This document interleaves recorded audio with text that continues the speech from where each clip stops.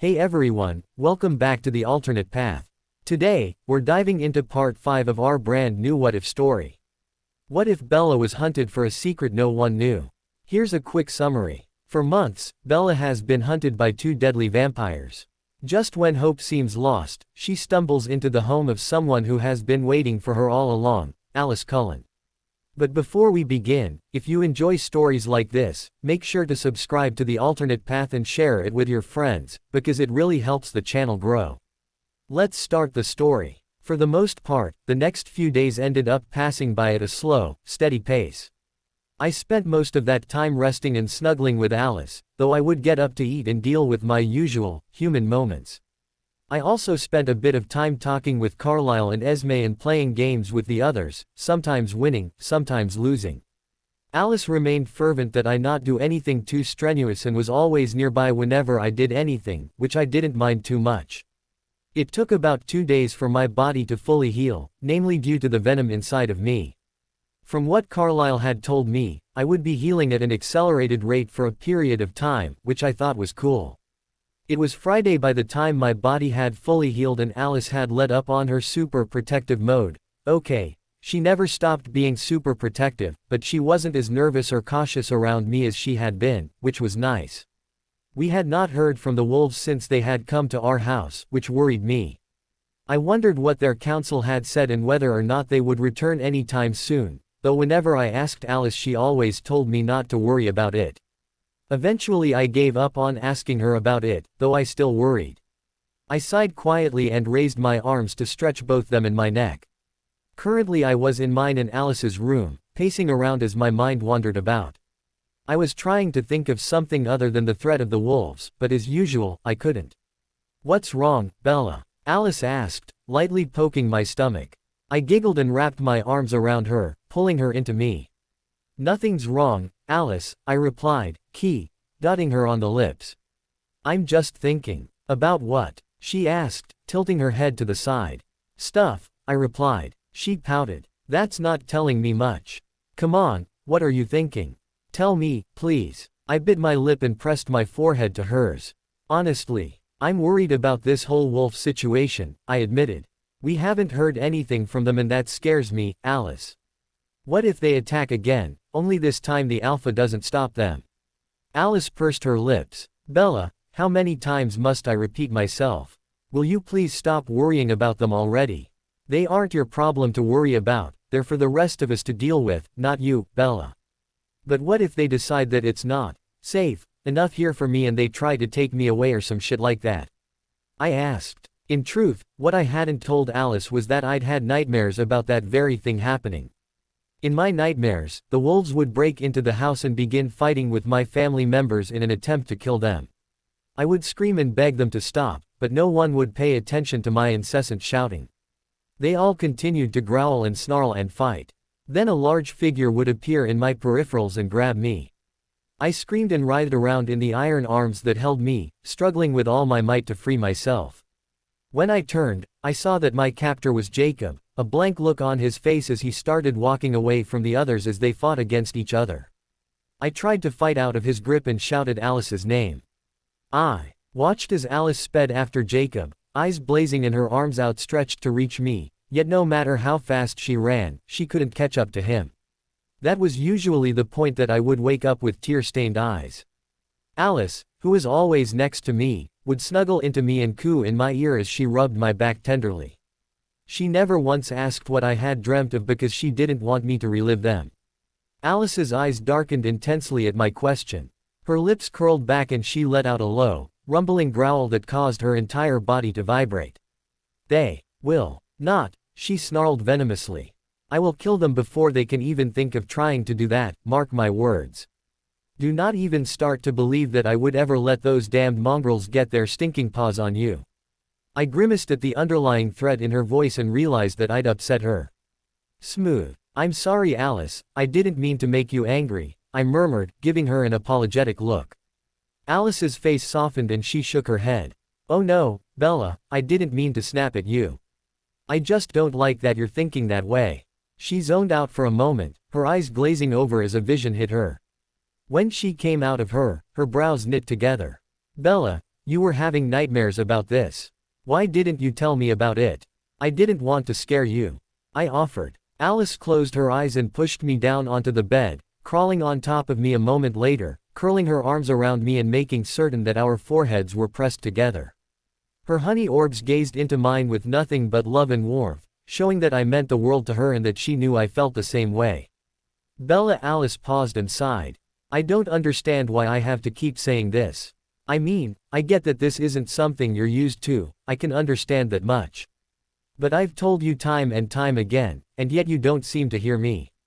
So I will tell you one more time, and I never, ever want you to forget it, do you understand? I bit my lip again, lightly chewing it.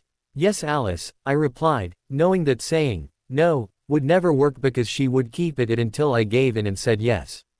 Good. Bella, I love you, she stated firmly. I rolled my eyes. Alice, I know, she cut me off with a fingertip to my lips. No. Let me finish first, okay? She asked, dotting my forehead.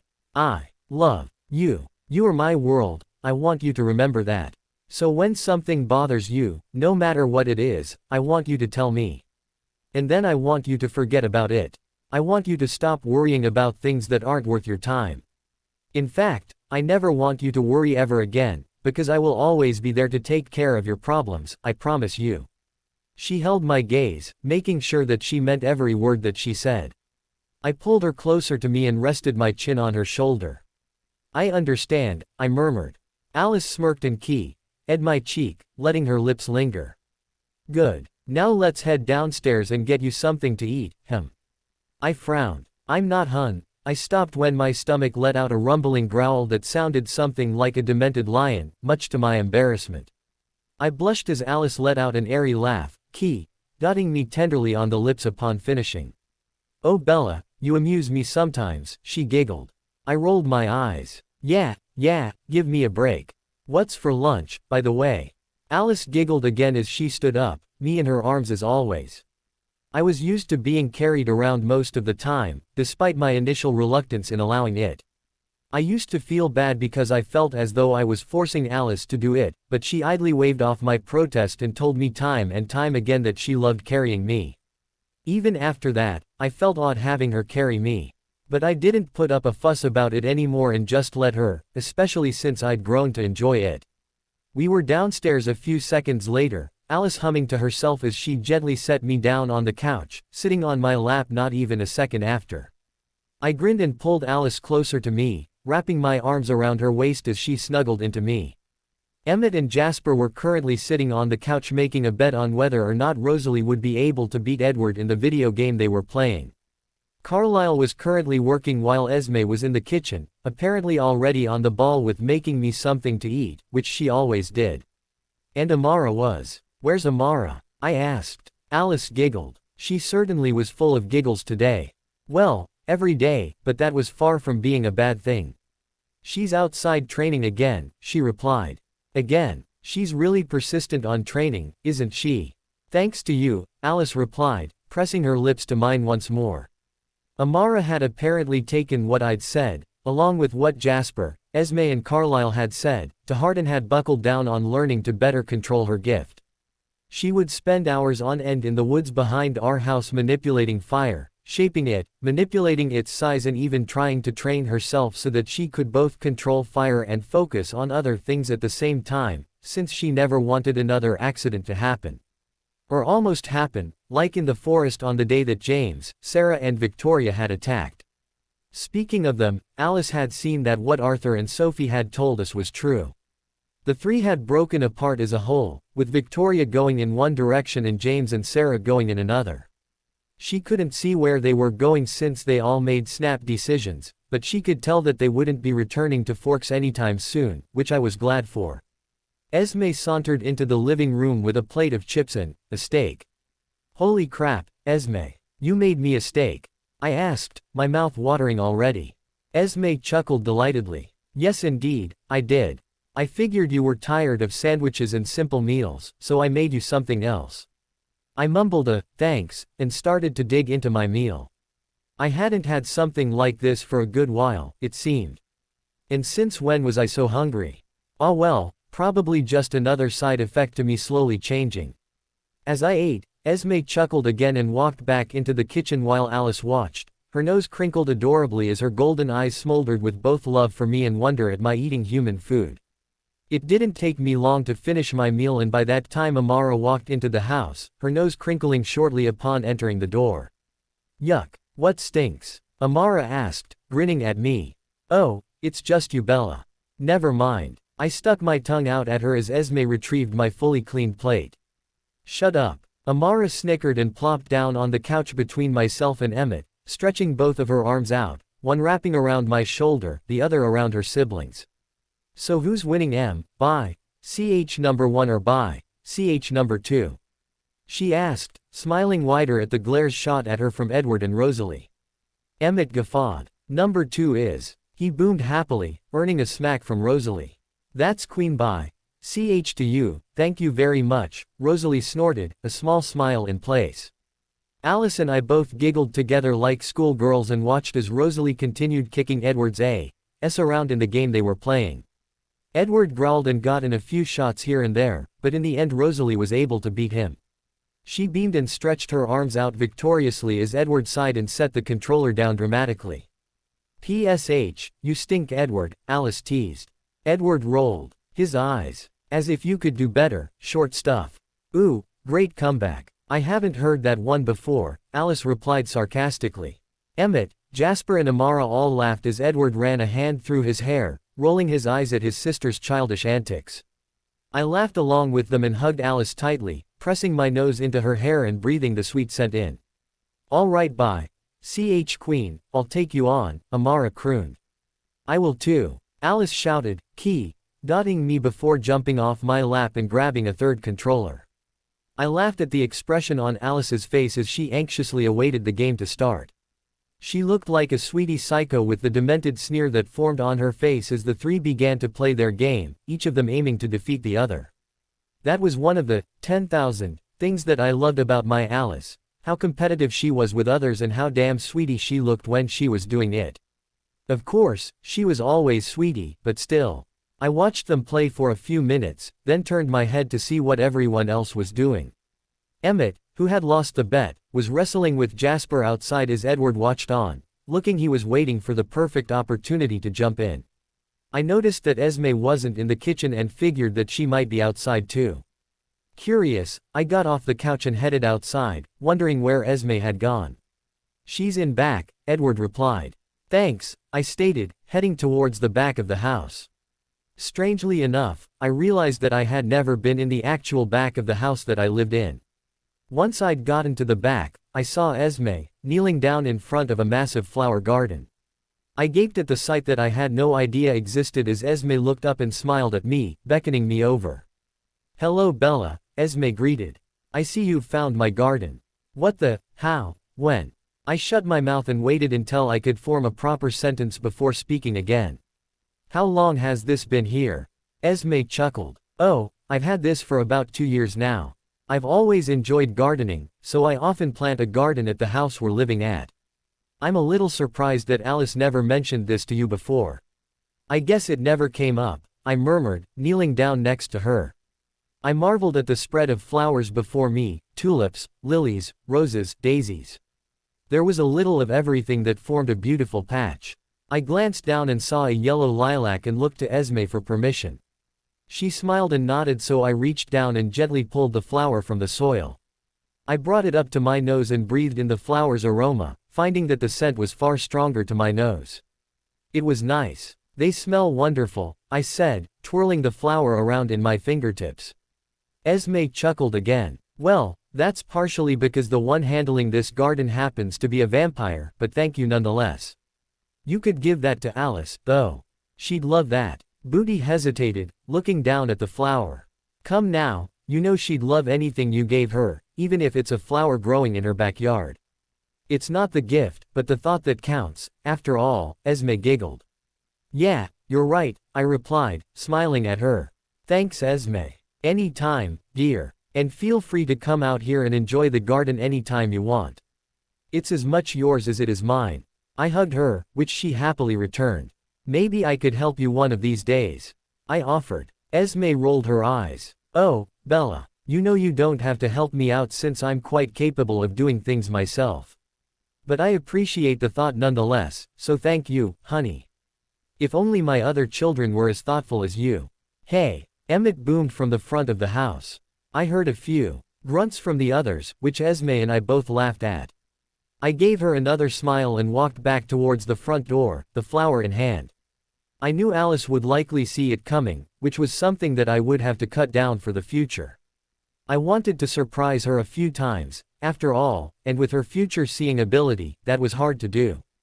Once I'd entered the house I saw Amara in a victory pose, celebrating her victory in the game that she, Alice and Rosalie had been playing.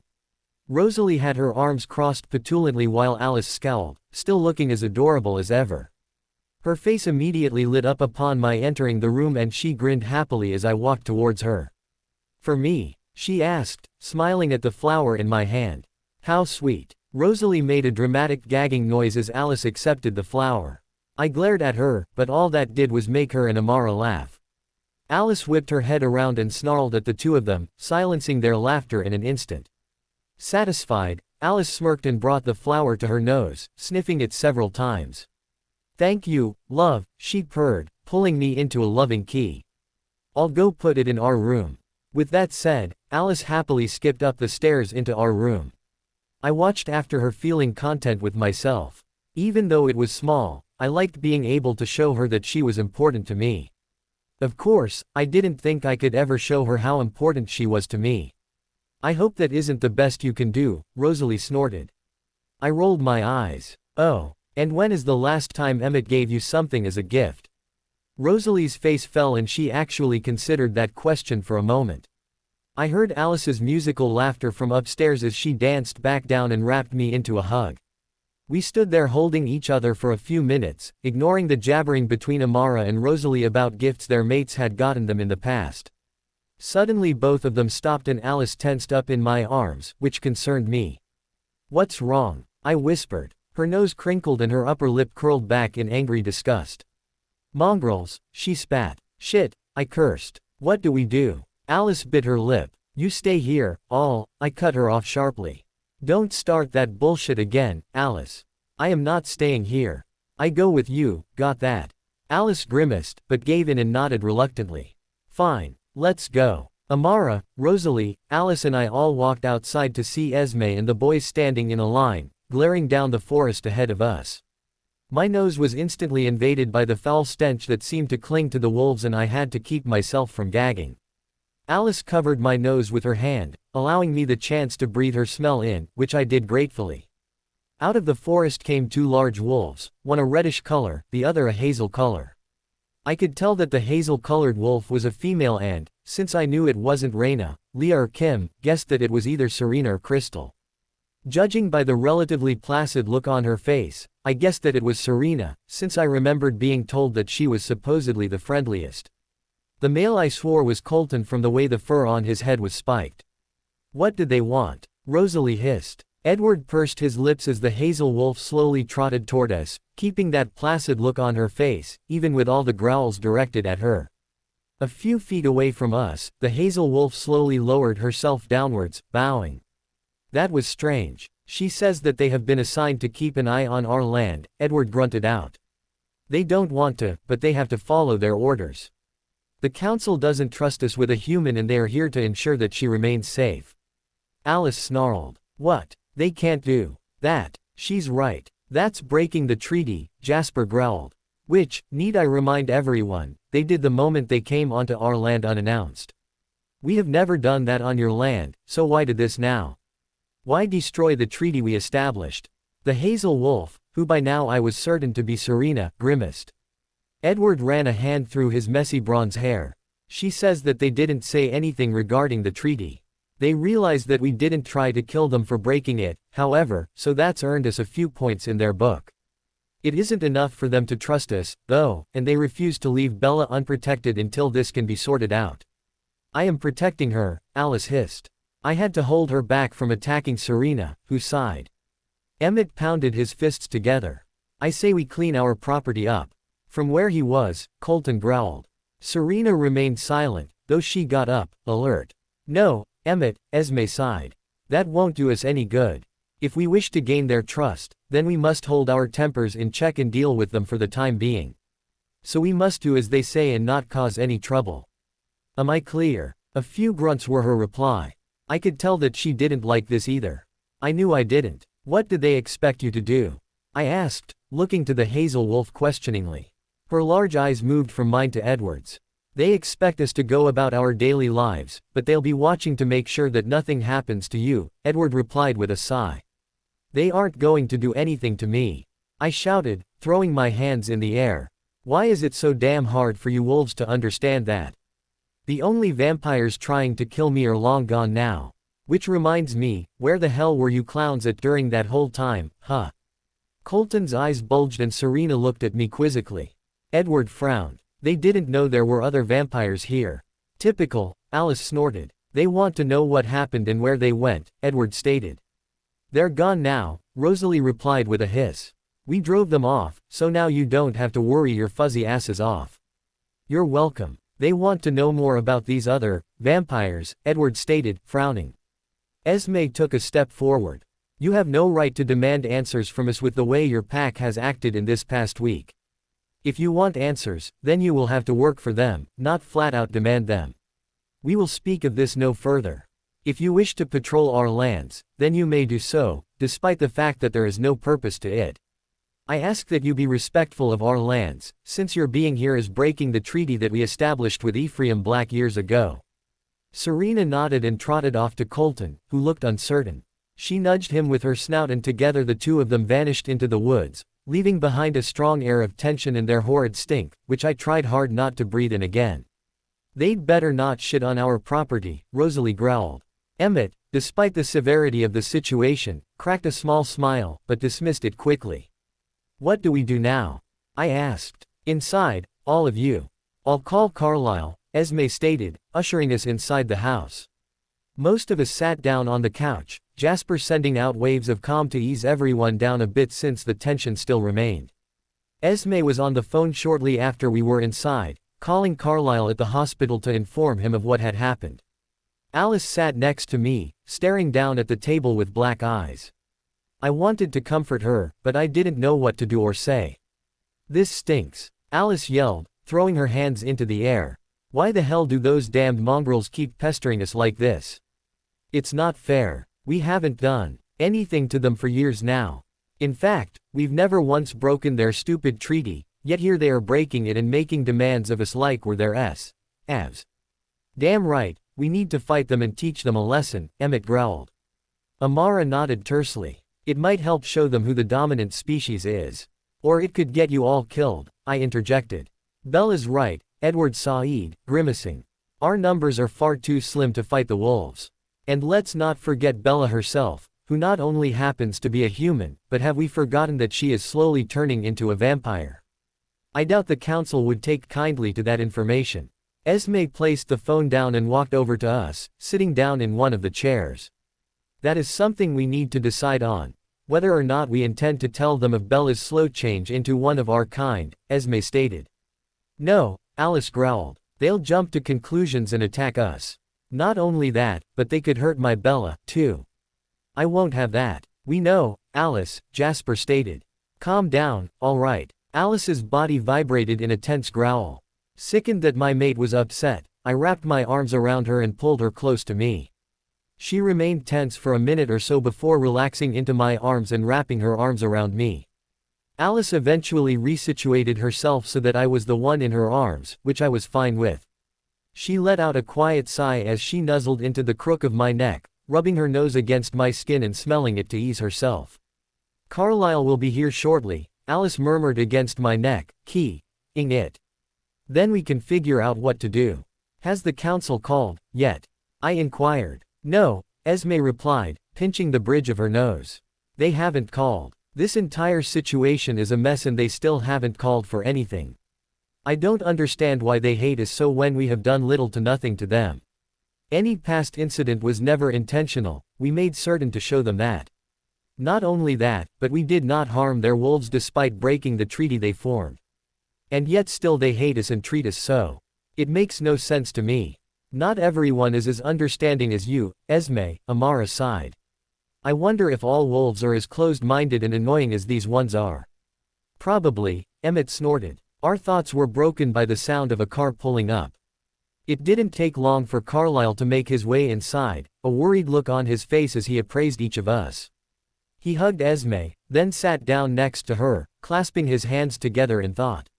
So the wolves have decided to keep an eye on us, He mused, shaking his head. I thought that the elders would be more trusting of us than that. It would appear that they are not, which I feared when we first had dealings with them. You should have eliminated them when you had the chance, Alice hissed. Then we wouldn't have to deal with the damned dogs. Carlyle pursed his lips. You know that we aren't like that, Alice. You know you aren't like that either, you're letting your anger do the talking for you. Calm your thoughts and think. Would killing a group of living beings that have been taught that we are their natural-born enemies would have benefited us? We who chose to abstain from ending human lives because we did not feel that it was right.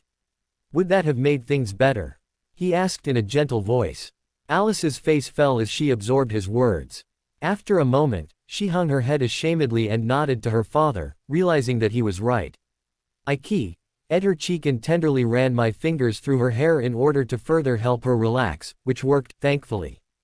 Carlyle smiled softly, pleased that he had helped quell his daughter's anger, then went back to thinking to himself. The others remained silent, each thinking to themselves. Rosalie twirled around a strand of her golden hair, Amara stared up at the ceiling, and Edward stared down at the table while Emmett silently pressed his knuckles together. Jasper had his eyes shut in concentration as he kept the mood in the room calm. I think that we must set up a meeting of some kind with the council, Edward suggested. How do you propose we do that when we can't even reach the bastards? Rosalie asked. We can't just ignore them, Jasper sighed. We have to do something. Esme ran a hand through her caramel-colored hair, stopping to rub her neck. What can we do, though? They won't listen to us, and if we go there unannounced, they might mistake our purpose and choose to attack us. These are young wolves, they are prone to having ill tempers and making rash decisions. We saw that firsthand a few days ago. That is true, Carlyle replied, frowning slightly. What to do? I thought about it, then came up with an idea. Well, what if I? Absolutely not, Alice interrupted, staring me down. That isn't an option, Bella. No. I scowled and clamped my mouth shut. There was no point in arguing with Alice when she was in protective mode, so I didn't even bother with it. A few of the others shot me curious looks, but I waved it off, since I knew Alice would just get more agitated if they discussed it. Edward appraised me thoughtfully. Actually, Alice, it's not a bad. He too was cut off, but this time it wasn't Alice doing it. It was the phone ringing. All 10 of our heads shot up in the direction of the phone as it rang loudly in the kitchen. Carlyle stood up and blurred into the kitchen to pick it up. Hello? He asked into the phone. Yes, this Carlyle Cullen. Yes. Carlyle proceeded to talk at a low volume at a speed that I could barely make out. The others heard his words, frowning as they listened to him speak softly to whomever it was that was on the phone with him. Wait, who else would it be that would have everyone reacting this way? The council. They finally decided to call. Took them long enough, the bastards. It amazed me how talking about them long enough finally seemed to get them off their rears in order to call us so that we could talk to them about this whole mess. Edward furrowed his brow and scowled as he listened to his father's thoughts. His eyes widened, then narrowed into slits. Yes, I see. I'm not sure. I have to discuss that with my family first before I make a decision. Please understand that, Carlyle murmured into the phone. No, that's not it. She has a right to decide whether or not she will agree to your terms. I don't want to force her into something that she would be uncomfortable in. Yes, I was aware of that. Carlyle continued to converse with whoever it was he was talking to, and the tension in the room continued to grow. Jasper had to send out another wave of calm to ease everyone down a bit as Carlyle finished up his conversation. About 5 minutes later, Carlyle set the phone down and walked back into the living room, pinching the bridge of his nose. I noticed that Edward's eyes were dark, an irritated grimace on his face. What was wrong? What's wrong, Carlyle? Alice asked, squeezing me tighter to her. Carlyle sighed and removed his hand, his amber eyes alight with worry. The council has requested that they have a meeting in order to discuss the events of the past and the vampires that appeared in Forks that they supposedly had no knowledge of. Is there a problem, Carlisle? Jasper asked. Carlisle nodded. Yes. They want to have this meeting tomorrow, with Bella alone, over on their territory. I grimaced. Me, a clumsy human whose soulmate is a vampire, on the reservation filled with every vampire's greatest enemy, knowing who I was and who I lived with. Not to mention the fact that most of them probably hated me. Wonderful. No way. Alice roared, flying off of the couch. No, no, no, no, no. That is not an option. The others growled in agreement, Emmett's the loudest. I sat there, biting my lip. I couldn't believe that the council actually wanted me alone on their land. If that didn't sound fishy, then I wasn't sure what would. There was no way in hell that they would have me over there alone just to talk. Hell no. If anything, they'd either kill me or capture me or some crazy shit like that. And I was not about to be the cause of another fight. Not this time. You'd better not have F. King agreed to that. Alice snarled, glaring up at her father. Alice, enough, commanded Esme. Do not speak to your father that way. Alice grimaced, but remained standing tall, her entire body vibrating violently. Carlisle sighed. No, Alice, I did not agree to their terms. I told them that I would speak with the rest of you on it and ask Bella on her opinion before giving them an answer. No, I do not think that it is a wise idea and I do not consent to it, either. Alice's body relaxed and she hung her head. See Carlisle, oh God, I'm sorry. I shouldn't have snapped at you, I'm so sorry. I don't want Bella to be hurt. Elisa's voice was quiet as she apologized and my heart ached for her. Carlisle's face softened and he pulled her into a warm hug. You don't have to apologize, Alice. I know how much Bella means to you and I know that you would do anything to protect her. We're going to work something out that would benefit both sides and hopefully bring peace to us once again. I refuse to allow Bella to go there alone, however, as I'm sure most of you do, so that is not an option. Are there any ideas? I say we torch them and their stinking reservation, Amara growled. Carlisle frowned and looked like he was about to say something, but Amara quickly added on to her previous statement. Of course we would evacuate all of the innocents, naturally, and we could probably chase the wolves away or something. But it would get them out of our hair and they would know not to F.K. with us anymore. I'd rather not have that, Amara, Carlisle stated. I want to avoid violence with the wolves, especially since they outnumber us. Numbers aren't everything, Emmett boomed. Jasper shook his head. They are when it's a battle to the death between mortal enemies, M. That's precisely what we don't want to have happen, Edward grunted. An all-out war with the wolves is a bad idea, not only because they have the numbers advantage, but because our gifts are nearly useless against them. Alice can't see their future, my telepathy can't work if it's reading 14 minds at once and Jasper can only do so much with his empathy. I say we try to bargain with them and come to some sort of an agreement. Would they even want to make an agreement? Esme inquired, sounding concerned. They don't have a choice, Alice hissed. If they want to speak to Bella, then they can do it in our presence or they can not do it at all, plain and simple. Werewolves do not control us. They do not make our decisions for us and they sure as hell don't get to make the rules for how we do things. And if they don't like it, that's tough for them. They can deal with it. I'm with Alice. I won't go without the rest of you there, I agreed. We can't go onto their property, I know that, Carlisle mused, rubbing his chin. Maybe if we suggested that we meet on the treaty line. That would make things easier since neither side would be trespassing on the other's lands. Of course, they did break the treaty, so we'll have to renegotiate with them, Rosalie hissed. Why do we need a stinking treaty, Carlisle? It's not like they won't break the damn thing again in a while anyways. Because, Rosalie, it shows that we are better people than they are, Carlisle replied. It's true that the treaty will likely be broken. It has been broken in the past, and each time we renegotiated in order to maintain a peace, no matter how fleeting it may be, between our groups. That shows that we are not the violent monsters that the Quileutes have come to believe us to be and proves that not all vampires are vicious human killers. We are better than they are, Esme crooned. We do not complain about their stink or the way that they treat us. Yes, some of us do insult them, but with the insults they aim at us, it is only fair that we defend ourselves in some way. I used to believe that we could coexist with them, and I hoped that we would be able to, but it seems that no matter how hard we strive for peace, there will always be tension and anger between our groups. I noticed how sad Esme looked after she'd finished speaking and realized that she didn't like the fact that the wolves were her enemies.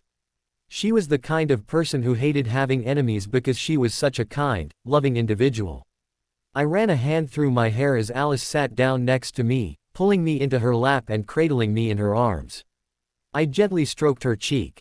"We'll figure this out, Allie," I cooed softly. Alice's dark amber orbs gazed back at me as she leaned in to brush her lips against mine. "I hope so," she murmured. "I don't want anything to happen to you." "Nothing bad will happen, Alice. I've got you, remember?" I pointed out. "You're my supremely badass, super awesome little protector." Her lips twitched and curled into a small smile.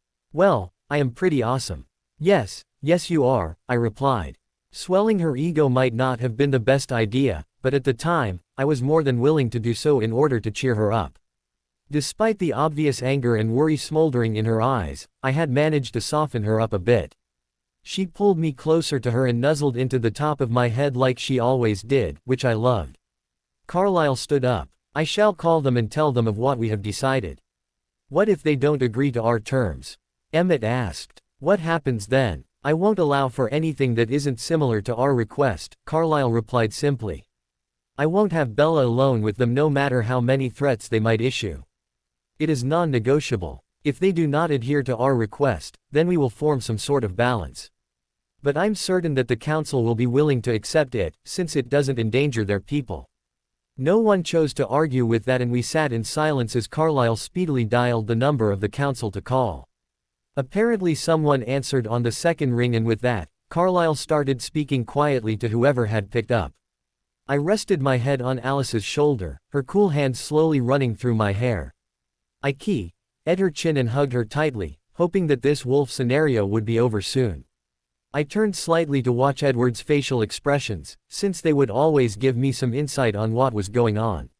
His face was hard and a frown was firmly placed, even as Carlyle finished his conversation and set the phone down. It was only when Carlyle walked into the room did Edward's face soften as he sighed and shook his head. "I'm amazed they accepted," he muttered. "They did?" I asked, surprised myself. Carlyle smiled and nodded. "Yes, they did. We have set the meeting for tomorrow afternoon on their treaty line in order to discuss this situation fully." "Whoa, whoa, whoa. Hold on a minute," Emmett grunted. "They actually accepted our terms, no questions asked." Carlyle nodded once more. "Yes. The person who I spoke to, Sue Clearwater I believe, said that she agreed to our terms and that she would relay the information to the other council members." Sue Clearwater. Leah and Seth's mom. Maybe she was on our side after all. At the very least, even if she wasn't on our side, she seemed to be willing to give us a chance. "I don't like it," Edward murmured, shaking his head. "It seems too good to be true for a member of the council to openly accept something we say without trying to alter it around in their favor in some way. That's how they've been in the past. Even Ephraim Black, when he was the chieftain, did that.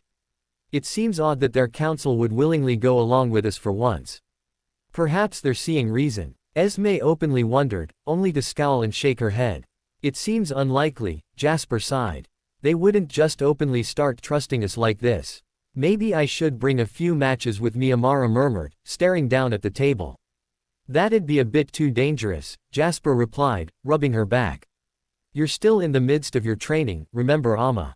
Amara scowled. "Well, it would beat walking into a trap, wouldn't it?" "Do you think it would be a trap?" I asked, looking to Alice. Alice bit her lip. "I can't say for certain. I'm guessing so, knowing them." Carlyle cleared his throat, catching everyone's attention. "If I might say something?" he asked in a calm voice, waiting for the conversations to die down. "Thank you. I realize that all of you are skeptical about this situation. I'd be lying if I said that I myself wasn't a little skeptical." Alice pointed her finger at him. "You see, you feel the same way that we do. We shouldn't even be having this conversation, Carlyle." "It doesn't matter if." "Alice," Esme chided in a soft voice. Alice stopped, seeing that she was shouting again for no reason, and sighed. "Sorry," she mumbled, burying her face in the crook of my neck. I rubbed her back soothingly as I squeezed her into me. I knew that she was only having outbursts because she loved me and that she wanted to keep me safe, which I thought was endearing. Carlyle didn't seem bothered in the slightest and continued on. Be that as it may, I believe that this won't be a trap, primarily because of the fact that they are more interested in Bella's life than us. Their duties are to protect humans, and it wouldn't be right if they acted on something other than their primary duties. Therefore, I can safely assume that we won't be in any immediate danger. That is not to say that you shouldn't be prepared for the worst to happen, but I ask that you don't jump to conclusions beforehand. Edward clasped his hands together. If they should consider attacking, I'll be certain to give everyone a warning ahead of time. I'll probably feel it, too, Jasper added. Yes, that is true. All I ask is that everyone try to be on their best behavior when we go to meet with the elders. If we can prove that we are better than they think we are, that may further persuade them into seeing our point of view. We have never had an issue with the council before and I don't see a reason why we would have one now. Still, it is better to be prepared. Do all of you understand? I only want for us to behave well, Carlyle stated calmly. Everyone nodded in unison. None of us wanted a repeat of last time, especially since it could have ended up a lot worse. Had Leah not jumped in to help Alice out, I dare not think of what could have ended up happening. Tomorrow, then? I asked quietly. Yes, tomorrow, Carlyle replied. It would seem that their wolves will remain patrolling our land, at least until tomorrow. If we want for them to trust us, it is best that we merely respect the wolves and pay them no mind. That doesn't mean you're being forced to remain indoors, we are just required to inform the wolves should they grow to suspect anything. Rosalie stood up and threw her hands into the air. Seriously. What are they, RF? King babysitters? Ah. This is bullshit, Carlyle. We should not have to tell them every little thing that we do before we do it. We do not need their permission for anything at all, damn it. Carlyle chuckled. Rosalie, dear, I never said that we needed their permission to do anything, nor did I say that we had to tell them everything. They merely wanted to know when Bella leaves, since her safety is apparently their top concern. Was I the only one who noticed that Carlyle didn't sound too sure of that? No. Didn't think so. They're probably going to try and spy on us, Edward grumbled, shaking his head. Alice shifted slightly. Not if we keep them away from our house they won't. I gave her a curious look and saw that she was smirking. How would you do that? I asked. Her smirk grew. We stink to them, remember? Well, all we have to do is extend our scents outwards whenever they get too close. The sheer intensity of our scents would surely drive even the alpha wolf away. That way, they wouldn't spy on us and we could have a bit of fun along the way, don't you guys think? I noticed a few grins on my siblings, even Carlyle and Esme were smiling, though they kept them better concealed. That could be fun, Amara mused. Hell yes. It's not as fun as fighting them, but it beats not doing anything. Boomed Emmett, giving Alice a big grin. Nice idea, half pint. You're an evil little thing, you know that, right? I asked, lifting an eyebrow. Alice gave me a wicked grin and me. Evilly awesome, you mean? That you are, Alice, I agreed with a giggle. Esme stood up and cleared her throat, the serious look on her face cutting off all of the laughing and joking. I'm glad that you can joke at a time like this, but I want all of you to be serious when it comes to dealing with the wolves. I don't want any fights breaking out, so please try to keep your joking to a minimum. Hopefully, we will be able to solve our dilemma with them tomorrow so that we can go back to living peacefully once more. We can hope, Edward commented. But with the way that most of the pack is now, it seems unlikely that our peace will be forever. We could make a plan, Jasper offered. Some sort of strategy of escape should things backfire on us. I don't believe they will, Carlyle said, sounding rather confident. Esme nodded in agreement. I don't believe so, either. It might be tense, but I feel that this will have a much better turnout if we maintain positive thinking. And if we make sure to behave ourselves when in the presence of the wolves. She shot Rosalie a semi-reprimanding, semi-teasing look, since the blonde had made a few crass comments to the wolves before. Rosalie scowled and crossed her arms in a huff, but made no argument back. So it's decided, then, Alice said, still hugging me. But if they try to take my Bella away. I sighed and rubbed the back of her head. They won't, Alice. But you don't know. I shushed her with my lips. I do know, because I won't let them. I'm staying here, whether they like it or not. It's not their choice to make, it's mine.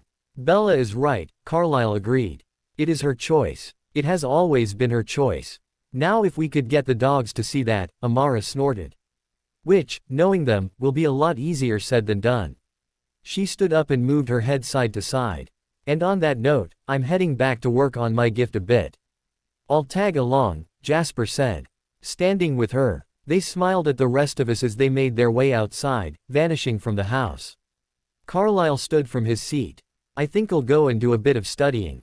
He smiled at me. Feel free to come and visit if you'd like to talk, Bella. I will, thank you, I replied, smiling back. He nodded and strolled up the stairs, leaving the rest of us to our thoughts. I think I'll go and check on my garden, Esme murmured, walking out the door. So Emmett started, glancing at the remainder of us. Games, anybody? I'll pass, Edward replied, standing and blurring into the next room. Piano music started to play throughout the entire house, forming a peacefulness of sorts. I found that Edward played rather beautifully and wondered if Alice would ever serenade me one of these days. She promised me she would, and she had yet to make good on that promise. Maybe when there weren't raving vampires trying to kill me and a bunch of wolves wanting to kill my family, I'd have the chance to bring it up with her. Well darn, Emmett groaned. Now what am I supposed to do? Rosalie considered it, then shook her head. I need to hunt. It's been a while. Do you feel like coming with me, Em? Emmett shrugged. Sure, beats sitting around here doing nothing. He paused and smirked at Alice and I, neither of us having moved from our current cuddling position. Unless you two decide you're gonna start making out. Rosalie rolled her eyes and smacked his shoulder. It doesn't matter if they do or not, you will not be here to enjoy it, mister. Now off with you and I'll play a couple rounds of Halo with you later on. Emmett pouted. Aw, man, you always win at that game. Because I am superior to you, of course, Rosalie replied, smirking. Now go. She pushed Emmett out the front door despite his whining and protesting, since he seemed adamant in watching Alice and I make out. I rolled my eyes and chuckled at my siblings before snuggling back into Alice, who was purring contently. I laid back on the couch, Alice on top of me purring, and listened to Edward's playing, letting all of my tension and worries wash out of me. Something that had been bothering me for some time now popped into my mind as I hugged Alice. Why did the wolves hate my family so much that, to the point where their opinion was biased against them? I didn't think that the one accident that had happened involving Alice was enough to make an entire pack hate them, unless Raina or Sam were somehow ordering them to, which I doubted. Then I thought about Raina. I could, in some ways, understand her point of view. She had lost her mother, who she had been close to, and her father was forever paralyzed in an accident caused by a vampire. Since vampires were already considered their enemies, that would naturally give Raina a reason to hate my family, Alice especially. But was that hate so strong that she would willingly sacrifice herself just to get revenge for something that wasn't intentional? It didn't make sense to me. Why would the wolves feel the way they did on their own?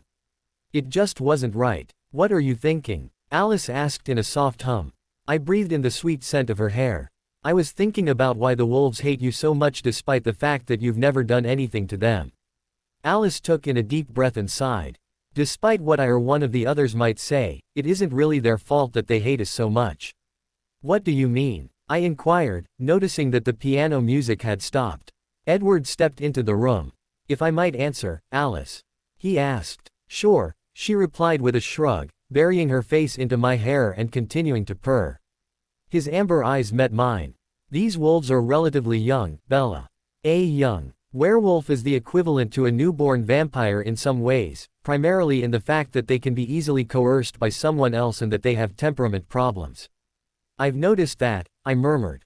Is that why they shake so much whenever they're upset? Yes, he replied. Wolves are known for having terrible tempers, one of the reasons why keeping them calm is such a wise idea.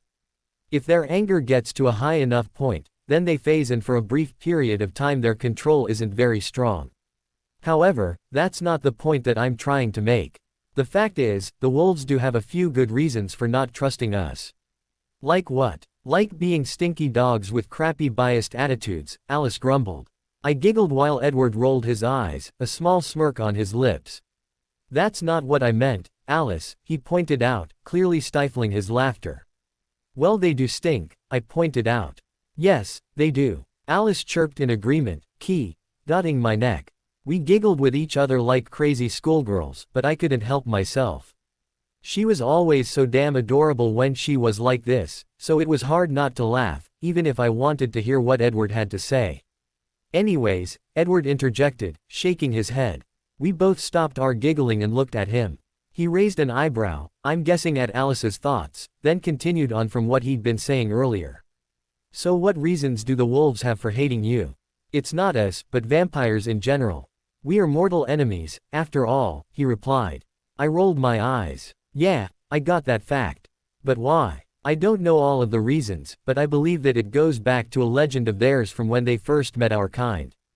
Apparently a vampire happened upon their land and killed several of the younger tribe members, causing the wolves to attack and kill him.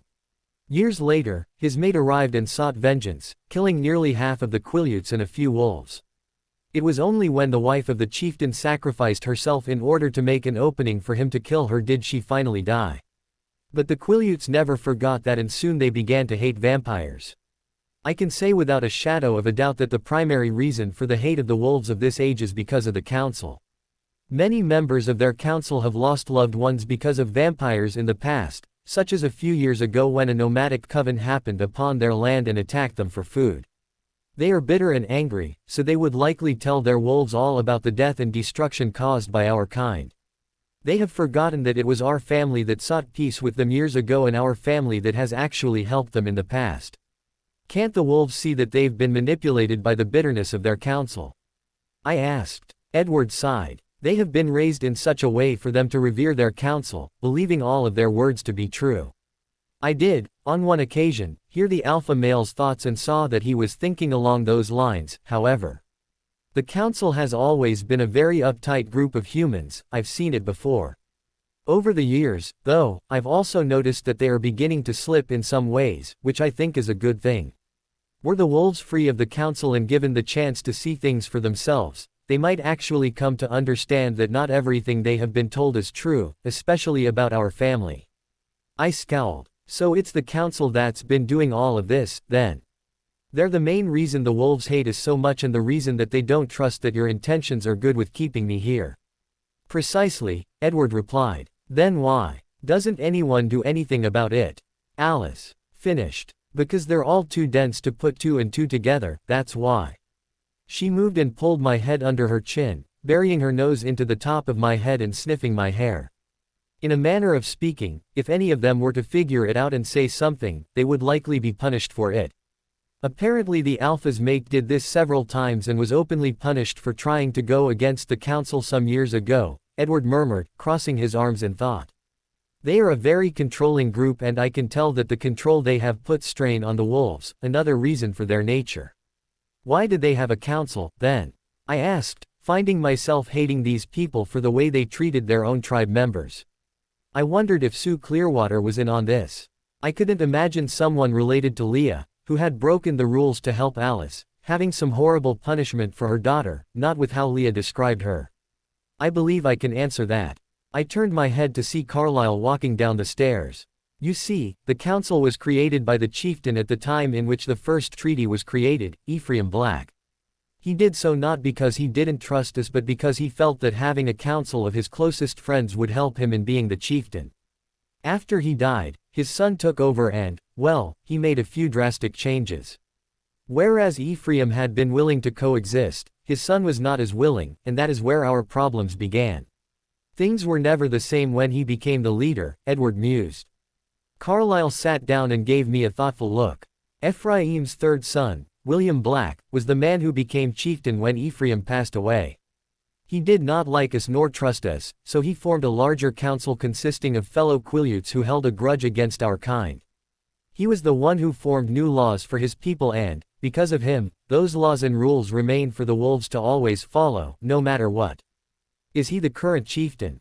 I asked. Alice laughed. No. He was killed by a vampire, funnily enough.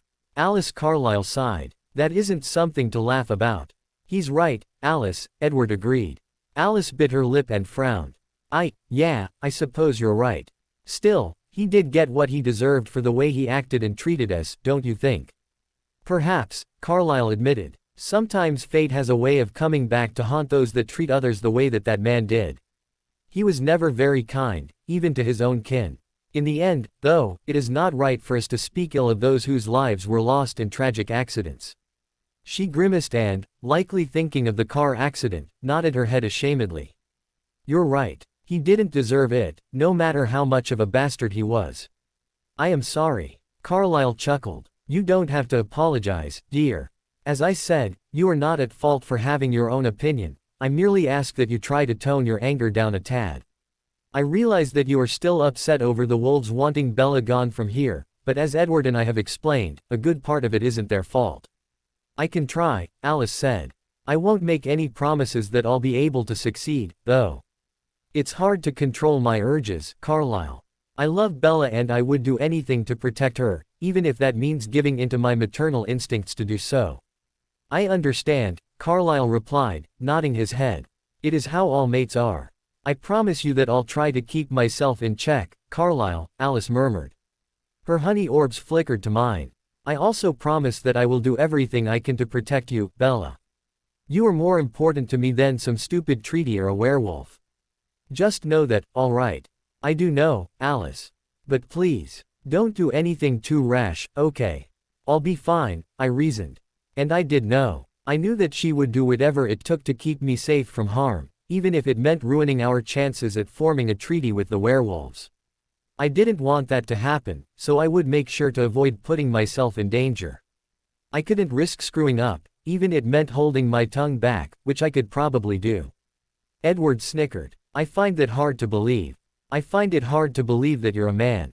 I growled at him mentally. Ooh, great comeback. You and Alice definitely have that in common, he taunted. Go jump off a cliff, Edward, Alice snorted. I'll pass, he replied, standing up. But if you want, I could drop you off at the mall and set fire to the clothing store. Alice's eyes bulged and I struggled to suppress my laughter at the look on her face. Edward's lips were curled into a crooked smile as he walked off, Alice glaring daggers after him. No you won't, Alice. You can try, though, Edward chuckled as he walked into the other room. F. Kerr, Alice hissed under her breath. I key. Ed her cheek. You have quite the mouth on you. Her irritated glare turned into a smug grin. Would you like to see how much of a mouth I have, my dear Bella? She asked, lifting an eyebrow. I was vaguely aware of Carlyle chuckling as he stood and went back upstairs, leaving only Alice and I, staring intently at one another. Alice licked her lips and resituated herself on top of me, her cool forehead touching mine. I think I'd like that very much, I replied in a whisper. Alice smirked and leaned in to capture my lips in a gentle key.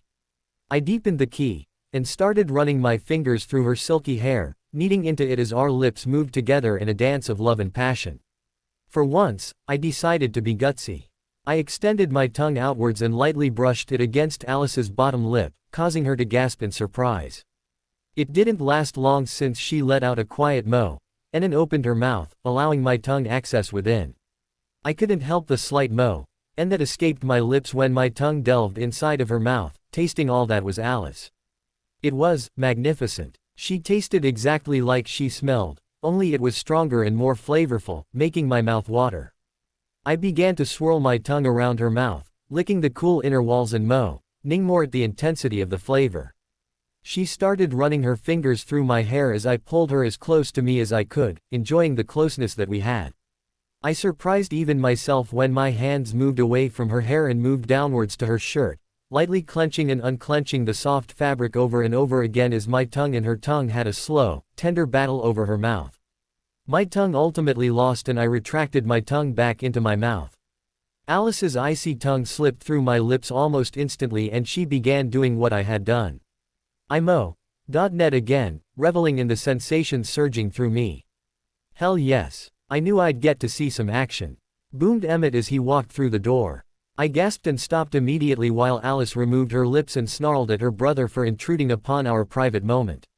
Emmett just grinned goofily at us, pleased with himself that he'd caught us in the act. Rosalie, who had moved into the room seconds after Emmett had, rolled her eyes and smacked her husband on the arm once more, shooting him a reproving look. You're not gonna continue. Emmett whined, pouting like a 5-year-old. Alice hissed and stood up, pulling me into her arms and dancing up the stairs, ignoring Emmett's raucous laughter ringing through the house. She slammed our door shut and gently set me down on our bed before crawling back on top of me, touching our noses together. "Sorry about that," she murmured. I was too distracted to see that they would be returning. I smiled and re-wrapped my arms around her. "It's fine." She sighed and brushed her lips against mine. "It stinks that our moment was ruined. You were doing really well there, actually. I never thought the day would come where you would be so forward with me, Bella." "I like it." My face heated up. Why you did." "Yes," she purred, dotting me once more. "I liked it a lot." "Oh okay," I stammered.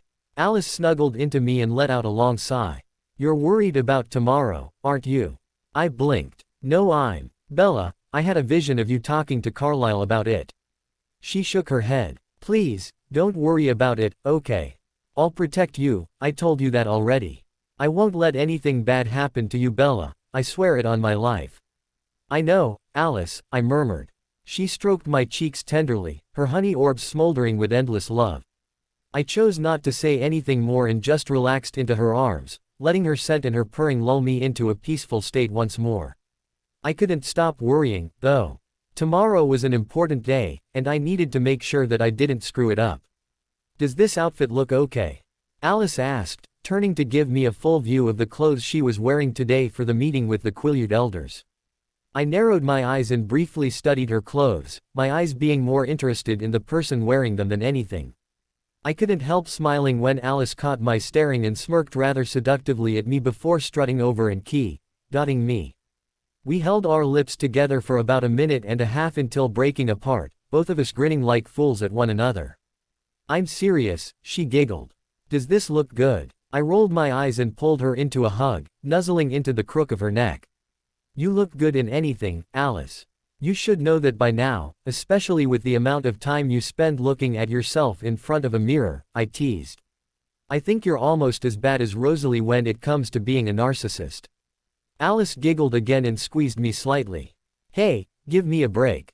I like to look my best for my sweetie mate, don't I?" "Alice, I don't think you could ever not look good. It's just not physically possible," I stated, dotting her neck. Then a thought hit me. "Wait, why are you fussing over what to wear, Allie? We're going to be near the wolves, remember? Do you want your nice clothes to stink like they do for God knows how long?" Alice blinked, realizing that I was right. "Yeesh, that's true." She stared at her attire for a moment, then pouted in her usual super adorable Alice fashion. "Well, that stinks. It'll stink more in a few hours," I pointed out. "Touché," she giggled, smiling and dotting me once more. "Guess I gotta find some clothes that I can afford to sacrifice for later on." We remained in each other's arms for a few minutes, snuggling. We broke apart at the same time, smiling contentedly as Alice at me again and bounced over to her closet to exchange the nice clothes she was wearing for something less flashy. I was already set in what I was going to wear, which was nothing more than average street clothes. I know that Alice didn't like it, but with the point I made earlier about the smell, she wouldn't be complaining anytime soon. "Do you think this is going to work?" I asked as I sat on the bed, happy just watching my beautiful girlfriend dance and hum to herself as she sorted through our massive closet for an outfit to wear. Her and her clothes, I swear. Alice stopped in her motions and turned, her hands on her hips abruptly. "Bella, what did I tell you worrying?" she asked. "If you don't stop, I swear to tickle you for an hour endlessly, do you hear me?" I grimaced at her threat, then sighed. "Alice, I'm not worrying about it, I promise you. I'm just wondering what you think about it. You know, your opinion on how things are going to end up." Alice frowned, clearly not believing what I was telling her. In truth, I was worried, but I was doing everything in my power not to think about it or show it so that Edward or Jasper would know, since I knew that she would find out about it through them. I was trying not to worry, I really, truly was. I couldn't help it, though. "I think that there will be a lot of tension between our groups," Alice replied at last, coming over to sit near me. She looped the fingers of her left hand around my right and squeezed it reassuringly, her eyes smoldering. "It doesn't matter what I think, though. What matters is getting there, telling them what they need to know, and leaving. That's it." Nothing else needs to happen and I vow to make sure that you are safe, mark my words. I know, Alice. I trust you implicitly, I told her, squeezing her hand back. I trust everyone else, too, so I know that I'll be protected to the fullest, even if I hate having to be protected by everyone all the damn time. She cocked her head to the side. What do you mean? I bit my lip. It seems like every time I turn around there's someone, whether it's a vampire, a werewolf or one of the kids at school, that you're forced to keep me safe while I cower on the sidelines like a helpless child. I hate it. I hate being so damn weak because it makes me think of Renee and all the things she used to say to me and. I sniffled and forced back a few tears that started to form. I cursed my emotions for being so fragile and my body for always crying whenever I became emotional. I hated that, too. Bella, Alice murmured, cupping my cheeks. I forced back a few more tears, though one escaped. Sorry, Alice. I don't mean to cry. I'm just sick of being the weak link in this family. I paused to rub my eyes, but Alice did so for me, stroking my cheeks with her thumbs and wiping away my tears as she did. Don't cry, baby, she cooed, dotting both of my cheeks. Please don't cry. She leaned in and pressed our foreheads together. Bella, listen to me. You don't have to feel bad because we protect you from danger. There's nothing to feel bad about. I like protecting you, Bella. Not only that, but you are my mate, therefore it is my duty to protect you from anything and everything that I can.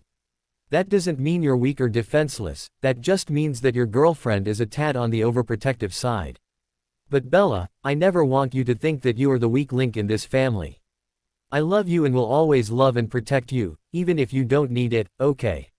I nodded sheepishly. Okay. Sorry. Alice tisk Ed and Ed me, letting her lips linger for another minute before pulling away. Bella, you should know better than to apologize for nothing, Alice sighed. She then got off the bed and gently ran her fingers through my hair. All right, I have to find some normal clothes to wear today, so stop distracting me with your cuteness already. Wait a minute, my cuteness? I asked, confused. You think I'm cute? Alice laughed her musical, sing-song laughter. Of course I do, silly. Why wouldn't I? Umi blinked several times and shrugged, not really having an answer for her. She smirked rather triumphantly and returned her attention to her closet, sifting through shirts at lightning speed, still trying to find the right one to wear.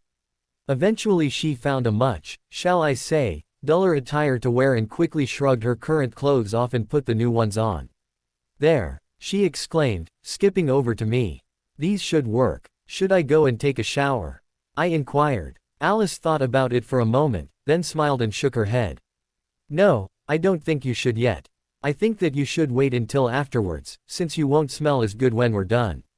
Besides, I think it would be funny to since you have my scent all over you and they think we stink, don't you agree? I raised an eyebrow at her. Weren't we going to try to avoid doing that?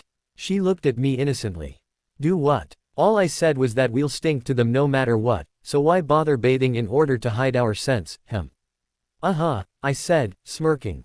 I got off the bed and, after doing a quick check to make sure that what I was wearing was in order, I looped an arm around Alice's waist and together we walked at a human pace downstairs. This doesn't bother you, does it? Alice gave me a curious look. What? Walking at a human pace? Yeah, I replied. She shrugged. Sometimes it does, yes. I've gotten a bit used to over the years, but I'm naturally a very impatient person. Then again, I guess that comes with being a vampire, since we have a much different understanding of time. Time moves by much slower for us, so we have to learn to be patient with you humans. But it's no big deal, so long as we're holding hands, she cooed, winking at me as we stepped off the last stair. You two need to cut the mushy crap out, Rosalie snorted, breezing past us. I swear if I could, I'd get a stomachache listening to the two of you giggle and coo over one another all the stinking time. It's so disgusting. Oh Rose, you know you like it, Alice retorted, grinning evilly at our sister.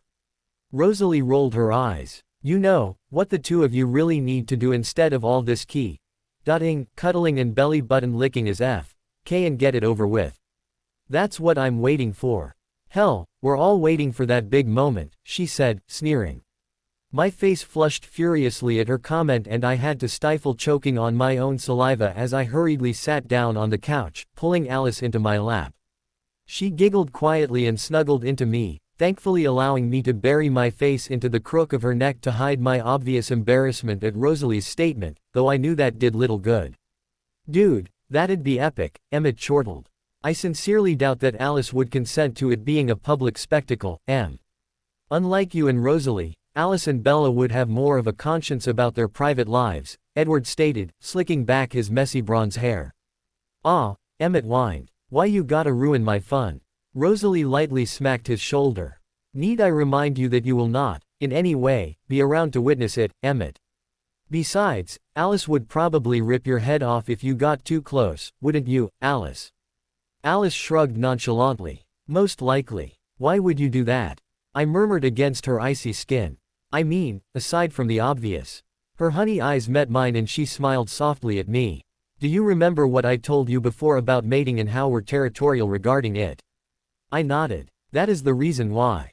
When mates have say, for the first time, it's a very private, personal thing. Any sort of intrusion is not welcome and I would be more than happy to rip off the head of anyone who dared disturb us when the time came for us to share that experience. I gaped at her for about 2 minutes, then nodded slowly. Okay then. Alice frowned. I'm sorry, did I scare you? I didn't mean to, I swear. No, I'm fine, I murmured, dotting her neck. She's just not used to that type of topic yet, Edward noted.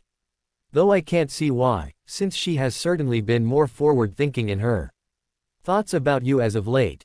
I turned and glared at Edward, who was smiling on his end of the couch. Asshole, I growled internally. I'd have to disagree with you on that, he chuckled, turning his attention to the television. I looked at Alice and pouted. Can you make an example out of him, please? Certainly, she replied, giving me a crooked smile. Once we're done with the filthy mongrels, I'll kick Edward's butt around a bit for you. Does that sound good? I smiled and nodded while Edward rolled his eyes at us. Rosalie and Emmett both chuckled in unison as the front door opened. Jasper, Amara, Carlisle and Esme all walked in, one after another, Jasper closing the door behind everyone else. I noticed that all of their eyes were a rich, glowing gold color, so I figured that they had all gone hunting. Amara groaned, crinkling her nose. That was the most annoying hunt I've ever gone on. The wolf stink was everywhere. It was gross. It wasn't that bad, Jasper chuckled. Amara glared at him. Maybe not for you, Goldilocks, but I'm the one with the heightened sense of smell here, remember? You realize that it's going to be 10 times worse in a few hours, right Amara? Alice asked. Don't remind me, she groaned, hanging her head. What time is the meeting at, by the way? I asked. Esme replied. We will be leaving to meet with the Quileutes in about 2 hours. 2 hours of sitting around and waiting. Joy, Rosalie grumbled, crossing her arms. Ooh. Video games. Emmett exclaimed, grabbing a game controller. They're a great way to pass the time. I'm in, Alice chirped. She smiled at me and I nodded enthusiastically. Bella is, too. Emmett grinned. Sweet. As odd and nerdy as it was, all of us spent most of those 2 hours playing video games. We started playing a shooting game on Emmett's Xbox, then we switched to playing Amara's PS3. By the time the 2 hours were up, Alice had beaten everyone the most at every game. I'd actually beaten her a few times, much to her surprise, but she squashed me shortly after. In the end, I gave her a victory key, which turned into a brief victory makeout session that Emmett once again ended up interrupting, the jackass. That was fun, Alice giggled happily. I snorted. You're only saying that because you won practically every time. She smirked and ed me. Is my little Bella upset that she lost to the great Alice? You really do have an ego problem sometimes, you know that. I asked. Alice shrugged. I do, but what can you do about it? Besides, I thought you liked my ego. I rolled my eyes and stood up to stretch. She stood after me and giggled while poking me in the stomach while Emmett grumbled under his breath, obviously upset about losing so badly. Rosalie, who had mostly watched, snickered in amusement at her husband's failings, the others chuckling along with her. I glanced at the clock and saw that it was 12 o'clock. The meeting will be in 30 minutes, Carlisle mused, also looking at the clock. Have we decided how we're going to work this? Jasper asked. Carlisle nodded. There really isn't much to work out. We merely need to keep ourselves in check and try to explain to the council that Bella is a part of our family willingly and not through force, and that she and Alice are mates.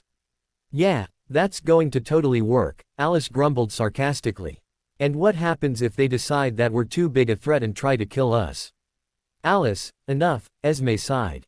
Honey, you can't think that way. I know that this is going to be difficult for you, but you have to keep your head clear about this situation. If we think that they will attack us, then they likely will. But if we go there with a positive attitude about the situation, then things will turn out for the best. Yes, Mom, Alice replied, her shoulders slumping slightly. Good. Is everyone ready? She asked, looking at each of us. Everyone nodded in affirmative. If anything, we were as ready as we would ever be to go and deal with the Quileutes. I wasn't looking forward to it, and I know the others weren't either, save for Emmett, who was excited about the idea of a fight breaking out, which no one else wanted. I had a feeling that Emmett was secretly as concerned about the situation as the others were, but he didn't want to show it because he wanted to be strong for the whole family. Shall we go? Carlisle asked, gesturing towards the door.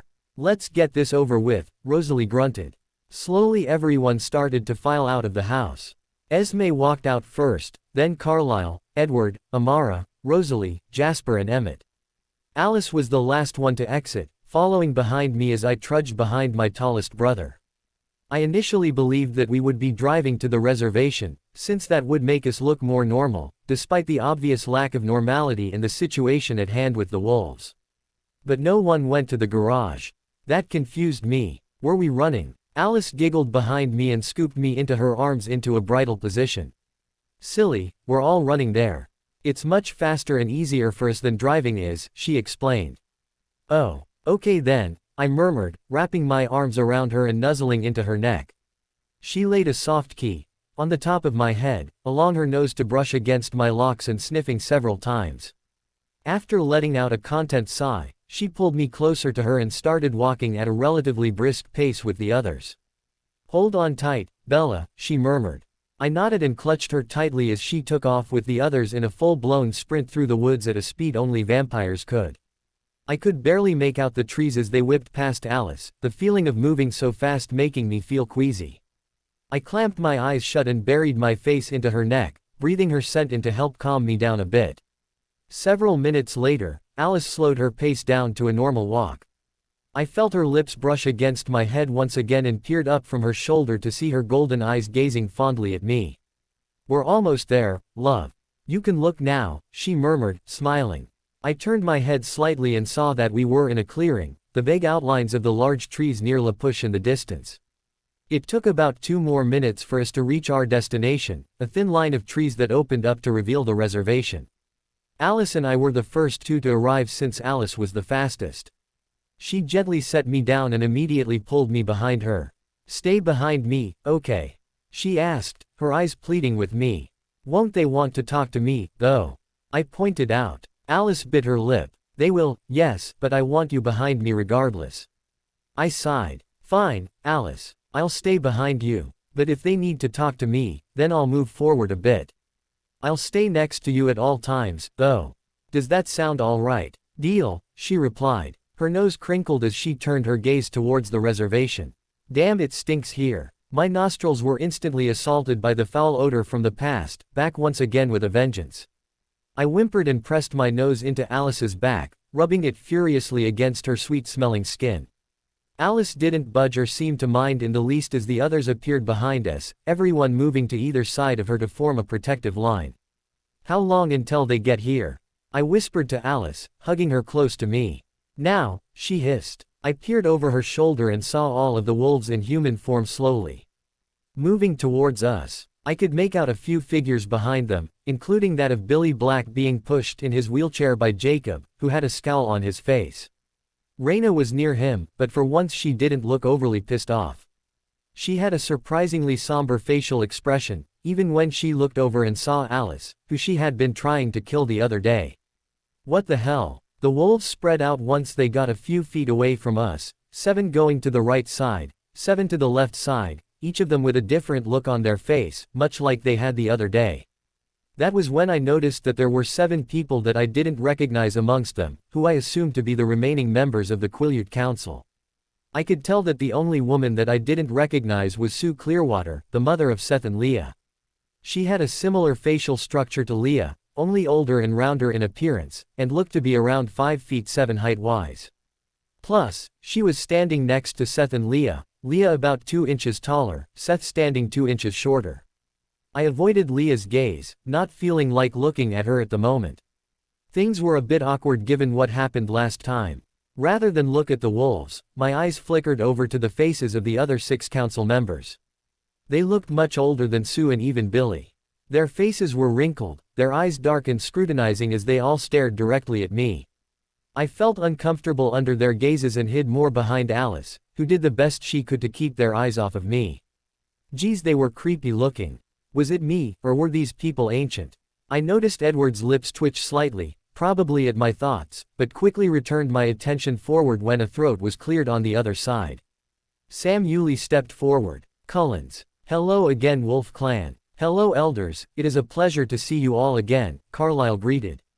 Skip the pleasantries, Cullen, spat one of the men, the shortest one. We did not come here for idle chit-chat, we came here to address that. He jabbed his thin finger in my direction. Alice tensed up and started to hiss, but a sharp look from Esme cut her off. She grimaced, but remained tense in front of me, not budging in the slightest. Be nice, Avery, Sue chided.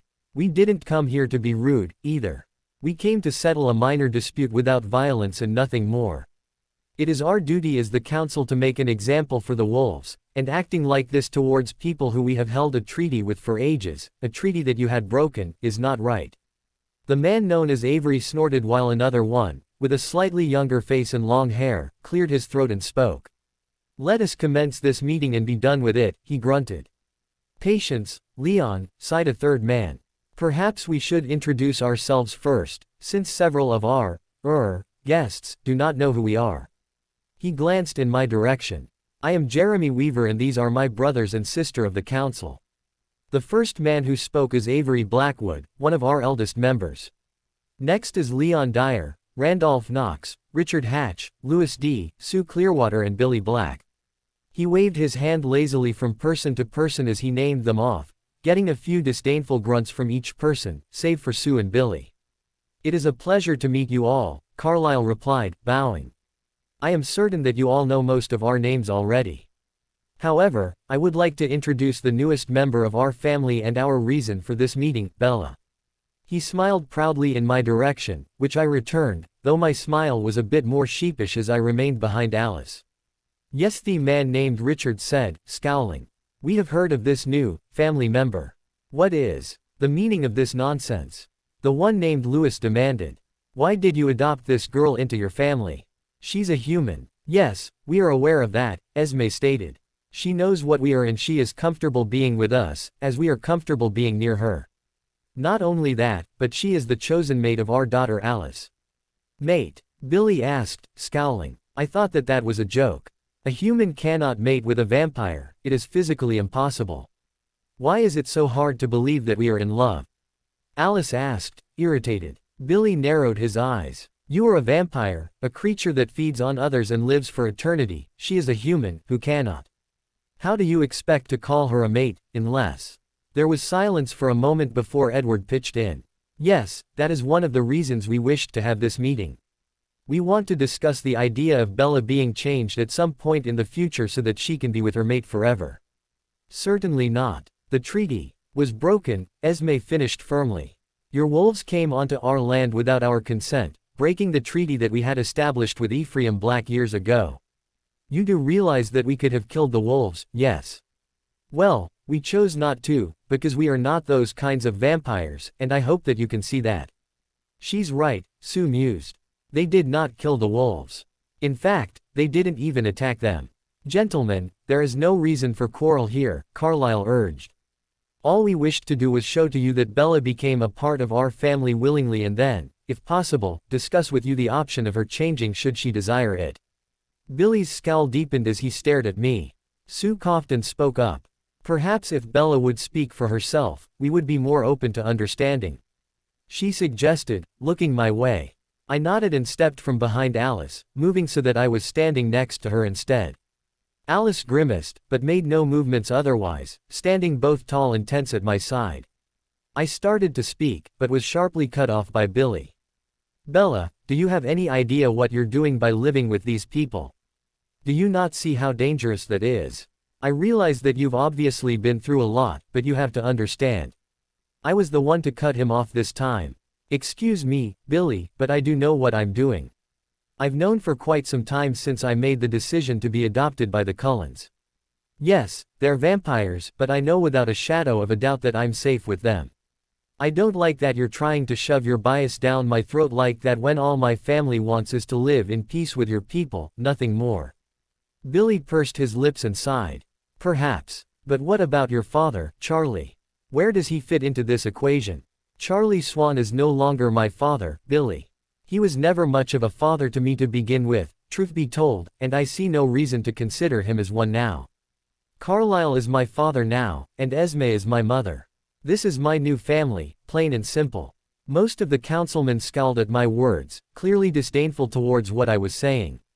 Sue, however, looked a bit more intrigued than anything, though she was a bit hard to read compared to the glares the others were shooting me.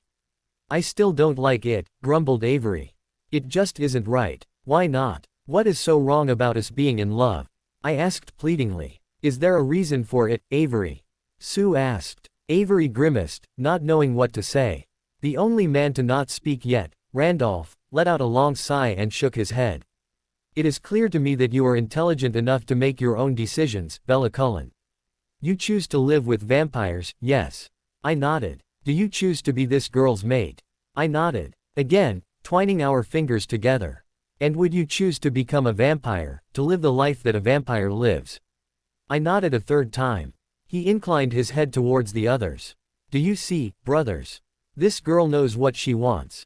There is no trickery afoot here, so why must we continue to spew out mindless statements? Because it goes against our tradition, that's why. Richard argued. Have you forgotten the lives lost and the damage done by bloodbeepers in the past, Randolph? Do you not know how dangerous this girl would be were she to become a vampire?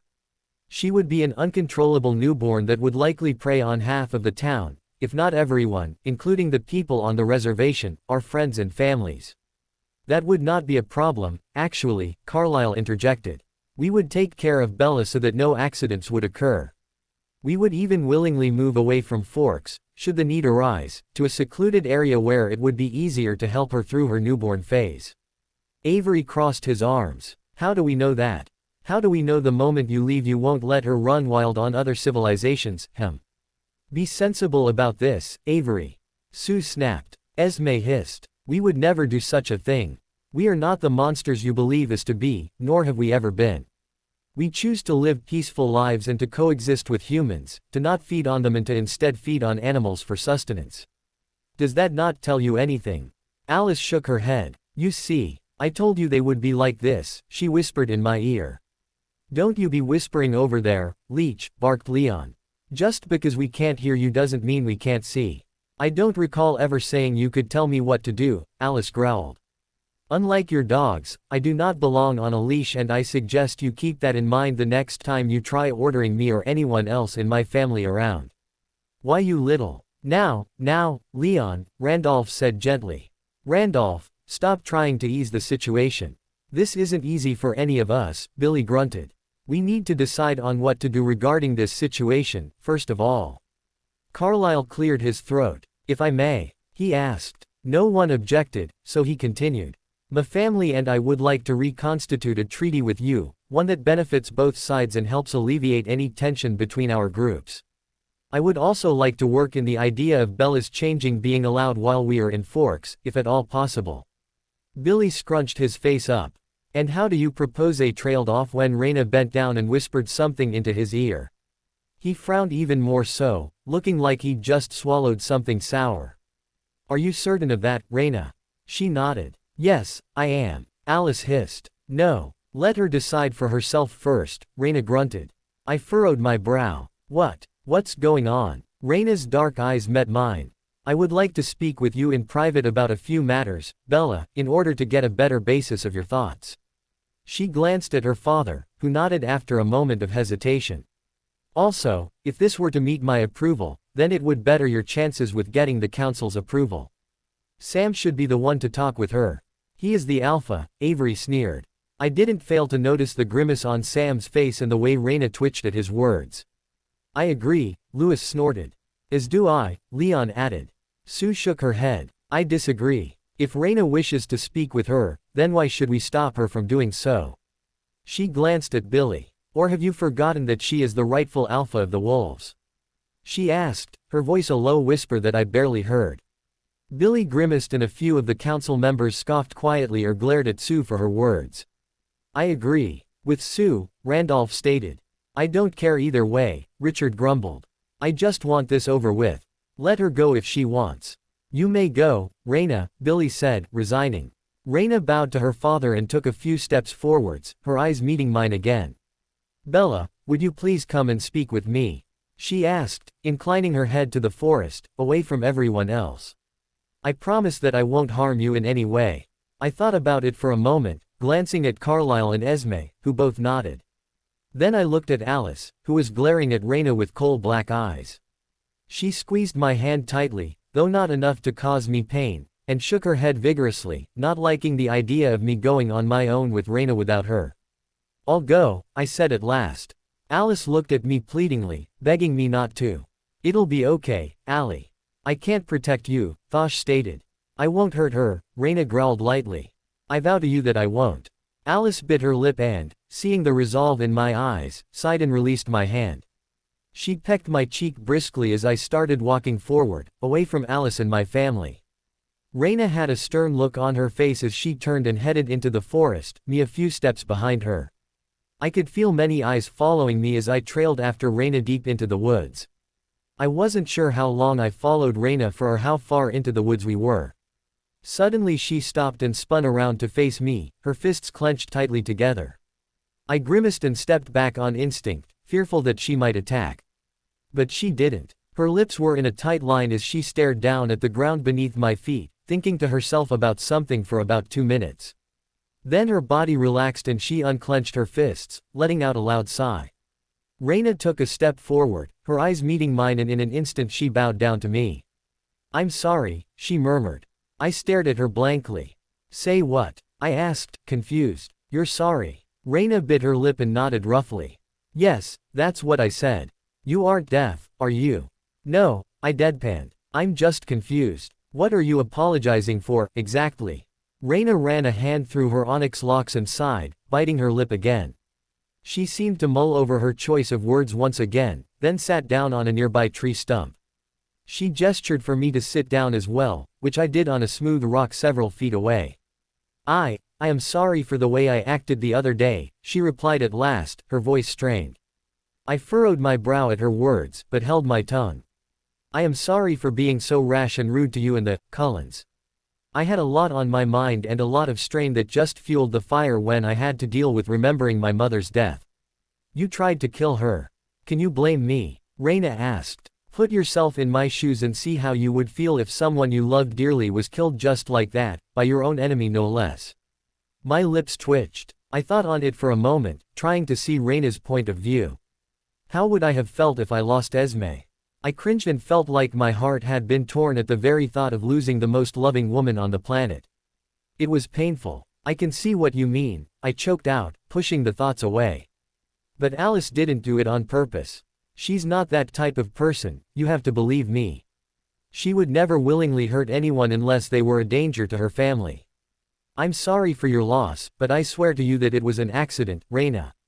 Raina leaned back and stared up at the trees for a moment before responding.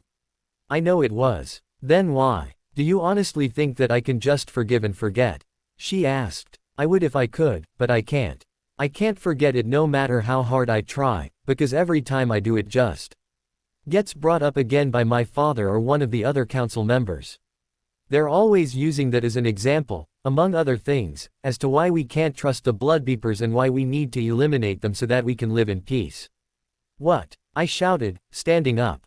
That's bullshit. My family hasn't done anything to you for F.K.'s sake. All they want to do is live in peace too. I know they do, she murmured. Not to mention that I paused and stared at her again, surprised by her response. Wait, what did you say? I said that I know the Cullens want to live in peace. I'm not stupid. I can plainly see for myself that they don't want to cause trouble and they actually like living the way they do, she replied. I gaped at her and absorbed her words, feeling both confused and a little irritated. Then why the hell did you act the way you did the other day? I demanded, glaring at her. First you insult my family and say that Alice and I can't be together, not to mention calling me an idiot, and now you're suddenly taking it all back. That. What the hell kind of game are you playing here, Raina? I don't understand. For once, Raina looked to be at a loss for words. Her face was pained as she stared down at the ground, not meeting my eyes. I didn't feel guilty calling her out on her choice of words, especially because of how she'd acted the day before. Losing her mother, I could understand, but after all the shit she'd said to me and to my family, she couldn't just apologize for it out of the blue and expect me to think better of her. You're right, Raina murmured sheepishly. It was wrong of me to say those things and act that way to you and to the Cullens, even if they are vampires. I shouldn't have blown up, but I was so damn stressed and angry, I couldn't control myself. I took a few steps forward and sat down a bit closer to her. I could smell her rank odor, which caused me to whimper and cover my nose until the scent dissipated. That was definitely going to be a problem if I wanted to keep my change under wraps. Raina didn't seem to notice, though, and continued to stare at the ground with a somber expression on her face. I could tell that Raina was sincere about what she was saying. Her eyes smoldered with pain and sincerity at her own words, which caused the growing anger I'd felt to dissipate some. I still wasn't satisfied with her answer, though. She needed to make more sense. Why had she been so upset that day? Surely my family hadn't done anything to upset her, right? As if knowing what I was about to ask, Raina shook her head. No, they did nothing to upset me or agitate me that day. My anger came from elsewhere. I frowned, still confused. Oh, well, what happened? Raina grimaced. I never asked for this life. I never asked to become a werewolf or to be born into the Black family. If I hadn't, things would have been much easier. Hell, I wouldn't care about being a wolf if I wasn't in the same damn family. She paused and noticed the confusion on my face, laughing quietly to herself. Sorry. Sometimes I ramble when I'm by myself. It helps for me to get my thoughts together. You don't like being a wolf, I stated, mildly surprised. Not really, no, she admitted. I like being in the Black family even less, though. But, she rolled her eyes. Don't get me wrong, it's not that I hate my father or Jacob. It's just that, being the firstborn daughter of the chieftain isn't exactly a good thing. You're still not making sense, Raina, I pointed out. What are you talking about? Raina ran a hand through her hair and shook her head, sighing. Okay, I get that you're confused. Nothing I'm saying makes sense enough to explain why I'm apologizing to you. So let me start at the beginning so that you can get a better idea of where my head is at, otherwise I'll keep rambling and we'll never get anywhere. That sounds fine to me, I muttered, shifting my position slightly. Raina took in a deep breath, then started. First and foremost, like I've said before, I apologize for acting like an ass the other day. I had a lot on my mind, most of which had to deal with our high and mighty council. She spat the last phrase out rather sarcastically. There was definitely a bit of bitterness behind them. Being who I am is stressful for me. It's stressful for Sam too, I'd imagine, but things are much worse for someone in my predicament. What predicament are you talking about? I asked in a softer tone. She appraised me with serious eyes. You know that my family has always held the position of power among the Quileutes, right? I nodded. Good. Did you also know that, in our traditions, that the firstborn is typically always a male who will often end up inheriting the rank of chieftain when the previous chieftain passes away? I figured as much, I replied. Why? Here's the thing. I'm the firstborn in the Black family, which means that not only am I entitled to be the chieftain, but I am also the rightful alpha of the R pack, not Sam. That surprised me. So wait, you should be the one giving the orders. Yes, I should be. But I'm not. I'm not the alpha and I'm not going to be the chief when my father either relieves himself of his duties or passes away. Sam is the alpha wolf for now, but in the end that right, as well as the title of chief, will go to my brother Jacob. Why, though? Because the councilmen are a bunch of close-minded pricks that like to stuff their stinking traditions and views down our throats and force us to bend to their will all the damn time, she growled, shaking her head disdainfully. You're telling me that they didn't want you to be the alpha? I asked, wondering why they would do such a thing. Yes, she muttered darkly. When I first phased into a wolf, they were caught off guard. It was rare for there to be female wolves in our pack since most of the time the Quileutes had been males, though there had been a few females here and there. The thing that bothered them was that they didn't like the idea of a woman leading the wolves because it went against tradition, or some lame shit like that. I don't know, that was the excuse they gave me when they tried to talk me out of being the alpha. At first I said no, but they persuaded me to change my mind. That stinks, I grumbled, feeling a bit sympathetic towards her. I also felt appalled that the council would act in such a way to prevent her from being the alpha. They did it for what? Some stupid traditions. That was garbage. Tell me about it, Reyna groaned. And it isn't just the fact that they don't want me to be alpha or the fact that they don't want me to be the chief that pisses me off the most. Had I been told more about it and given the time to think, I might have made the same choices. Instead, though, they didn't give me that chance because they like to be in charge of everything that goes on. I think the worst part was how differently they treated me compared to how they treated Jacob. They treated you guys differently. Much, she sighed. You want to know why Jacob is such a pompous ass? It's because the council and practically everyone else has always treated him like a king.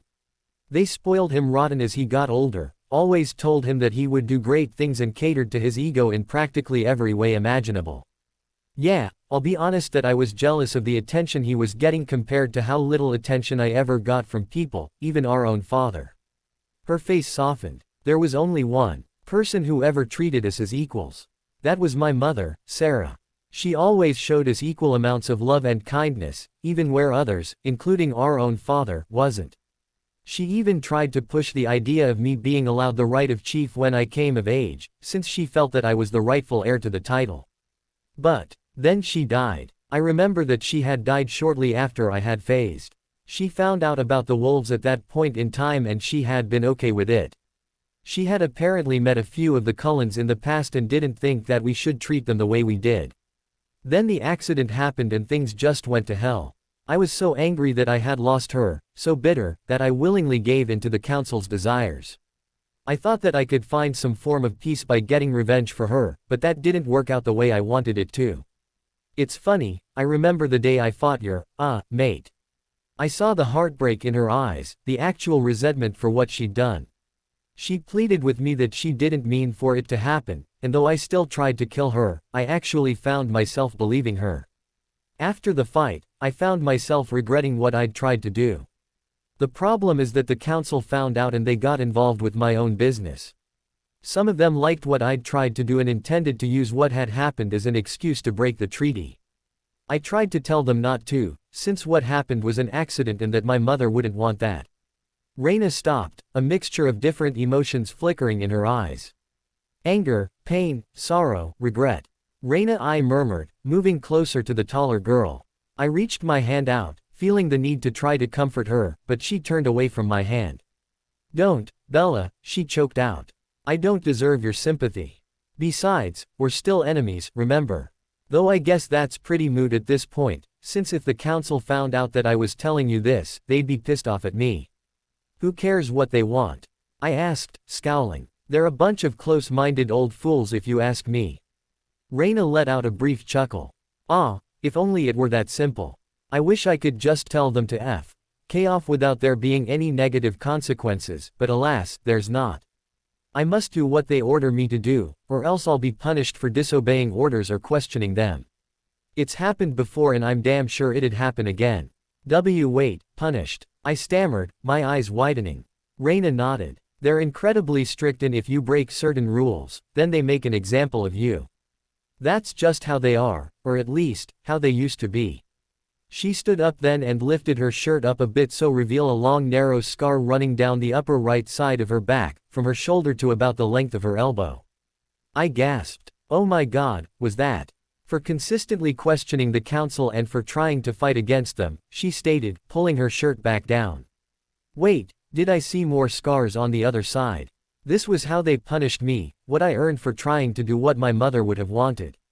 The council is too blinded by their fear and morals to care about anything other than what they want. But, even Billy. I had to learn my place, she deadpanned. Or so he said. He acted like he regretted it, yet he had the power to stop it from happening. But then again, my father is the shell of the man he used to be and he fears the reactions of the others more than anything else. He has to live up to his father's standards, or some bull like that. I don't know, I stopped caring years ago. Didn't Sue at least try to help? I inquired. She shook her head. Sue wasn't on the council at that point in time. Her husband Harry was. He actually did speak up against it, as did Randolph, the man you heard earlier that actually sounded sincere in attempting to help. You should have seen the look on the others' faces when Sue joined the council after Harry passed away. That certainly shook things up for them, since she was the first woman to ever hold a position on the council. You know, something that confuses me is that way back when, we didn't have this type of problem, especially when my great-grandfather was chief. Our elders were respected for their knowledge and their intuition, not hated for their scrutiny and bias, Raina scoffed. I furrowed my brow. What happened to make them act the way they do now? Raina sighed and rubbed her neck. I don't know, honestly. Time changes people, I suppose. I never really bothered to pay much attention to our legends when we were learning them in school, nor do I ever really pay attention to when the council gives us lectures. All I know is that I hate how they are now. I soaked in her words in silence, finding myself forming a different opinion of Raina than what I had not too long ago. I saw that she wasn't as close-minded and biased as I had thought, but rather that she was as much a victim in this situation as my family and I were. And I grew to hate the council members, most of them, anyways, even more. So when you said you were angrier about the council that day, what did you mean? I asked. She clasped her hands together and frowned. When they found out that there was a human living with the Cullens, they were livid. They berated Sam and I for not finding out sooner and for letting you onto our lands and blah, blah, blah. It was all really stupid and the strain was heavy on both Sam and I. Then they went and reminded me of my mother's death, which pissed me off, and when I saw your mate again, I just exploded. I sighed and bit my lip. Do you think that the council will let this go? I mean, I really do love Alice and I love the others. They're a much better family than my old one was, that much I can say without a doubt. I don't care if Billy is friends with Charlie. Charlie was never there for me and it's much too late for that to change now, even if Charlie is sincere. I saw that, she noted. I saw the way she protected you. As strange as it is to see and admit, I can tell that you two actually love each other. It's odd, but, well, I may have said a lot of crap about it before, but I can sort of understand it now.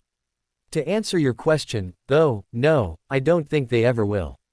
They might agree to it for a while, but I don't think the council will ever fully understand your point of view. They hate vampires far too much to ever let them live in peace, even though the Cullens have never caused any harm and all problems in the past have either been other vampires or our own fault. But they still blame my family, I growled.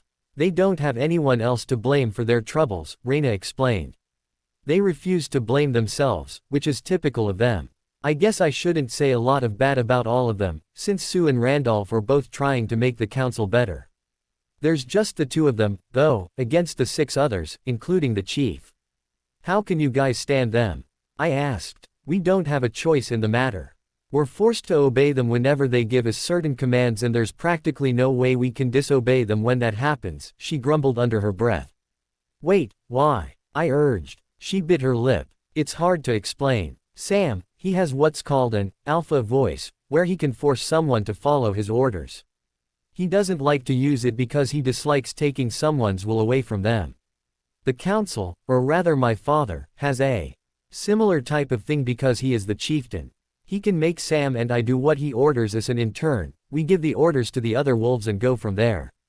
So can you use the alpha voice, since you're supposed to be the actual alpha?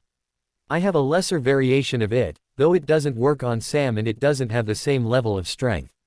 It would were I to take control of the pack, but I don't want to because I know if I do there will be hell to pay. I just can't take that risk, she murmured. So I trailed off and stood up, dusting myself off. There isn't any hope for there to be peace between our sides. What about for us to be friends again, like we were when we were kids. Reyna looked at me sadly. I wish there were, Bella, but I'm not so sure there ever will be. In time there may be a chance, but as of now, I'm not seeing it. As long as your family lives here in Forks and as long as the council remains the way they are, we will always be enemies. She too stood up, her eyes still locked on mine. I wish we could still be friends, Bella. I remember when we were kids, playing with each other. You were the only real friend I had back then. I remember when you used to come over, I saw how your parents treated you. I saw the neglect and disinterest from your mother and how your father never seemed to care. I thought to myself that you and I would be great friends because I knew what that was like from the way everyone but my mother treated me. Then your parents divorced and you disappeared and now here you are all these years later. Now, though, we can't be friends, much as I'd like otherwise. And you'll never stop being my enemy until the council gets it through their heads that my family isn't evil, I grunted. She nodded sharply. So what do we do, then? Continue to fight over stupid shit for years to come when there are much bigger things to deal with. Reyna seemed to ponder that for a moment, weighing down whatever options we had.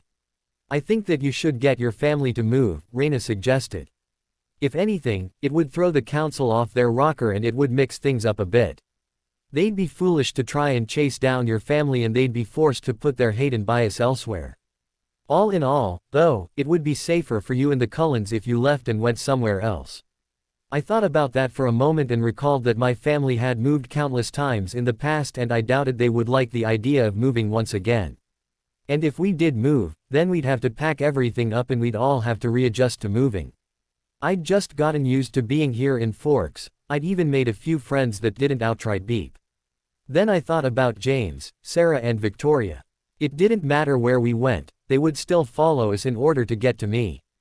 I knew that my family could take them, but what if they got ideas and started making more newborns like Sarah?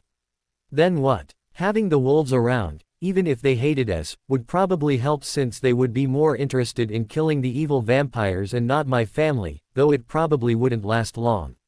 Truthfully, I didn't think they would move. Carlisle might try to get the others to see the dangers of staying, but knowing how stubborn Alice, Rosalie, Amara and Emmett were, it wouldn't do much good in the end. I don't think so, I stated, shaking my head. I don't think most of them would want to move, even with the fact that the wolves wouldn't always be on their side. Reyna furrowed her brow, but she seemed to understand. Yeah, I figured as much. I'm not sure what to tell you about it, honestly. It's not looking good for a long time. I guess all either of us can do is wait and hope for the best. We remained silent for a few minutes. I wondered how far out from the others we were and worried about how things were going with the others. Were they okay, I hope. I thought on and figured that if something were wrong, I'd likely feel it. All I felt right now was disdain towards the council and concern with what to do regarding them. Do you hate my family? I inquired, appraising her. Reyna's lips twitched. I have no love for the Cullens, but I don't despise them the way that the council does, she replied. What about the other wolves? Most hate the Cullens because of how they were brought up. Sam feels similarly to me, though he's a bit more understanding about the whole situation. If you're looking for a wolf to be on friendly terms with, your best bets are Brandon and Serena. Seth too, I suppose, though he's just a kid compared to the rest of us. I lifted an eyebrow. What about Leah? Reyna's eyes darkened intensely at the name. Huh, you'd be better off staying clear of her. She's too much of a wild card to be friend-worthy. You guys don't like each other much, do you? She sneered. If I had to choose one wolf that hated me as much as I hated, Leah would be the one without a doubt. We used to be best friends, but things changed once we phased and they were never the same afterwards. We have fought many times over the last few years and both of us came out of our fights with some scars. She gestured towards her back again for reference. Those other scars I saw. I gaped. It's nothing to concern yourself with, Reyna grunted. Don't worry about it. Sorry, I murmured sheepishly. I didn't mean to overstep my boundaries. She waved it off and shrugged. Don't sweat it, kid. So, was there anything else that you wanted to tell me, Reyna? I mean, aside from the heads up about the council and apologizing for what happened before. Do you accept my apology? She asked sincerely. I know it might not seem like it later on, but I really am sorry for how I acted. I considered it. You should be apologizing more to Alice than to me, since she was the one you insulted most. Plus, you did try to kill her too. I know you were hurt by the accident, I would be too, but that was years ago and she did apologize for what happened. I know it hurts her, too, but she really didn't mean for it to happen, I reasoned. Raina nodded and sighed quietly. I suppose I should say something to her, yes. Thank you, Raina, I murmured appreciatively, bowing my head to her. I know that she might not react the right way, but really, it would mean a lot to her to hear that you don't blame her for what happened anymore, that you know it was an accident. Don't thank me, Bella, Raina replied softly. Like I said, we can't really be friends until the council get their heads out of their asses. Sue and Randolph are trying, but Randolph isn't as young as he used to be and Sue is just one woman. Unless hell freezes over, things likely won't clear up for a good many years. I don't know how long we can persuade them to keep the peace with your family, even though your family has proven that they are trustworthy. I see, I mumbled. So I take it if I was changed into a vampire, things wouldn't turn out well for us, would they? Probably not, she deadpanned. You would likely want to reconsider moving away before you allowed them to change you, Bella. We would be forced to kill you if you killed a human, purposeful or not. Not only that, but we know how dangerous and crazed newborn vampires are, so we would likely be ordered to kill you even if you didn't kill a human. It's dangerous for you to be changed here in Forks, I'll warn you now. I'll keep that in mind, I replied. Too bad I'm already changing into a vampire. And there's nothing anyone can do to stop it, I felt like saying. But I didn't, because I was afraid of what might happen should I do so. The fear of the wolves' reaction to me changing did loom in the back of my head as I thought more on it. If there was going to be a battle between our groups eventually, I hoped that I would at least be able to defend myself from harm rather than always being forced to rely on the others for protection, even if I didn't like the idea of fighting the wolves to begin with. Stinky and close-minded as they were, I couldn't blame them for being brainwashed by the council. We should head back, Raina stated, stretching her arms out. If we remain gone for too long, I'm certain your mate will get suspicious and concerned and come running over here, likely ready to attack me. I know Sam trusts me enough to not worry, so there's no fear of that, but considering how protective vampires are, it would be best if we head back. She started to trudge back in the direction we came in once she'd finished, so I followed closely in step with her, though not too close to avoid her smell. It was strange, now that I'd been near her for so long she didn't stink as much. And even then, the stench was brief and it didn't last for very long, maybe a few seconds at most. What will you tell the council? I asked, curious. Raina shrugged. The truth. I see no point in not allowing you to stay with the Cullens since you truly seem to love them and they obviously care for you. My opinion might not amount to much, but I know that Sam will agree with me, which will give the council a bit more incentive to agree with what we say, though not a whole lot. I sighed. I hope this works out. I know the others don't want to have to deal with any more fighting after what we've been through in the past week. She frowned as she appraised me. What do you mean? Is this regarding those other vampires that I heard about from Serena? Yeah, I replied. I can't believe there were other bloodbeepers here and we didn't know about it. Damn it, that stinks. We're usually always good on keeping tabs of Forks, even if it isn't our territory. How the hell did they get here without us knowing? She grumbled, more to herself than to me. They weren't here for very long, I replied quietly, watching the ground as I walked behind her, avoiding tree roots and rocks. One of them is a skilled tracker, so he would have known to avoid your area. The second one has a gift that lets her know how to survive things, so she would have likely been aware of your area too, hence why they would have avoided it at all costs. Raina didn't respond, scowling to herself as we made our way back to where the others were. As we neared the area, I could make out voices, some loud, others quiet. I instantly heard a voice shout and both Raina and I picked our speed up to hurry over there. Once we'd gotten through the forest and into the clearing, I caught sight of most of the wolves shaking violently, glaring scathingly at my family. Most of my family members looked relatively calm, but all of them were tense and ready for a fight, especially Emmett and Amara. You will not change her. Jacob roared, springing forward. Alice stepped forward and snarled back at him, her lips curled back to expose her gleaming, razor-sharp teeth. They looked like they were about to rip each other into pieces. Then both Alice and Jacob lunged for another, and I wouldn't be there fast enough to help her. "Jacob, stop," Sam commanded. It was too late, however, and the large russet wolf collided with Alice, creating a shockwave powerful enough to knock the elders from their feet and to push back both the wolves and the vampires. I would have flown backwards myself had Reyna's iron-like arm not shot out to hold me in place. "Alice!" I shouted, watching as both her and Jacob rolled around, growling. Alice's head shot over to me the moment she'd heard my voice, and in seconds she had her arms around me, pulling me into a vicious, yet still gentle, hug. "Mine!" Alice snarled, pulling me away from Reyna, who remained placid and stood still. I instinctively wrapped my arms around her and pulled her close to me, rubbing her back in order to help calm her down. Her body was vibrating violently with a rumbling growl as she pressed herself against me, her coal-black eyes glaring at Reyna, then at Jacob. Jacob growled venomously and looked like he was about to pounce again, but Reyna quickly grabbed him with her left hand by the neck and slammed his face into the dirt. "Stop, Jacob. Now," Reyna ordered, her voice low with authority. Jacob glared at her and struggled under her grip, but to no avail. He remained pinned down to the ground despite the obvious difference in size and ultimately gave in, huffing loudly and slumping down, his dark eyes full of loathing and betrayal. "Alice!" Esme called. Alice remained frozen where she stood, hugging me protectively in her arms and growling at the brown-furred wolf. "Alice, it's okay," I cooed in her ear.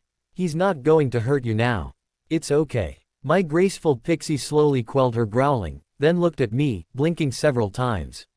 Her eyes were no longer black at that point, but her natural rich honey color. She frowned and pressed her nose to my left shoulder, sniffing it several times. Then she switched to my right shoulder, and before I knew it she was rapidly sniffing every inch of my upper body. "Hey Alice, what are you doing?" I asked, confused. Alice stopped her sniffing and instantly pressed her lips to mine. I couldn't help sighing into the key, even after she pulled away. "I was making sure she didn't hurt you," Alice murmured, staring into my eyes. "God, Bella, I was so worried. I wanted to go to you a minute after you'd left, but the others told me not to, and then the mongrel started talking crap and, well, yeah." "Are you okay?" I asked. She stared blankly at me. "Am I okay? I'm not the one who was alone in the forest with a wolf, Bella." "Are you okay?" she asked, her eyes smoldering with concern. "I didn't smell any injuries on you, but that doesn't mean she didn't hurt you." She paused again. "You stink, though." I rolled my eyes and at her forehead. "I'm fine, Alice. Really. Reyna and I just talked a bit, that's all. There was no touching of any kind, I swear. We just talked a bit." Andy thought about how best to summarize what had happened. "I think we have a stronger understanding of each other. Would that be a good way of putting it, Reyna?" "Pretty much," Reyna agreed. Alice didn't seem to believe her, baring her teeth slightly. "I swear to you, if you laid one stinking finger on her." Reyna snorted. "Why would I?" she asked. "I wanted to talk to her, not mangle her." "I find that hard to believe," growled Alice. "Tough," Reyna grunted. They glared at one another for another minute in silence. I sighed and glanced around to see the wolves helping the elders up their feet. Most of them looked none too pleased and shot glares at Alice, though a few of them, along with members of my family, were actually glaring at Jacob. Reyna removed her hand from Jacob's back and crossed her arms, scowling at her younger brother who bared his teeth right back. "Go phase back to your human form," she sighed, shaking her head. "And don't give me or Sam any crap about it either." "Reyna," Billy grunted, frowning at his daughter's tone. Reyna ignored her father and gave her brother a commanding glare. Jacob huffed and trotted off into the forest, reappearing shortly after wearing nothing but shorts. He had an irritated scowl on his face as he petulantly trudged over to his sister, giving her a very less than thrilled pout that Reyna rolled her eyes at. "She started it," he grumbled. "Did not," Alice hissed. "You wanted to change her." Jacob snarled. Alice pulled me closer to her. "Because she's my mate. We're meant to be with each other." Jacob clenched his fists together. "That's not enough, Jacob," Sam ordered, stepping between him and Reyna. "Cease your prattling so that we may finish our business with the Cullens." "Thank you," Carlyle said. He glanced towards us. "Alice." Alice lifted me into her arms and walked over to where the others were before setting me back down, though she kept her arms around me. I didn't mind it too much, though I did notice the scrutinizing looks that the council members were giving us. Apparently they didn't like that my girlfriend was affectionate towards me. How typical. Must they do that? I heard one of them, Avery I believe, grumble to another. It is a sign of affection, Esme stated. There is nothing wrong with being affectionate towards someone you love in public. He narrowed his eyes in agitation, but Sue shot him a glare before he could speak. Leave it be, Avery, she growled. Then she glanced at Raina. Raina, do you have anything to add to this conversation?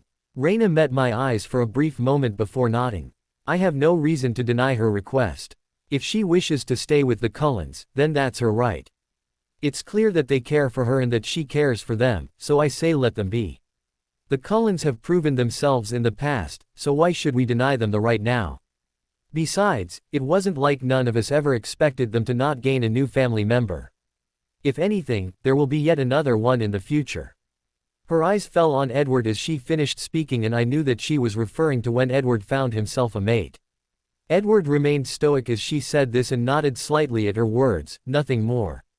Several of the council members looked aghast at what Raina had said. Billy even glared at his daughter. Sue seemed satisfied, as did the man named Randolph. If Raina believes that there is no problem, then I agree with her, Sam stated firmly.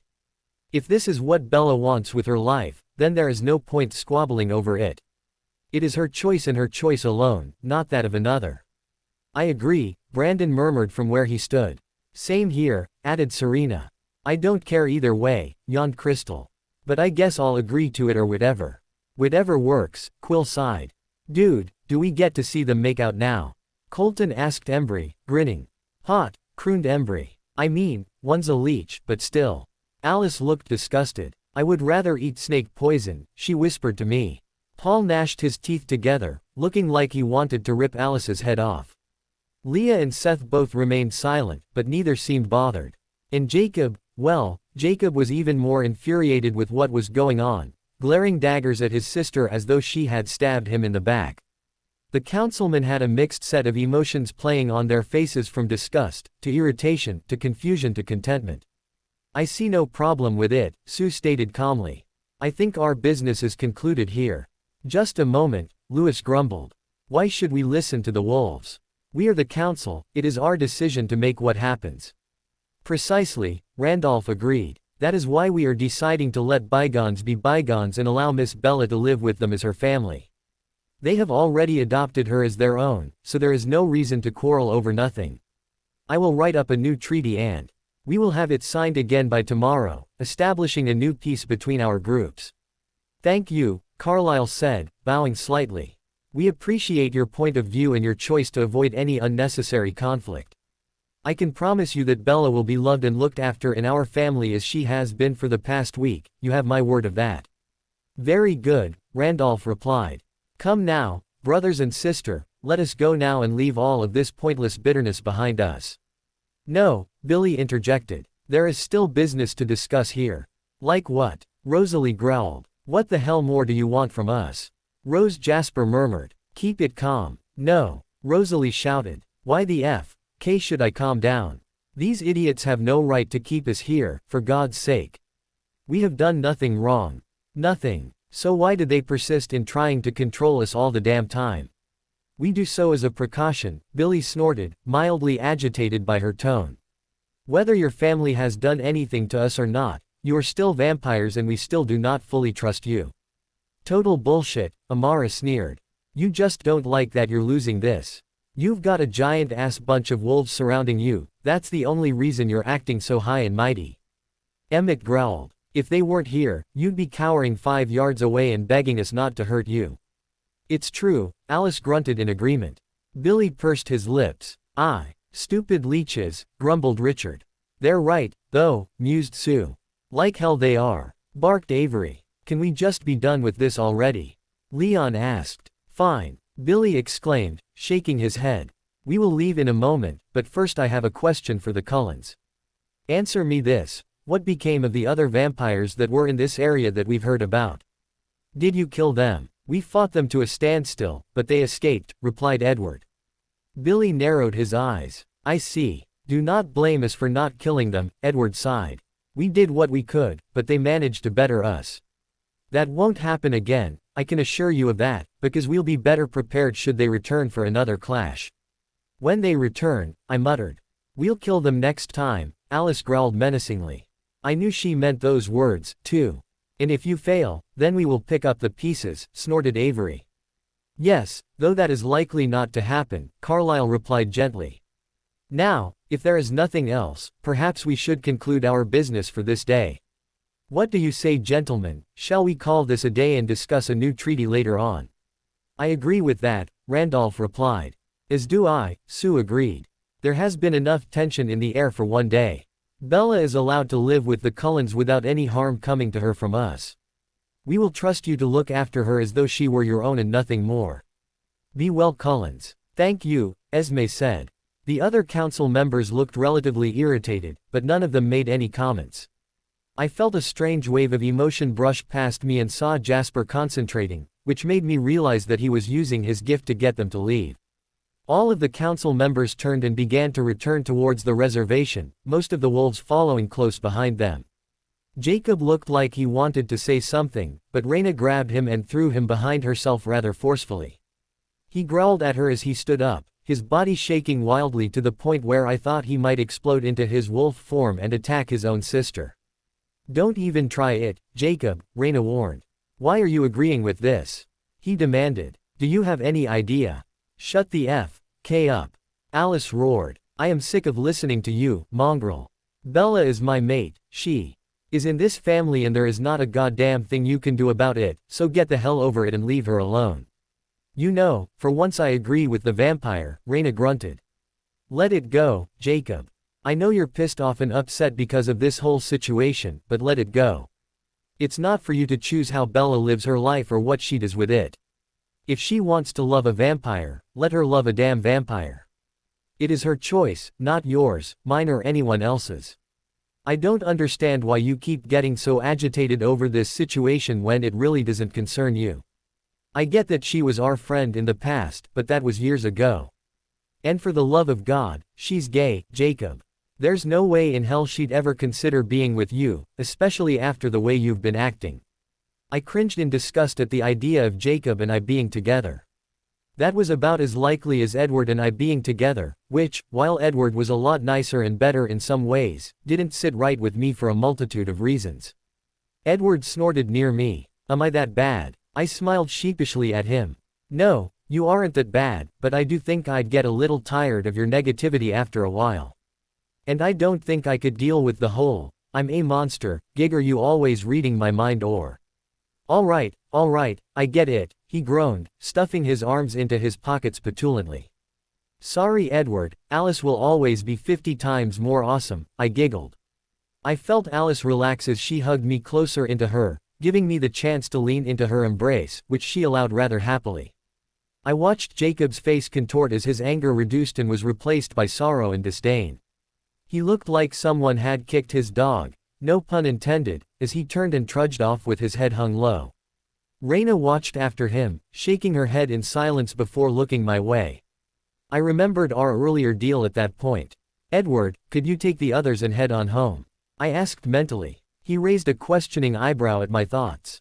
Raina just wants to talk for a moment with Alice and I, that's all. He seemed to debate my words for a minute or so before shrugging and nodding rather curtly. Let's head on home, everyone, he announced. He gestured towards Raina. She wishes to speak with Bella and Alice privately. I'm fairly certain she won't do anything given how she reacted to her sibling moments ago. So, shall we go? I believe that is fine, Carlyle murmured. He nodded to Raina. We appreciate your help. Yes, we do, agreed Esme. Raina seemed mildly surprised and nodded rather sheepishly. Yeah, no problem. Carlyle and Esme nodded to her, then to Alice and I and started walking away at a casual pace before vanishing into the woods. Edward was the next to go, shaking his head at his siblings' thoughts as he followed after Carlyle and Esme. Finally we get to leave, Rosalie groaned. This whole place stinks too much. Race ya, Blondie, Amara offered with a grin. Which blonde are you referring to? Jasper asked, quirking an eyebrow. Both of you, she replied. Hey, what about me? Emmett asked. Amara rolled her eyes. You too, monkey man. So, what do you guys say? You're on, Rosalie replied. The four of them paused for a moment, then took off at a blinding speed into the forest, leaving Alice, myself and Raina alone. I couldn't help giggling as I watched them run off, but it only lasted until I couldn't see them anymore. Then I turned my attention to Raina, who was staring at Alice. Alice let out a rumbling growl, glaring at the female wolf warily. Alice, it's okay, I soothed. She just wants to talk with you. Talk? Alice asked, disbelief written on her face.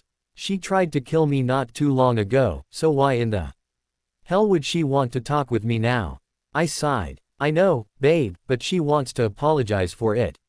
I glanced at Raina. Right, Raina. Raina sighed. Yeah, I guess he lifted an eyebrow at her tone and she sighed. Look, Lee. Alice, I corrected, knowing what she was going to say. Alice, I want to apologize for what I said and did the other day. I was really upset about a bunch of other things and it was wrong of me to let my anger control me. I shouldn't have lashed out at you or Bella and I shouldn't have said the things I said. I know I'm nothing more than a wolf to you, but I still wanted to apologize for my actions. Alice stared at her, still not fully believing what she was saying. She held me firmly in her arms as she processed Raina's words and tried to decide on whether or not Raina truly meant them. I could see that Raina was struggling with giving Alice an apology, but I also saw that she really was trying to be sincere with what she was saying. How do I know you won't try to do it again?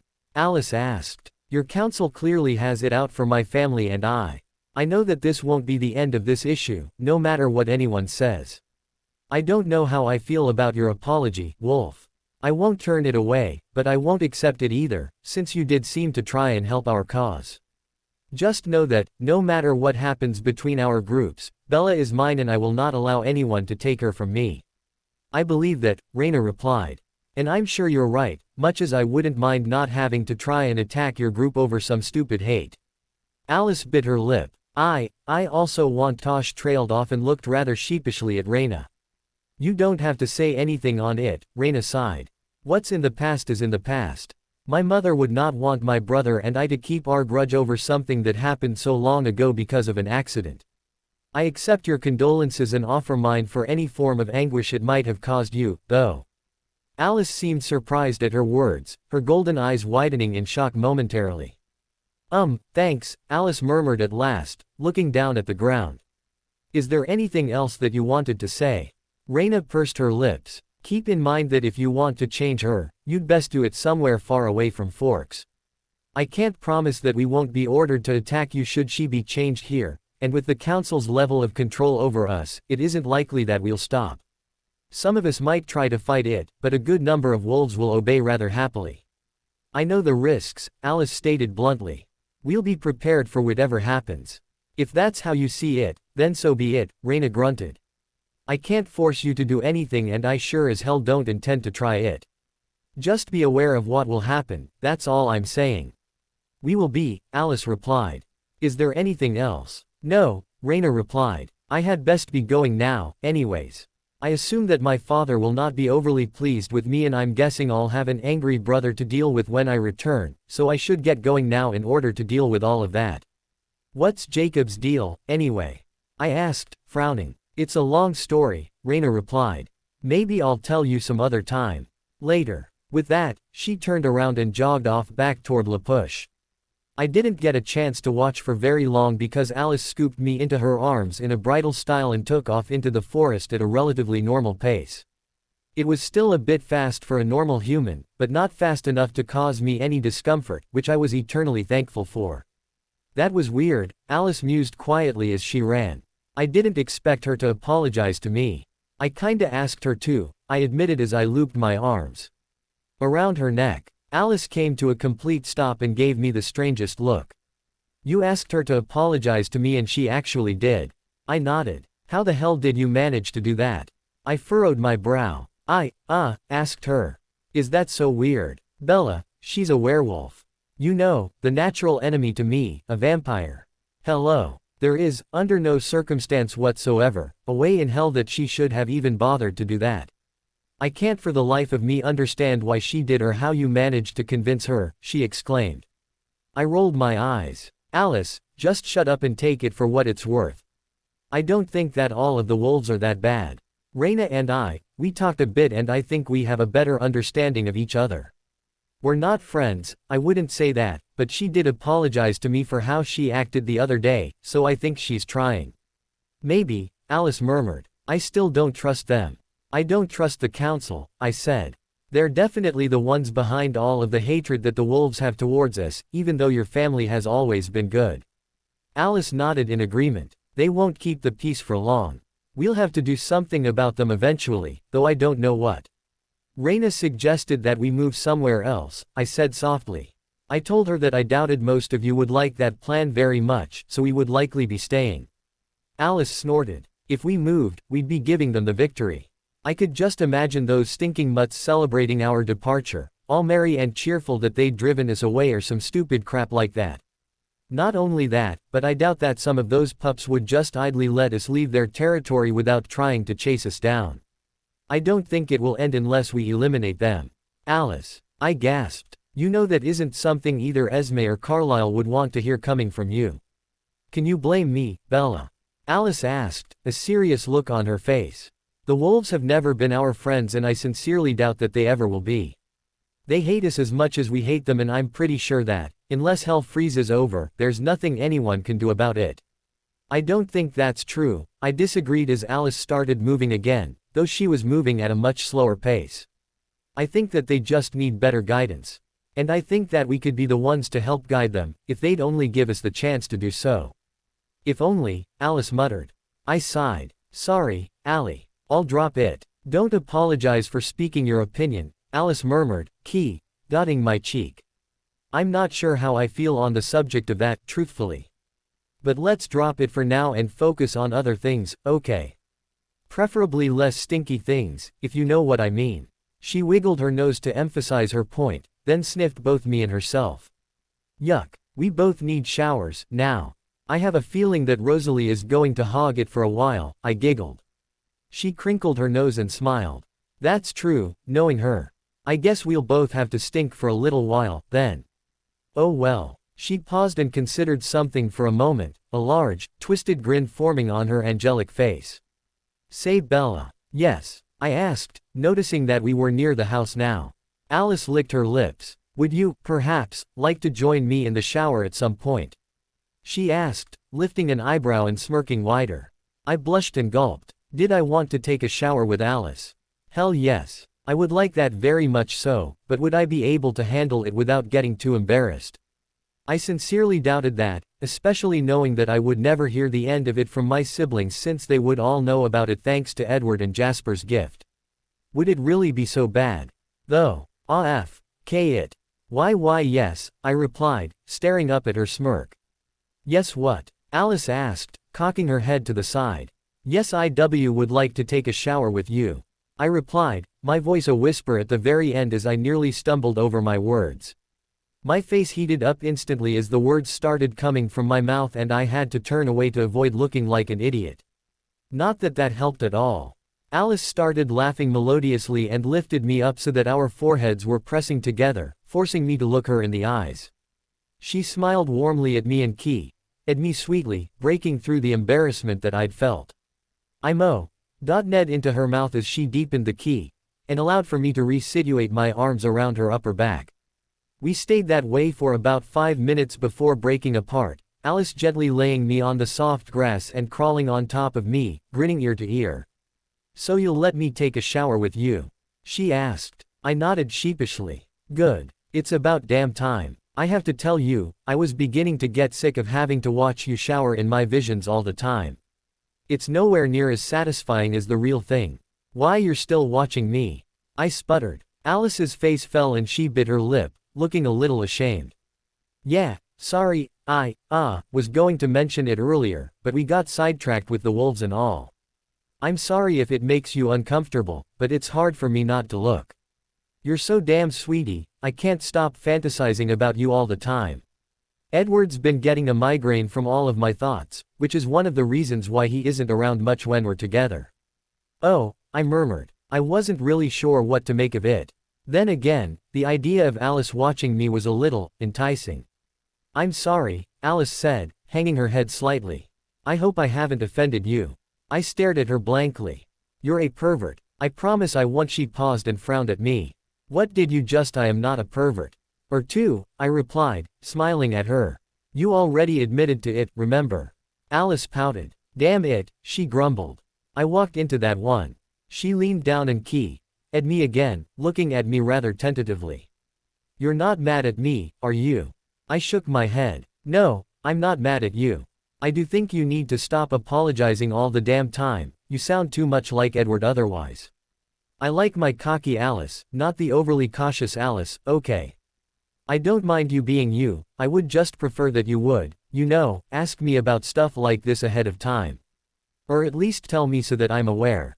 She giggled and nodded. Okay, I promise you I'll let you know. Alice smirked again. So does that mean that you'll let me watch you shower from now on? No, I deadpanned. What? Why not? She whined. I licked my lips. Because a certain pixie has yet to return the favor for the last several times. Alice's eyes widened in shock at my words as I blushed and bit my lip. It took her a good minute to actually register what I'd said to her and respond to it. She cocked her head to the side and sneered at me, rolling her eyes and laughing. And you call me a pervert, she chuckled. Oh Bella, you never cease to amaze me. Well, it's true, I muttered as she stood up, scooping me back into her arms. Alice, we're only a few feet away from the house. And, she asked, you should know by now that it's pointless to try and get out of me carrying you around, Bella. If we were in public, I'd reconsider it, yes, but we aren't, so you can damn well get used to it. And no, I don't do this because I'm impatient or because I think you're weak, I do it because I happen to enjoy it. I shrugged my shoulders as she walked us towards the house, waiting. Before we were through the door to finally set me down again. I dusted myself off for dramatic effect and looked around to see that Emmett and Edward were sitting on the couch. The others were nowhere to be seen, though I could hear shower water running and figured Rosalie was up there. She is, Edward snorted. She's been in there since we got home. Where did the others run off to? Alice asked, wrapping an arm around me and walking with me to sit down. She sniffed the air and stuck out her tongue. God, it stinks in here. How is it that the wolf stench could possibly linger for so long despite how far away from them we were? Goo, it's so damn disgusting. Tell me about it, Emmett groaned. You think that they can do the same thing we can with their scents? Ew. I hope not, I grumbled. Edward chuckled. Really guys, it isn't that bad. It's not the worst odor we've had to deal with in the past and I sincerely doubt it will be the last. And to answer your earlier question, Esme and Carlisle and Amara and Jasper all went elsewhere to bathe since Rosalie has the shower to herself. Oh, and Esme ordered that the shower be yours once Rosalie finishes in there. Alice and I both looked at each other with big, perverted smiles. We both knew what that meant. What's so funny? Emmett asked, noticing our smiles. What did I miss? Nothing you need to worry about, Alice replied, winking at me. Edward started laughing at our thoughts as Alice and I walked upstairs with each other, the sound of our brother's laughter ringing through the entire house. Emmett moaned and groaned because he wanted to know what was so funny, but thankfully Edward never told him. If anything, Alice threatened him not to, which I was glad for. Alice skipped merrily with me to our room and shut the door once I'd entered, jumping on bed alongside me, giggling like a schoolgirl. We cuddled with each other in silence, enjoying one another's presence as we waited for our overly vain sister to finish bathing. You don't think Rose is gonna use up all the water, do you? I asked. Alice laughed. No, we have a pretty large supply of it. And she usually doesn't take too long in the shower, it's just after her shower that she takes forever in order to make sure her hair is in order and her face and all that rot. I swear, if she put as much time into being friendlier to people as she did her appearance, she'd feel a lot better most of the time. We both laughed at that and I swore I heard Rosalie growl from the bathroom.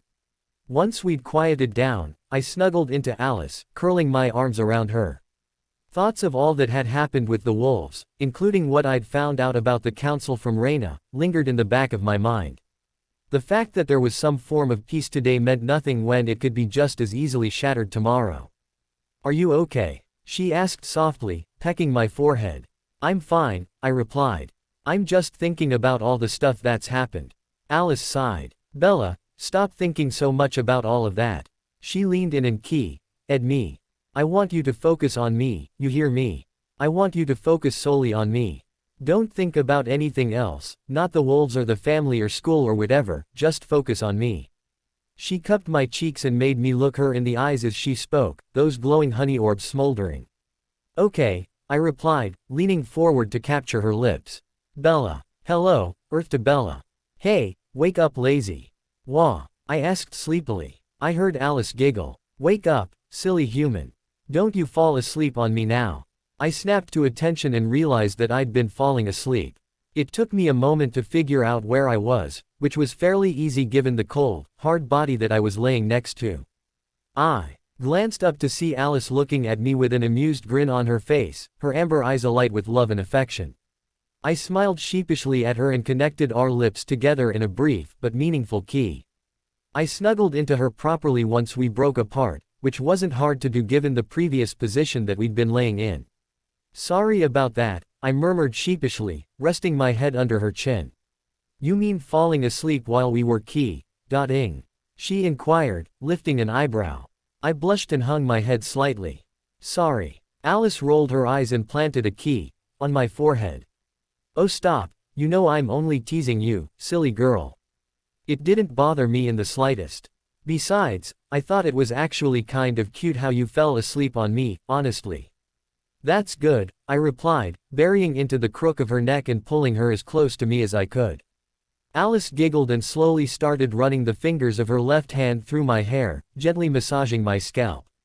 I closed my eyes in order to better focus on the sensations coursing through me at her touch and let out a content sigh, though it came out relatively muffled. What was that? She giggled. It sounded like a demented kitten. I snorted and pulled my face out a bit. You're one to talk, I teased, breathing her rich chocolatey scent in.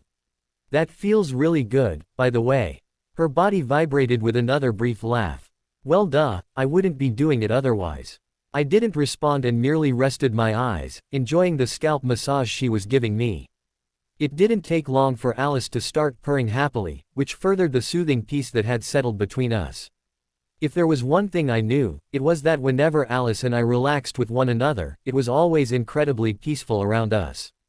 I could imagine the sound of running water or some sort of light music playing in the background, even if there were none. Did Rose finish her shower yet? I asked curiously. Alice rubbed her nose into my hair. Nope, she's still in there. Geez, how long a shower does that girl take? I groaned, eager to see me BPD. Alice asked, sounding overly amused, yet serious at the same time. I blushed and instantly shushed her. Quiet, Alice, I yelled. Emmett can hear you. Alice's eyes bulged. OFK, she cursed, smacking her head. Dude, that's hot. Emmett boomed from downstairs. Alice and I both groaned as both he and Edward started laughing raucously, nearly causing the whole house to shake. Damn it, Emmett. Rosalie snarled from the shower, silencing Emmett's laughter. Well, it is, Emmett grumbled under his breath. Edward snickered. Forget it, Em. Alice would rip your head off before you got the chance. Alice let out a low growl. You'd better not even try it, Emmett, or I will kill you. There was silence downstairs as the shower water finally came to a complete stop. I heard the shower door open in about a minute, not even that. Later, the hair dryer was turned on. I groaned again and at Alice's neck. I loved Rosalie, but damn was that girl vain. She was a vampire for crying out loud. Why would she need to dry her hair when it was naturally cold? Do you want to go downstairs? I asked, looking at Alice's face.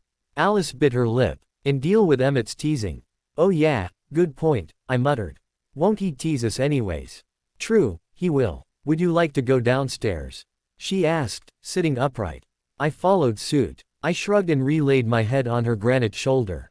Unless you want to be the one kick Rosalie out of the bathroom so that we can take our showers. No offense, but we both really stink and I'm not sure how much more of it I can handle. Alice giggled and at my cheek. That, my dear, is also quite true. Perhaps we should chase Rosalie out of the bathroom so that we may embark on our little adventure, She smiled rather seductively at me before dotting my other cheek and dancing off of the bed. I flushed violently, but managed to get off my and follow her, only to stop at the doorway where Emmett was standing, a giant grin plastered onto his childish face. "So, you guys are gonna take a shower together, huh?" he asked. Yes, I replied. His face lit up even more, and for a moment I worried that it might crack in half from the size of the goofy grin he had. Knowing Emmett, he was likely misinterpreting the purpose of the shower together as something other than showering. Then again, deep down I knew that's what I was hoping for, though I would never say it openly to Alice. "Dude, can I videotape it?" he asked, looking at me as innocently as he could manage. My jaw dropped. "What? Absolutely not," I shouted. He pouted. "Aw, why not?" he whined. "I promise I'll just leave the camera in there." "Emmett!" Alice roared, blurring directly in front of me and smacking him in the back of the head much like Rosalie would have. Speaking of Rosalie, she trotted out of the bathroom wearing a long robe and a towel wrapped in her hair and did the same thing on the other side. "Ow," he grumbled, rubbing the back of his head with both hands. "You know better than that, Rosalie chided. "The only BPD woman you are allowed to see is me, do you understand? No trying to watch Bella and Alice go about their business, whatever and whenever that may be, and certainly no videotaping it. You must respect a woman's privacy, Emmett dear. That is one of our sacred codes, privacy. You get to see each other BPD all the time," Emmett groaned, crossing his arms. Rosalie shrugged. "Yes, but that's because it's okay for women to see women BPD. Don't forget the groping and the key. Alice giggled. "We always have fun with that." Emmett's jaw dropped. Rosalie smirked. I blushed, and Edward, who was still downstairs watching television, snickered. Alice just grinned and bounced on the balls of her feet like she was a perfect little angel, completely void of a dirty mind. Yeah, right. The day I believed Alice wasn't a pervert was the day that I believed Emmett wasn't a pervert. And that wasn't going to happen anytime soon, I was certain of that. "Seriously?" Emmett asked. "Yup," Rosalie replied, gently patting her husband's head. "Now be a good boy and go play with Eddie while I go and get dressed since someone kicked me out of the bathroom." She shot a playful glare at Alice, who grinned broadly right back at her. Rosalie sniffed the air and crinkled her nose, shaking her head. "I can see why. Both you and Bella stink." She paused and scowled at her mate. "You stink too, Em. You'd better go find yourself a tub and some soap, because I'm not going to key someone that reeks of dog stink." Emmett hung his head and grumbled under his breath as he trudged down the stairs and out the front door. Rosalie blurred into her room and reappeared several seconds later wearing normal clothes, her blonde locks whipping in the air. "By the way, I suggest you make your showers quick, because I can tell Emmett will likely be back to try and videotape you two together. Or you could just not shower together at all," Rosalie said, shrugging. "I know I said that you need to get it on, but doing so while you stink is a terrible idea, let me just say." Alice and I both looked at each other with similar puzzled expressions before looking back at Rosalie. Thanks, Rose," I offered. "No problem," she replied. "Now then, I am going to go out for a drive. If I come back and this house still stinks of dog, I swear there will be hell to pay. That includes you, Edward. You'd better jump in a lake with Emmett if you don't want my wrath." I stifled a giggle when I heard Edward groan and shut the television off, the door slamming loudly moments later. "Controlling, aren't you?" Alice asked, lifting an eyebrow. Rosalie shrugged. "When I feel like it." With that said, she turned and started walking down the stairs, waving to us briefly before exiting the house. That left Alice and I alone. I gulped and turned to look at Alice, who was staring back rather intently at me. She smiled and extended her hand to me, inkling her head towards the bathroom door. My face heated up as I took her hand and together we walked in silence together. "Bella, relax," Alice cooed, gently squeezing my hand. "Your heart is beating insanely fast." Was it? I hadn't even noticed the thundering of my heart in my chest as we walked into the bathroom, which smelled of Rosalie. It was a sweet scent and I couldn't resist breathing it in, smiling at how good Rosalie's natural scent was. Alice giggled next to me and pulled me into a cool, loving key, cupping my cheeks to hold me in place. Alice," I stuttered. She silenced me with her lips, holding them in place until I gave up with talking and focused on key, dotting her back. This time it was Alice who mo.'d into my mouth as we key my arms snaking around her waist and pulling her as close to me as possible. I honestly didn't care about how bad either of us smelled or whether or not Emmett was planning to come back. All I wanted to focus on was my beautiful girlfriend, which was very easy to do. You see, she murmured against my lips, breaking apart from them. You don't have to worry about anything, love. Take a deep breath, gather your senses and relax. All right, I breathed, doing exactly what she'd told me. I took in a deep breath and released it, calming my rapidly beating heart and relaxing into her arms. Alice kissed each cheek and hugged me tighter to her, smiling once I'd reopened my eyes. We don't have to do this if you aren't comfortable with it, Alice whispered, stroking my cheeks. We can always do something like it in the future when you're up to it, Bella. There's no rush, regardless of what the others might say. So please, tell me if you're uncomfortable with it or not and I'll let you take a shower first. I bit my lip. I'd been shy about it at first, but the more I thought on it, the more I realized I wanted it, even if it was something as small as showering with her. She was my mate, my girlfriend for crying out loud. I think I had the right to be a little perverse with her every once in a while, especially considering the others and their relationships. I want this, I replied, my voice firmer than I thought it would be. Alice smirked. Well then, my dear, I do believe that you should go first. My face heated up. What? I choked out. Why me? Because I want to see that sweetie body of yours, she replied, giggling. I scowled. You've seen me BPD in the past, pixie feet. But I haven't seen you yet, so I think it's only fair that you be the one to strip down in front of me, don't you agree? I asked, lightly tapping her shoulder. I knew if I actually poked it I'd probably end up hurting myself and Alice would burst into giggles. Alice started giggling anyways. Wow, Bella, I never knew how forward you could be about something like this. Where did all of this come from, all of a sudden? I knew there was an inner pervert in you, but I never realized she was this open. I retracted my finger and bit my lip in embarrassment. Am I being too forward? Oh God, I'm sorry Alice, I just thought. Again she silenced me, this time with a finger to my lips. She rolled her eyes and laughed as she removed her finger and replaced it with a brief key. I swear Bella, you apologize for the silliest things sometimes, she sighed. If there is one thing that you never have to apologize about, it's for being yourself. I know that you're shy and that you aren't used to this type of thing, but in all seriousness, you don't have to worry about being who you really are around me.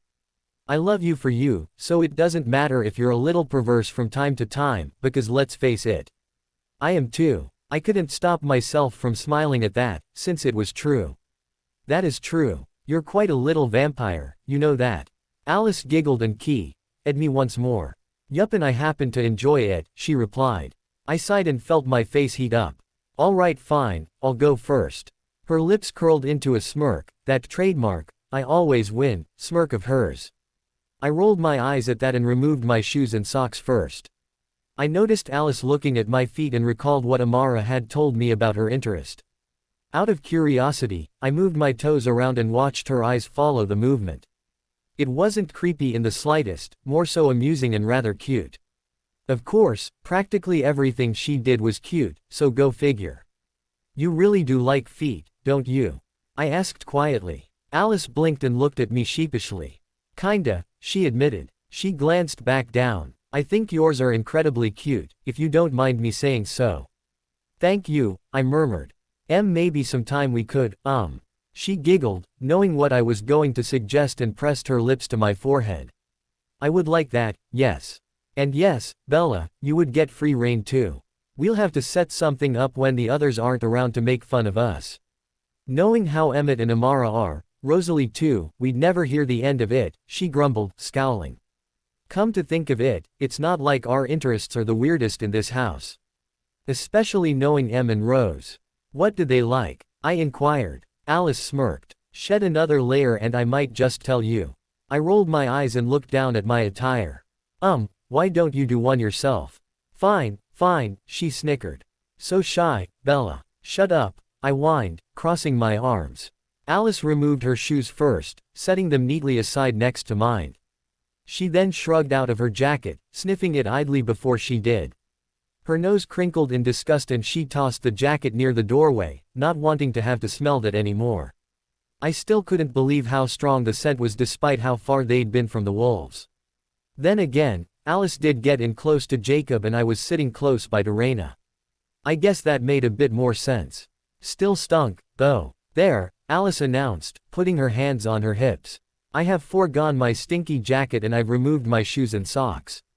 That's 3 articles of clothing to your 2, so I do believe that you have a bit of catching up to do. I twiddled with my fingers. Okay. I didn't really know why this was so hard. I'd done it a few times before. Of course, I regretted each of those times. Plus, this was Alice. She was so perfect in every way. I knew that her body would be as angelic and that I would feel utterly inferior in front of her, hence one of the reasons why this was so damn hard to do. Being easily embarrassed around her didn't help either. I grabbed onto my shirt and slowly started lifting it up. I stopped thinking about it and just did away with the shirt, tossing it to the ground. Alice stepped forward and cupped my cheeks, laying a gentle kiss on my lips. Alice smiled warmly at me and grabbed onto her shirt, pulling it off of her majestic body in a matter of seconds. I couldn't help gaping at her flawless form. Wow, I breathed. Everything from her perfect curves, her toned stomach, her cute belly button and her chest was. Bella, Alice giggled, lifting my chin up. My face is right here. She pointed to her face as a reference, smiling ear to ear. My face heated up instantly and I tried hard to suppress it. That didn't work, of course, and Alice let out a brief, light-hearted laugh. Damn it, I grumbled. You can touch me, if you'd like, Alice murmured, her giggling halting abruptly. If you'd like to, that is. What? I asked, gaping at her. She stepped closer to me, her eyes gentle. It's okay if you want to, Bella. I'm fine with it. I gulped and glanced down at her body. Umi took in a deep breath. Sure. Alice smiled softly and extended her arms outwards dramatically, winking at me as she did. I slowly started to extend my left hand forwards and touched her shoulder first. It was as ice cold as I'd expected it to be, but incredibly soft. I ran my fingers down the length of her extended arm, mimicking the action with the other side. Alice sighed contentedly and pulled me closer. Is this okay? I asked. She rolled her eyes. Of course. You don't have to avoid my chest and stomach, sweets. I know that's where you want to go anyways, she teased, licking her lips. I could feel my heart pounding in my chest as I glanced downwards and slowly started moving my hand. I couldn't believe I was actually doing this, here and now of all places and times, but a part of me had wanted to experience this for a while. My fingertips inched closer to her smooth flesh as I swallowed hard. Alice closed her eyes, holding me gently in place. It's okay, Bella. It's okay, Alice cooed softly. I gulped one last time as my finger brushed against the fabric of her bra. Then, boo! The door flew open and I yelped, flying into Alice's arms. Emmett was standing in the doorway with wide eyes before he burst into a fit of booming laughter. My face was likely as red as a ripened tomato and then some as Alice let out a guttural snarl that tore through the entire house, even causing Emmett to pause in his laughter. Alice moved me aside, glaring daggers, more like fiery swords than daggers, at our bigger brother. I am going to King kill you. She roared. Emmett gulped and booked it, blurring from the doorway and down the stairs in about a split second. Alice grabbed her shirt and slipped it back on before stepping towards the doorway, her hands balled into very tight fists. Sorry, love, Alice ground out. Another time. Have to kill brother. Oh okay, I murmured. She turned and looked at me sympathetically, then raced after Emmett, slamming the door behind her. I stared at the door for a good minute or two, trying to tell myself that that had not just happened, but to no avail. Realizing that it did happen, I pushed it out of my mind and stripped down fully before stepping into the shower. The warm water started flowing on me seconds later and I closed my eyes, enjoying the feeling of the warmth. What a day, I mumbled to myself. I wonder if things will finally loosen up a bit. I paused and shook my head, my chest rumbling with brief, silent laughter. I can't believe I'm actually talking to myself now. Great, I think I've gone insane. I clamped my mouth shut and started washing my body at that point, starting with my hair and moving gradually downwards as I went. I paused to look at the bracelet on my left wrist, the symbol that I was a member of the Cullen family and considered to be a daughter to Esme and Carlisle, despite the fact that I wasn't a full vampire. I touched the smooth bracelet, then moved my fingers to my necklace, which I hadn't taken off since Alice had first given it to me.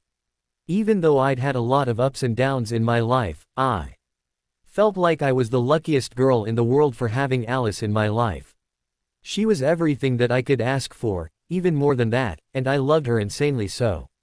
Sometimes I felt like even I didn't realize how much I truly loved her, despite how little I knew about her. It was strange, but I accepted it. As I continued to wash, I noticed something odd. My right arm, specifically where the bite marks were located, looked oddly paler than my left arm did. I checked each arm several times over, trying to make sure that I really wasn't going insane, then saw that my eyes weren't playing tricks on me. How strange. I wondered if the rest of my skin would pale the way my arm was starting to eventually. It was so weird because of how pale my skin already was. Seeing it paler made me look like a damn ghost. I shrugged and continued washing until I was done, at which point I dried off and, with a towel wrapped around my body, started walking towards my room.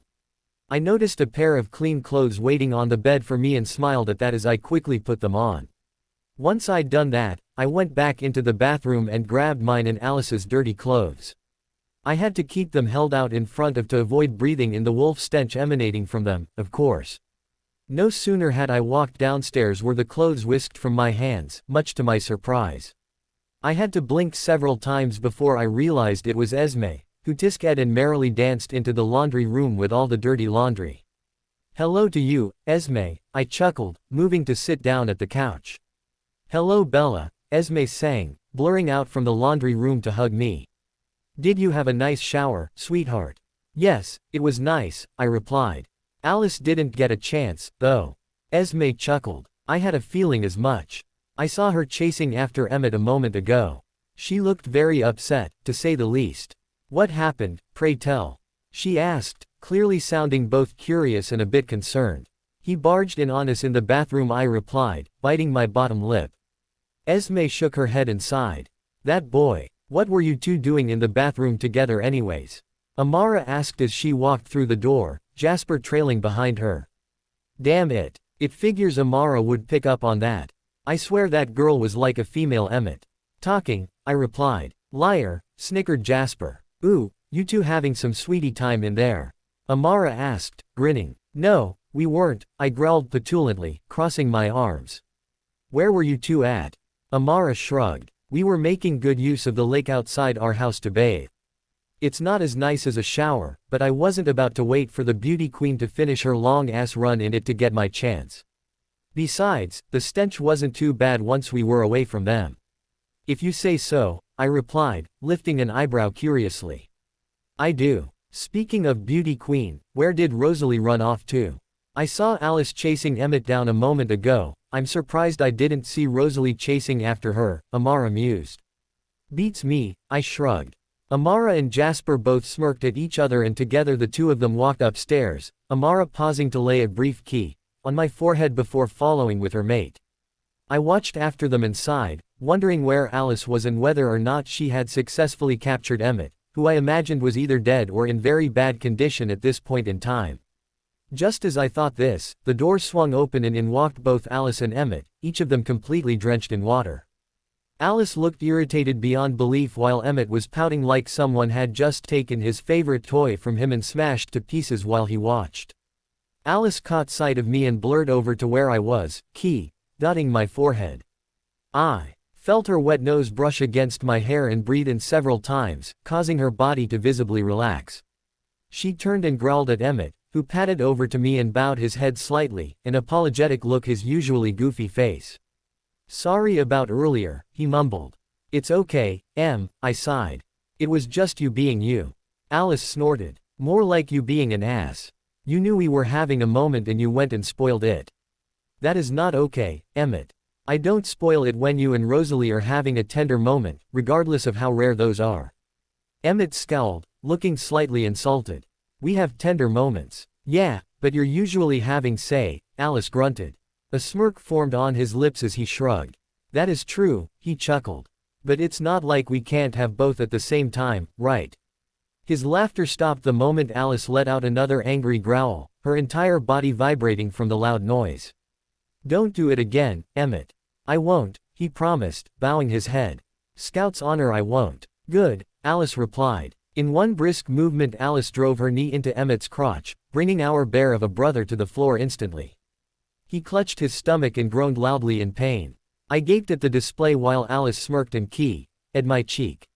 She danced up the stairs while Emmett remained where he was, taking in deep breaths to ease the pain. I shrugged and remained on the couch until Alice danced back down fully dried and in new clothes. She had her old ones in her arms and blurred into the laundry room to dump them before twirling over to sit next to me. She wrapped her arms around me and instantly pulled me into her lap, which I relaxed into. I giggled when she buried her nose into my hair and sniffed it again, letting out another content sigh. By that point in time, Emmett had finally managed to wobble to his feet, whimpering and shooting Alice a glare as he did. I felt Alice's body vibrate with laughter. Don't get all pissy at me, Em. You shouldn't have barged in on us, Alice chuckled. He did what now? Rosalie walked in through the door, sniffing the air out of curiosity. The house doesn't stink anymore, at least. She smirked at that before looking at Emmett with a scowl and a lifted eyebrow. What did you do this time, Emmett? And why are you dripping wet and lying on the floor in pain? Alice kissed at the back of my neck. Emmett barged in on us while we were undressing in the bathroom, so I chased him down. He thought it'd be funny to throw me into the lake in order to clean me off, so I grabbed him and returned the favor. Then I proceeded to beat him around for doing what he did, and I finished the job just a moment ago. Rosalie lifted an eyebrow at her mate. Is that so, Emmett? Emmett bit his lip sheepishly. Why yes. Rosalie sighed and swatted his shoulder. I told you not to do that, fool. You're damn lucky Alice wasn't in super protective mode, otherwise you'd be missing a few pieces right about now. She looked downwards, which caused Emmett to cover his crotch up and gape at Alice, his eyes bulging in fear. I thought about it, Alice snickered. Now, Alice, there's no need for that, I giggled, stroking her cheek. Besides, I doubt Rosalie would appreciate it if you did that to poor Emmett, and I'm certain Carlisle and Esme wouldn't be too pleased with you either. Alice shrugged nonchalantly, a glint of mirth in her eyes. Emmett, on the other hand, did not look very happy and quickly scurried up the stairs. Rosalie snickered in amusement before following after him, leaving Alice and I alone once again. That is, until Carlisle walked through the door, looking rather refreshed. Esme appeared then from who knows where and kissed at him on the cheek, smiling warmly at him, then at us. Hello girls, greeted Carlisle, also smiling at us. Hi Carlisle, we greeted in unison. We both looked at each other and started giggling again. Carlisle and Esme both chuckled together at us and walked into the kitchen together. I smiled at Alice, who smiled back at me. She leaned in to capture my lips, lifting me and pressing my back into the couch as she did. I wrapped my arms around her and pulled her close to me as we kissed tenderly for about 3 minutes before she pulled away to give me the chance to breathe. She pressed her forehead to mine and smiled down at me, which I returned. We will have to take care of our unfinished business in the future, she mused quietly. But I think we should better plan it so that there are no distractions and that both of us are prepared for it the next time around. I think we'd be better off at that point, don't you agree? I do, I replied, dotting her nose. Good, she giggled. Now then, where were we? She leaned down and pecked my lips, but froze when her eyes glazed over. I scowled, cursing the timing of her visions in my head. She remained frozen in her vision state for about a minute or so before snapping out of it, scowling herself. I noticed her eyes were darker now as she sat up, pulling me up with her. What's wrong? I asked. She turned her head towards the doorway where Edward appeared, frowning at something outside. Alice. Edward, how long until they're here? She asked. 2 minutes, he replied, sighing. They aren't here to fight, though. Apparently they're bringing the treaty for us to sign and act as spokesman for their tribe. I blinked. The wolves are coming again. The others were all standing near the stairway moments later. Carlisle and Esme both looked relatively placid, not much emotion playing on their faces. Amara, Rosalie and Emmett were all scowling like Alice was while Jasper was doing what he could to ease their emotions. How many are coming here? Carlisle inquired. 3, Edward replied. 2 females and 1 male. His eyes flickered to mine for a few seconds, then returned to the doorway. They're here. Out of curiosity, I stood up and walked towards the doorway as Edward stepped aside. Both Carlisle and Esme walked outside, me following after Esme. I was surprised to find that the 3 wolves standing in front of us weren't the ones I'd expected. I would have figured that they would send Sam, Raina and maybe someone close to rank, but instead it was Leah, Serena and Brandon, 3 of the wolves that seemed like they were genuinely on our side. Leah stood in the center of them, an emotionless look on her face until she caught my eye. Our eyes met and there was an odd silence between us, her eyes trying to speak words for her, but it was like our communication wasn't quite working. She was holding onto something in her left hand, a scroll of some sort. Serena stood at her left, Brandon at her right. The others all filtered outside, though most of them loomed near the doorway. Only Alice stood by me, to my side rather than in front of me like she usually would. I was glad. She was getting more used to letting me stand on my own, though I was thankful that she was near me. I always felt safer with her near me. "Hello again, Cullens," greeted Serena cheerily. "We're here with the treaty." Leah sighed and held out the hand that was holding the treaty. Carlisle stepped forward slightly and gently took it from her before stepping back. "Thank you," Carlisle said, smiling. Leah nodded quietly while Serena smiled. Brandon remained passive with his hands in his pockets, surveying the area out of curiosity it seemed. Leah's eyes flickered to mine for a moment, staring back at me with an emotion I couldn't register. Alice tensed up next to me and let out a brief, quiet hiss, at which point Leah turned her eyes to Carlisle as he opened the treaty. Carlisle scanned it over for a moment, as did Esme who stood next to him. They read in silence for a good few minutes while the rest of us waited, though I could tell Rosalie and Amara were disgruntled by the wolf stench and Emmett wanted to know what it said. Jasper remained stoic, his eyes switching from the wolves to the rest of us. Edward was frowning as he listened into the minds around him and Alice. Well, Alice was giving Leah the stink eye. "We're sorry about what happened before," Serena said, breaking the silence. "The others aren't as keen on the idea of peace between us, but really, it's not fully their faults." Brandon sighed. "If only our parents agreed with those of us who see the benefits of peace." "Ain't gonna happen," Leah snorted, crossing her arms. "That's not true, Lee," Serena disagreed. "Your mom believes in it, doesn't she?" "It seems unlikely given what most of your council members were thinking," Edward interjected politely. "Only 2 of them wished for peace. The others did not agree and they were all thinking along the lines of starting a pointless battle with us." "I wouldn't be surprised if my father felt that way," Brandon grunted, shaking his head. Edward nodded. "I'm afraid so." Brandon grimaced slightly. "I thought as much. He's always been against the idea of allowing vampires to live here in Forks. His hate comes from the hate passed down to him by his parents and their parents as well. My brother and I are the first wolves to ever come from our family and my father seems hell-bent on trying to use us against you. I want nothing to do with it, and while Colton might brag and boast, I know he doesn't either." "What do the other wolves think?" Jasper inquired. "I can tell that the 3 of you are sincere in your feelings, for the most part."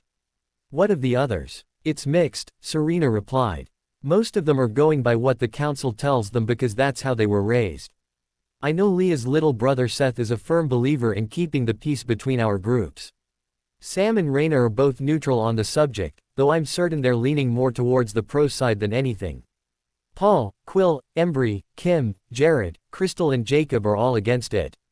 Part of it comes from what their parents say, Jacob especially, and part of it comes from their past experiences involving vampires and what it did to their families," Brandon commented. "So you're torn in half on it," I noted.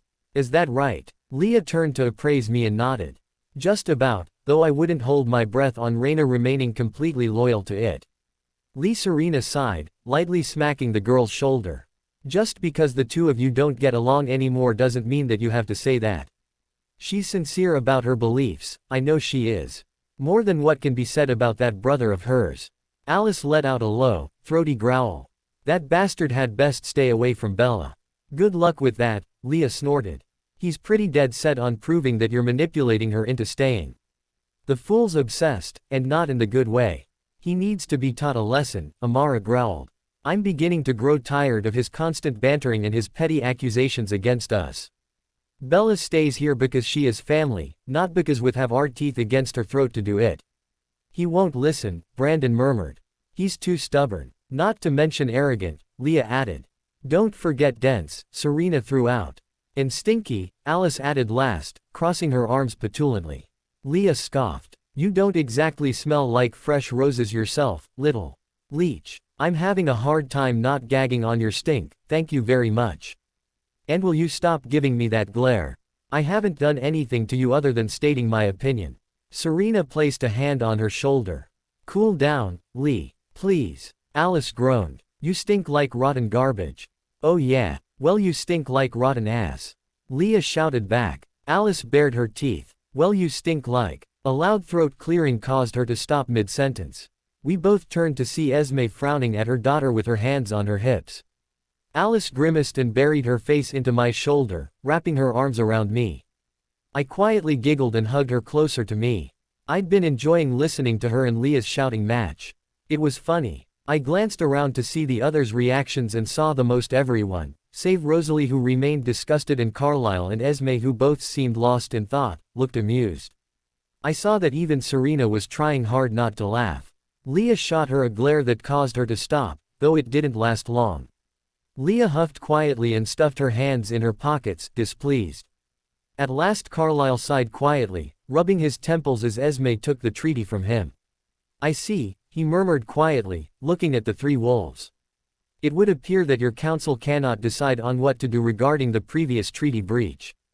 Brandon frowned. They wish to try and blow that aside. It's typical of them. They won't admit that they f***ed up and they'll likely end up blaming us for it, even with Sue and Randolph arguing against it, Leah spat. What if we told them that we didn't care, so long as they didn't take any unnecessary actions against you and your pack? Esme asked. Surely if that were the case, they would forget that the treaty was ever broken and could perhaps consider this just a renewal. Doubtful, Serena replied. Look, can we just get on with this? Rosalie complained. I just took a damn shower. Rosalie. Esme chided. Mind your manners, young lady. Amara nudged her in the ribs. I know it stinks, but deal with it, sis. Rosalie harumphed. Whatever. Edward, would you fetch me a pen? Carlisle asked, turning to look at Edward. Edward nodded tersely and blurred into the house, reappearing moments later with a pen in his hand. Carlisle gave him a nod and took the pen before clicking it and writing down his name on the treaty. He then gave it to Esme, who did the same beneath his name. Upon finishing, she handed the treaty over to Leah and stuffed the pen in her pocket. There you are. The treaty has been signed and peace, however temporary it may be, has been established between our groups once more. Let us hope that this petty rivalry ceases soon so that the peace can be permanent. I know that my family and I grow tired of our squabbles, regardless of our differences, Esme said softly. If it comes down to anything too extreme, then we will do what we can to avoid setting off a pointless war, Carlisle added. Will moving really end it, though? Edward asked. What? You want us to move again? Rosalie asked, appalled. If it comes down to it, then yes, Esme replied, apparently thinking the same as Carlisle. I'm not certain that it would solve anything, Jasper mused. I bit my lip, remembering what Raina had said to me in the forest. It might. The council would be completely thrown off by our decision and it would take them some time to decide on what to do next. Since you said that you have friends in Alaska, we could move there and stay with them for the time being. If anything, your sense would dissipate quickly because of the rain and wind, and they would ultimately be unable to track us since they don't know the exact location. Everyone stared at me with the same blank expression, even Alice, who peered up at me from my shoulder, her golden eyes wide. I looked between everybody, feeling my face heat up in embarrassment at being the center of attention and from the way they were all looking at me. Why are you guys looking at me like that? I asked, clutching Alice out of habit. Alice blinked and keyed my cheek. That's the smartest thing you've ever said. When the F.K. did you grow a brain? Amara asked, bewildered. I ground my teeth together. Shut up. I can't help if I'm not that smart, okay. I'm not some ancient-ass vampire who can memorize every single stinking detail either. Amara seemed amused by my response, which only irritated me more. Okay, so I wasn't that smart, but I wasn't stupid either, damn it. I huffed and buried my face into Alice's neck, who giggled as she wrapped her arms around me in comfort. Emmett started guffawing only to earn a smack from Rosalie. Ow, he whined. What was that for? It's funny. Considering the fact that she's proven herself to be more intelligent than you, I wouldn't be laughing, Rosalie replied nonchalantly. Besides, I'm still upset at you for doing what I told you not to do earlier on, remember? Emmett grumbled under his breath while Edward and Alice snickered at him. I sighed, removing my face from Alice's neck, though I still kept her close. The wolves were watching on, Serena mildly amused and intrigued, Brandon, well, he looked like he always did, the same neutral face like he had beforehand, and Leah looked like she was curious and bored in the same. Leah's brown eyes moved to meet mine, a frown on her face as her lips twitched in thought. Bella, can I talk with you for a quick moment? She asked. Alice's snickering turned into a low growl as she spun around to glare at the female wolf. Leah didn't even seem to notice, keeping her eyes locked with mine. I wondered what she could possibly want to talk about, but shrugged. If Leah was willing to be friends, then I was glad for that. I liked her, she reminded me a lot of Rosalie. She was just as mouthy and bi-chi, yet there was softer side to her and more tenderness than one would normally think. Sure, I replied, lightly touching Alice's shoulders. It's okay, Allie. Alice didn't respond, though she did continue to glare at Leah. I was surprised that she wasn't arguing with me to stay with her. I knew that her overprotective instincts were still there, but perhaps she was starting to be more trusting of my viewpoint. Or maybe she was just too busy trying to keep herself from lunging for Leah's throat. Either way, I moved past her and followed Leah a few feet away into the nearby forest. We didn't go too far away since I could still see the house, but I guessed that we were far enough to where the others wouldn't be able to hear our conversation. Leah turned slowly to face me, a mixture of emotions playing on her face. What's wrong, Leah? I asked. Leah let out a heavy sigh. Loads of things, she replied. There's so much shit going on. It's insane, really, and we're pretty much caught in the middle of it. Tell me about it, I agreed. What did you and Raina talk about in the forest? Leah inquired. I twiddled with my thumbs. She didn't tell you. Leah snorted. No, I'm guessing she mentioned me, didn't she? Yeah, kinda, I admitted. Why do you two hate each other so much? I know that she said you got into some kind of fight, but what over? She closed her eyes and took in a deep breath. It's a long story, Bella. Maybe I'll tell you some other time. Leah, at this rate there won't be another time, I pointed out. Look, I'm not trying to get into your personal life or anything, but Raina seemed sincere in trying to keep the peace. And I can see that you are too. I'm just wondering what it is that made you two hate each other so much when you used to be best friends. Leah cringed, reopening her eyes. Did she tell you that? I nodded quietly. Faye, I'm guessing she talked a lot more crap about me too, didn't she? I bit my lip tentatively. Only a little bit. Leah ground her teeth together and rammed her fist into a nearby tree, leaving a hole in the trunk from the impact. I stared at her bloody knuckles which instantly began to heal up, much to my surprise, and in an instant her hand was back to normal again as she placed it near her side. She muttered several obscenities under her breath in agitation before stopping and calming herself down, at which point she looked back at me. I gulped and took an involuntary step back. I'm sorry about that, Leah murmured, hanging her head. It's really hard to control your temper when you're a werewolf. It stinks because any little thing can set you off, especially if you were naturally hot-tempered before we first phased. Only a couple wolves, like Serena, Brandon and my brother, have super control over themselves. I see, I commented. I didn't really know what else to say. I can't say a whole lot to you know, Leah sighed. But I will say that Raina and I have had our share of differences in the past. We have fought a lot and we walked out with our own scars, both physical and mental. Whatever bond we used to have has long been broken and I'm not sure if it will ever recover. I'm not sure if either of us will ever want it to. Was what happened really that bad? I asked. Leah grimaced, not responding once I'd asked. Her face looked pained again as she stared down at the ground in silence, trying to gather her thoughts. I rubbed my neck quietly, kicking myself for trying to push the subject. I'm sorry Leah, I murmured apologetically. I'll drop it. Leah took in a deep breath. It's mostly my fault, she said at last. It was my fault for letting things get out of hand the way they did. I was the one who kept pushing it even after they'd been dealt with. I was bitter and pissed off and being a damn werewolf wasn't helping. She paused and looked at me seriously. Do you really want to know what happened between us? Only if you want to tell me, I replied. It's a bit complicated, but I'll give you the short version of it. Yeah, we used to be best friends a few years ago. We did everything together. We were like sisters, yet at the same time, there was something more between us, or so I thought. She hesitated before continuing, looking at me intently. That was when I understood. You liked her, I murmured. Yes, Leah admitted, running her fingers through her hair. She was my first crush. And my first key, believe it or not. We were 15 at the time, spending time together near the cliffs where we go cliff diving off of. It all started when we began discussing boys, which ironically turned into us wrestling with each other, then the key. It was weird, because she didn't pull away and neither did I. It was nice. I blinked in surprise. What happened? Her father happened, she growled. He found out. My father found out. Things didn't go too well after that. Our friendship was strained because of it and we rarely saw much of one another for a little while. She said that she didn't feel the same towards me, but I knew she was lying. I couldn't do anything about it, though, so I went on with my life, boring as it was. And then Sam came into the picture and things were never the same. I think I heard about that, but I'm not sure, I murmured. I started dating Sam, she stated.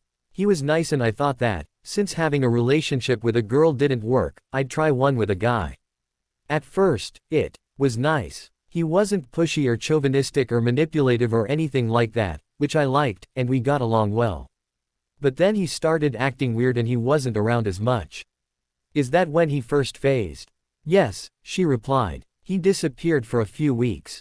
Apparently he didn't have anyone to go to when he phased into a wolf, so he had to figure it all out on his own. And then when he came back, he broke things off with me, refusing to tell me what it was about. I was hurt because it was the second time someone I'd cared for had done that, though I never really loved him the same way I did Raina. I did love him, though. She paused and clenched her fists, taking in a shaky breath. And then Raina tried to rekindle our relationship. She was all sincere about it and we even kissed again. But then what does she do? She dumps me a week later and she starts going out with Sam, apparently saying that they were in love. She apologized to me, so did Sam, but I didn't want any of it. It was bullshit that they did that to me. I noticed tears starting to well up in her eyes, which she fought off as best she could. It hurt, God, it King hurt. I don't know how long and hard I cried for that day. It was painful that the two people I thought cared for me would reject me just like that. And then my father had a heart attack, which only made things worse. She gritted her teeth together and took in another shaky breath. Then I got pissed. Extremely pissed. I went and confronted them on it to get some answers, feeling empowered by my rage. That's when you phased, I mused. Leah sneered. Yeah, I did. Nearly took off Raina's head when I did, too. I furrowed my brow. You almost sound proud of that. I wasn't at first, but then I found out that they'd King imprinted on each other, so you can guess that things changed a lot after that. Imprinted. I cocked my head to the side in confusion. What's that? It's something that we werewolves can do, apparently. It's basically finding our one true soulmate when we make eye contact with them or some shit like that. I don't know, I don't understand it myself because it hasn't happened to me, she replied. I see. Did Sam tell you? I asked, keeping my tone gentle. She snorted. No. I wish I had though, it might have been easier for me. That confused me. Then how? Through their minds, she replied, staring back at me. When we're in our wolf forms, we have what's called pack telepathy. I hear every thought that every wolf thinks, see everything they see, smell everything they smell. That was how I found out about Sam imprinting on Raina, how they fought it at first, but then they gave in and went with it. I was forced to listen to them constantly thinking about one another and all the shit they did with one another. Leahy tried to reach a hand out to her, but she pulled away from it, shaking her head. I tried to kill Raina, she muttered, not meeting my eyes. I was so angry and bitter, I couldn't control myself and I ended up phasing while we had been arguing about it. We fought for hours, Raina ordering everyone off so that we could settle our problems. I don't remember how long we fought for, but I do know that it was nighttime when our fight had finished. I nodded silently, choosing to let her continue without interruption. She won, Leah ground out. She was bigger, faster, and stronger and had a hell of a lot more control over being a wolf than I did. She kicked my ass, plain and simple. Leah stopped and turned to pull her shirt off slightly. There were 3 long, jagged scars running diagonally down her back, staring at her left shoulder and ending near her right hip. These are what I have to show for that fight, scars that didn't heal because of how deep they were. She has some too. I saw them, I said, staring at the scars as Leah pulled her shirt back down. I'm so sorry for all that's happened to you, Leah. I can't imagine what it must have been like. I'm sorry. Leah's lips twitched. There's no reason that you should apologize, Bella. It was a long time ago and there's not much that can be done about it now. I was bitter about it for a long time. I fought with Raina constantly over it, I even fought with Sam a few times. I couldn't get it out of my mind no matter how hard I tried because every time I did, I'd have to hear it all over again. I even tried fighting Raina for position as the alpha female a few times, hoping that that would be enough to rid myself of those memories. But every time I tried, I failed. She was too strong. It still hurts you, though, I murmured, taking a step forward. I can tell that it does. I think what hurts you the most is that, deep down, you still care for Raina and Sam. You still feel strongly for Raina, too. You just can't act on those feelings because you're absorbed in your anger and bitterness towards them for something that happened a few years ago. That's easy for you to say, Leah growled. You've never experienced anything like this before, you just got lucky and found that damn blood beeper and everything just got instantly better for you because of it. I flinched at her words, but I didn't back down. That's not true, Leah. It wasn't easy at first, despite what was inevitable. I struggled with what I was feeling because it didn't make sense to me that she could be my soulmate. Yet the more I struggled and fought with it, the more it became blatantly obvious. So I eventually accepted it and that's how we ended up being together the way we are. It wasn't easy for either of us, Leah. Leah shook her head. That doesn't mean it's anything like my situation, Bella. You've never had your heart broken before, have you? I have, I replied. I had it broken by my parents when they abandoned me. Leah cringed. I didn't know that. I'm sorry. I took another step, now standing directly in front of her. She stood a few inches taller than I was, at least 4 or 5, but that didn't matter to me. Neither did the brief wave of the wolf stench that emanated from her. I pursed my lips, ignored the smell and wrapped my arms around her waist, pressing myself into her as I hugged her tightly. Her body was incredibly warm, a complete contrast to the vampires' icy bodies. Leah was tense at first. What are you doing? She asked. Giving you a hug, I replied, surprisingly enjoying the warmth. I stink to your blood beeper. I mean, family, though, she protested. I don't care if you stink. You're my friend, Leah, I stated softly.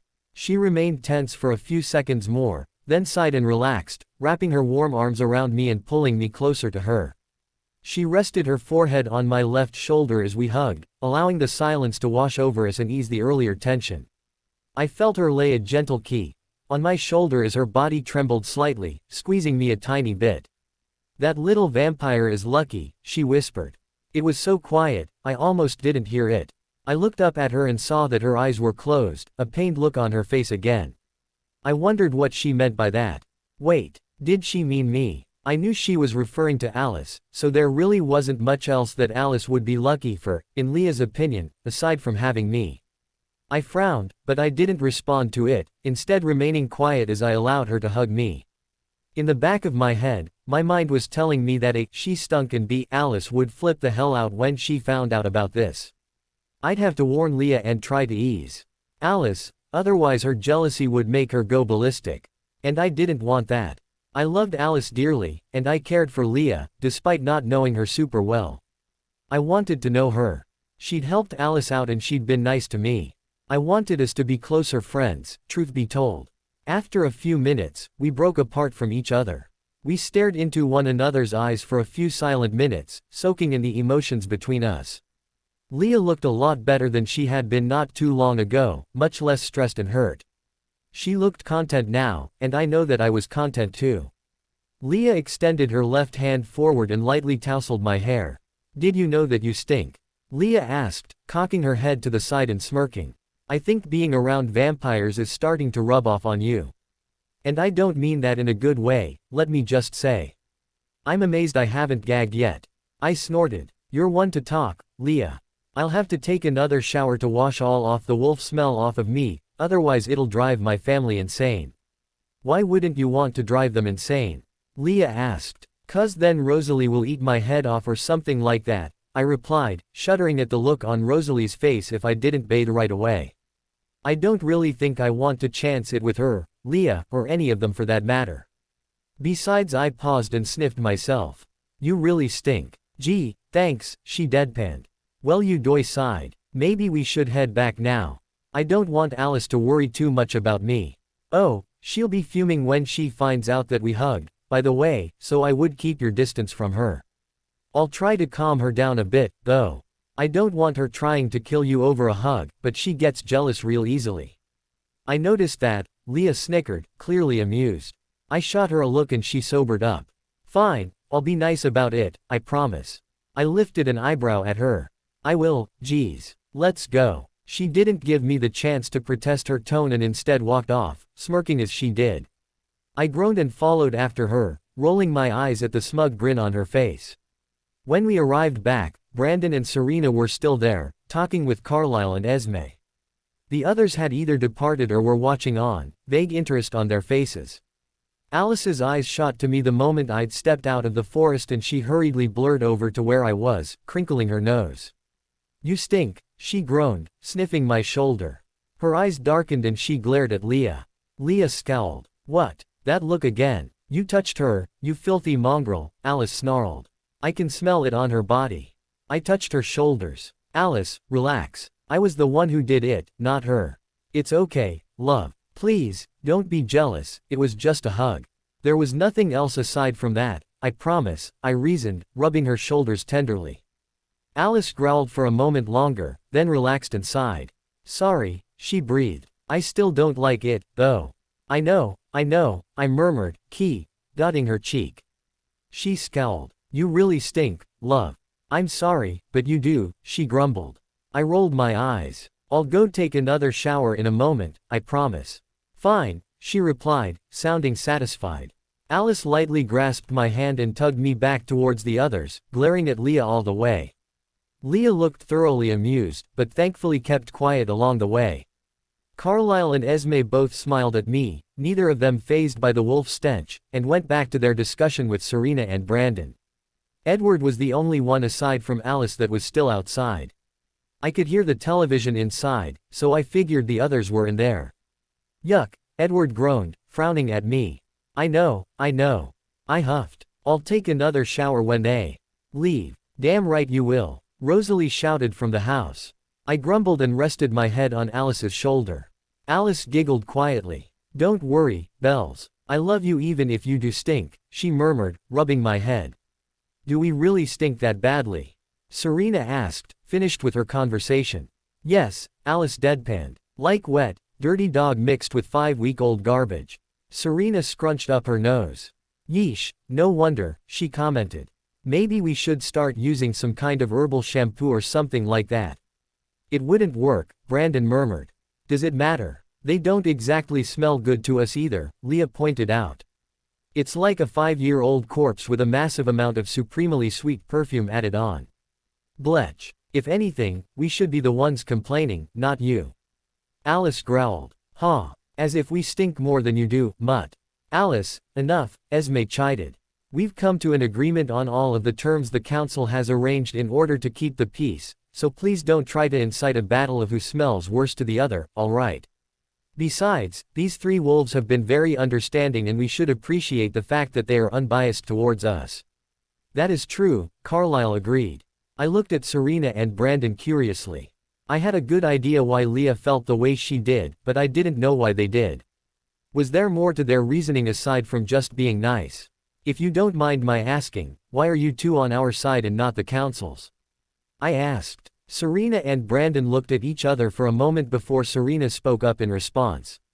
We know what it's like to be biased against, she replied. There was definitely a hidden meaning to her words, but I couldn't grasp what. We've both been ridiculed and teased by others because of our differences. You of all people would know what it's like. Then I realized it. You're gay. I asked. Serena nodded curtly. Yes. It's what makes us different from the others, and one of the reasons why we both wish to be unbiased. Her face lightened up, then. Besides, I think vampires are kinda cool, whether they stink or not. So there's no real reason to treat them badly, especially since they're supernatural creatures like us. I see, I murmured, hugging Alice closer to me. Thank you for seeing it that way, Esme said. The wolves nodded. I believe it is time for us to go. We have the treaty signed and the elders will likely be upset if we keep them waiting for too long, Brandon grunted, turning around. Yes, that's true, Serena sighed. Pleasure speaking with you, Cullens. Be well. You as well, Carlyle replied. Leah remained silent, looking once more at me before turning and walking off with Serena and Brandon into the forest. We watched after them until we could see them no longer, at which point the silence was broken by a snort from the doorway. I turned to see Rosalie standing with her hands on her hips and a scowl on her face, eyeing me disdainfully. Shower. Now, she commanded, scrunching up her nose. Alice giggled while Esme, Carlyle and Edward chuckled. I groaned again and hung my head as I speedily trudged into the house and up the stairs, ignoring the jests from my other siblings. I swear, sometimes I felt like I was living with a bunch of toddlers, save for Esme and Carlyle, when it came to the whole scent thing. It was seriously annoying. I grumbled a few times and, as I had earlier, washed myself thoroughly, spending a good 15 minutes washing. I didn't want to listen to Rosalie complaining anymore, after all. I sighed. At least now there would be a bit of peace. I only wondered how long it would last. Sunday went by relatively fast. I didn't really do much that day aside from watch a bit of TV and cuddle with Alice. Okay, so I spent the entire day cuddling with Alice, but there was no way I could break away from her. I loved cuddling with her and she loved it too. The only times that we weren't cuddling was when she went to hunt and when I had to deal with my human problems. Other than that, the day was uneventful. I dreaded having to go back to school, especially since I'd missed a week of it. I doubted that would put me in good standings with my teachers, that much I was almost certain of. Alice assured me that the teachers would be more understanding since I was a Cullen, and I found out that she even did all the homework I'd missed for me. I wasn't the happiest about it, but she merely dismissed it when I tried to confront her about it. Sunday night, I spent a bit of time talking with Carlyle about my changes.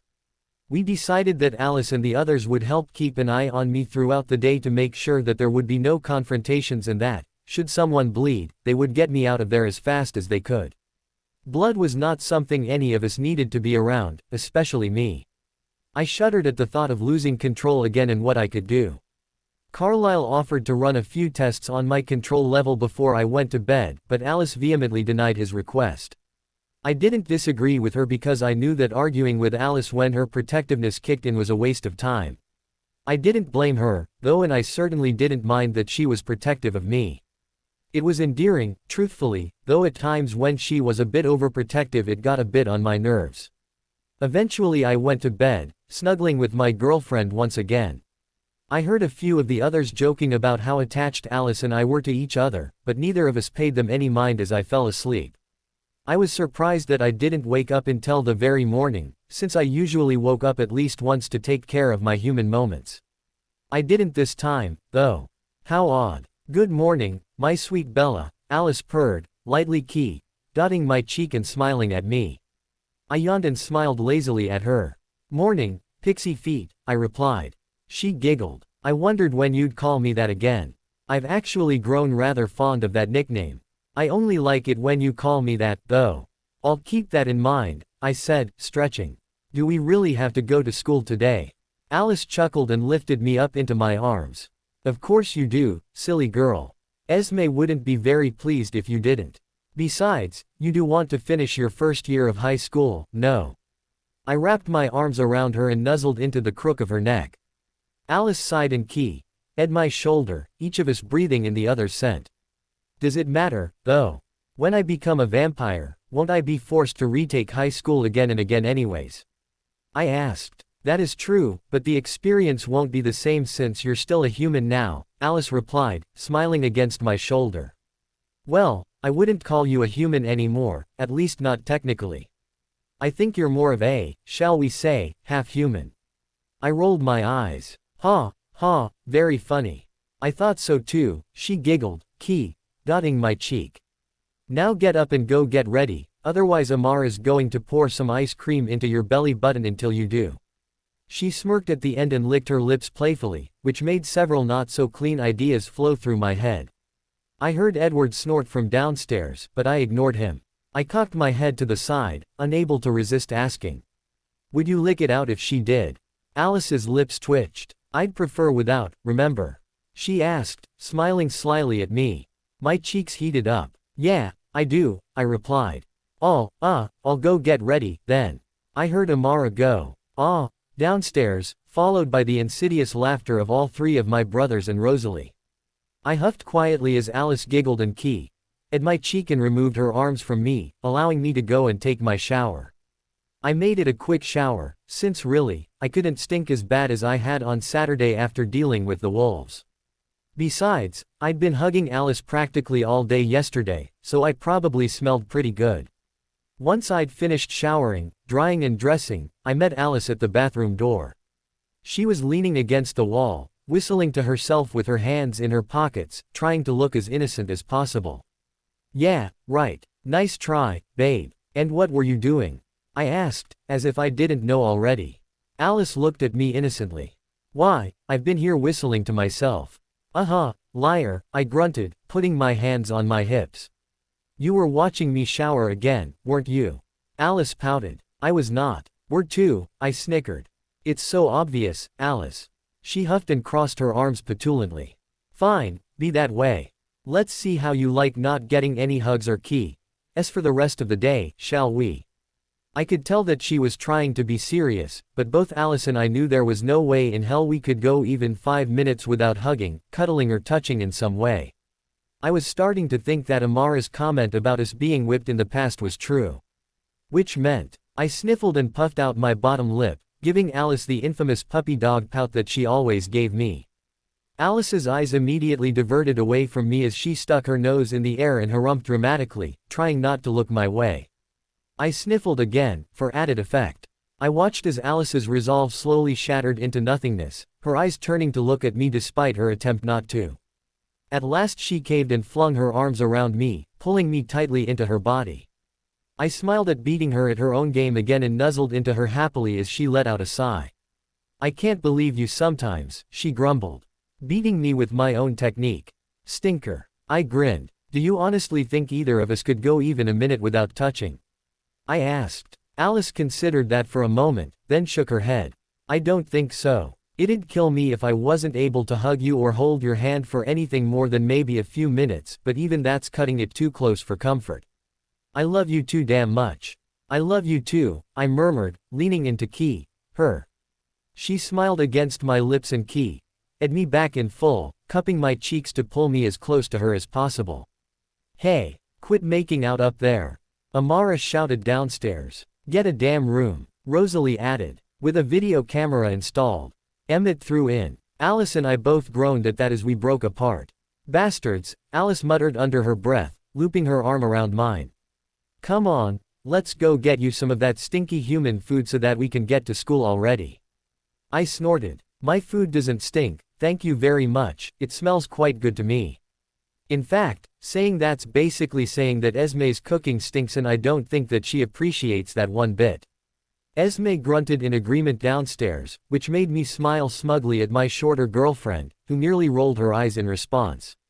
Yes, whatever," Alice groaned. "Now quit yapping and get down them stairs, missy." I lifted an eyebrow at her humorously, then shrugged and trotted downstairs, Alice in step behind me. The others were already downstairs bickering amongst themselves, save for Esme who was in the kitchen cooking me breakfast. I sniffed the air and smiled at the smell of eggs and bacon and happily skipped into the kitchen where my food awaited me. "Morning, Esme," I greeted. Esme smiled and danced over to me and at my forehead while wrapping me into her trademark hug, which I gladly accepted. "Good morning, Bella," she returned. She frowned when Alice walked into the kitchen and put her hands on her hips. "I don't appreciate the insults to my cooking, young lady. Just because you think it stinks doesn't mean that humans do." Alice bowed her head. "Sorry, Mom," she murmured. I giggled while Esme smirked. "You're forgiven, my dear Alice." She turned to me. I hope you enjoy your breakfast, Bella. I smiled at her and sat down. I always did. I speedily seated myself and immediately dug into my meal, Alice sitting next to me and crinkling her nose in disgust at my food. I paid no mind to her faces as I ate and finished in minutes, faster than I normally did. Once I was done, Esme flitted back into the kitchen and removed my plate, humming quietly to herself. That was delicious. Thanks, Esme, I commented. Anytime, dear, Esme replied. Are you ready for school? I made a face. School. Yuck. Esme tisked and shook her head. You know it's important, Bella. A healthy mind is very important for a healthy lifestyle. Hard to exercise what you don't have, Esme, Amara snickered.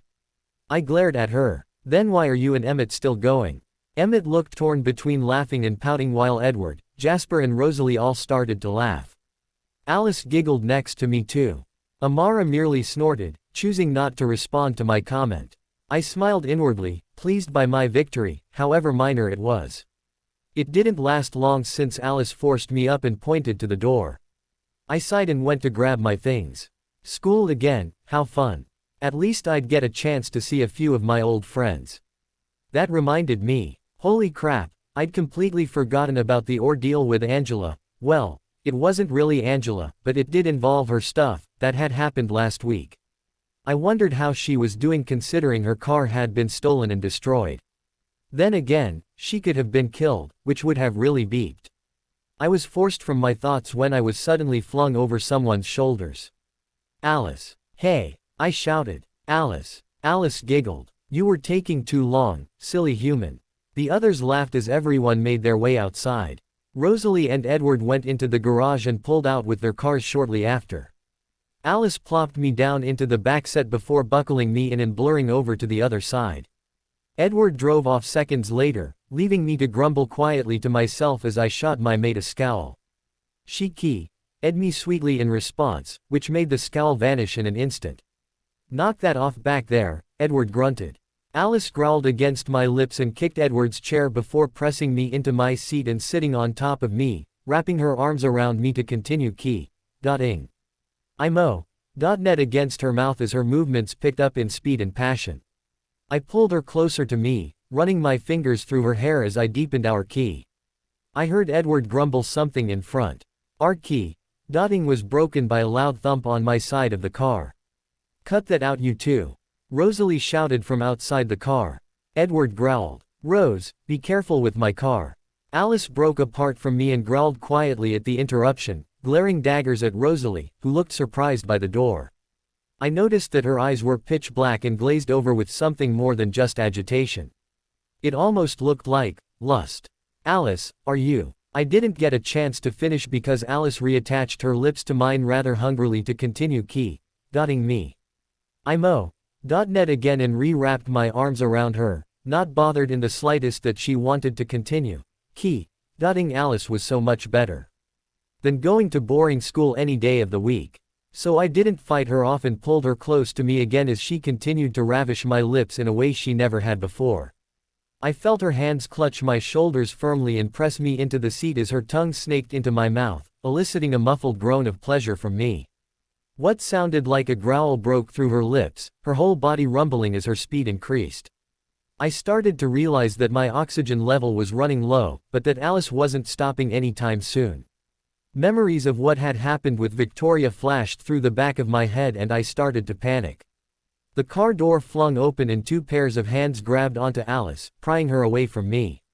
I gasped for air as another pair of arms wrapped around me protectively. Through the haze in my mind, I recognized the arms as Amara's and instantly relaxed into them, easing my breathing as she rubbed my back tenderly. Easy girl, easy, Amara cooed. You're okay now. I let out a sigh once I'd calmed myself down. Sneaking a glance outside, I saw Alice being pinned in the arms of Jasper and Rosalie, both of whom were trying to calm her down. What's wrong with her? I asked Amara, hugging her tightly. Amara looked at me, then at Alice.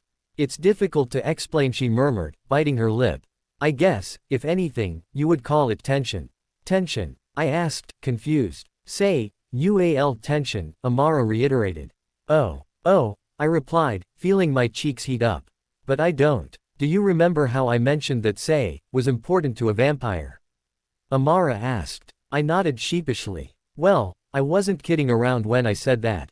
It is important, and after a certain period of time, all vampires crave release, if you will. Alice has been struggling with it for a few days now, you just haven't noticed because up until now, she's been in control of herself. And then she edu and that just sort of blew things out of proportion. I was having a bit of trouble wrapping my head around it fully, but I understood most of what she was saying. Is she going to be alright? I asked, growing more concerned. Alice had stopped struggling in her sibling's arms and slumped into Rosalie's body. I also noticed that both Emmett and Edward were both shooting glares at any student who stopped to watch. Alice turned her eyes to me, smoldering with remorse for her previous actions. She should be fine, Amara replied. I wouldn't worry about it too much. It's a normal thing for vampires to go through, especially when they're in their first years with their mate. In fact, I have a funny feeling that you'll start to feel a stronger physical pull toward her soon enough. If you need any help, just ask Esme, Rose or I. We'll help you calm it down, since I sincerely doubt that you and Alice are ready for things to be too physical. She winked at me and helped me out of the car before standing herself. Alice walked over to me and stopped a few inches away, biting her lip. Bella, I cut her off and pulled her into my arms, lightly dotting her neck. It's fine. No harm done. Alice sighed and relaxed into my arms, nuzzling into the crook of my neck. I guess I'll need to do a better job of keeping myself in check for a while, huh? I could tell by the tone of her voice that she wasn't pleased with herself despite my reassurance. I didn't comment on it, since I knew she was far too stubborn to let it go. I didn't mind it too much, I admitted, ignoring the grin that Emmett shot me. We should head to class, though. Don't dwell on it, Allie. I'm fine, you're fine, there's no reason to apologize or worry. I pushed her a bit toward the school because I suddenly found myself more interested in getting to class than standing out in the open where everyone could gawk and gossip. Alice, thankfully, seemed to understand and smiled in acknowledgement before lacing her fingers around mine and skipping merrily with me to our class. We spent much of our first class doing little else aside from staring into each other's eyes and holding hands. We didn't say much other to each other than whispering, I love you, a few times, and the one time Alice was called on in class to answer something, which she did without taking her eyes off of me. I ignored the muffled grunts and whispers and merely smiled back at her. Then class ended and we were forced to part ways, but not before a quick key. Despite the fact that the staring still unnerved me, it didn't bother me as much as it had the first day here. I'd gotten used to it and didn't care as much. If anything, they were just jealous that I had the whyest girl in school all to myself. TCH. Haters. Bella. You're back. Eric greeted when I'd walked into class early. Hey Eric, long time no see, I replied. Yeah, it's been what, a week? Of course, seeing as how the Cullens are always gone when the sun is out, I figured you'd be gone, out camping and hiking with your family. Geez, you guys are lucky, my parents would never do that, Eric said, scowling. I smiled politely, not mentioning the fact that my week was full of vengeance-seeking vampires and temperamental werewolves. Yeah, best not to go into that. Oh hey, did you know that Angie's phone and car got stolen last week? Eric asked. I put on a face of mock surprise. Really? That stinks. Tell me about it, Eric grunted. I'm jealous. Her new car is so much cooler, so is her phone. I grinned. Too bad my car and phone were cooler. Wait. That's not good to think. I think Alice's cockiness is starting to rub off on me. Of course, I guess thinking something like that is better than openly saying it, unless I'm around Edward. Did I miss anything of interest? I asked, though I didn't really care since I had all of my homework done, thanks mostly to Alice. Eric rolled his eyes. Nah, there wasn't much of interest. Other than the fact that everyone is stoked that school will be ending very soon.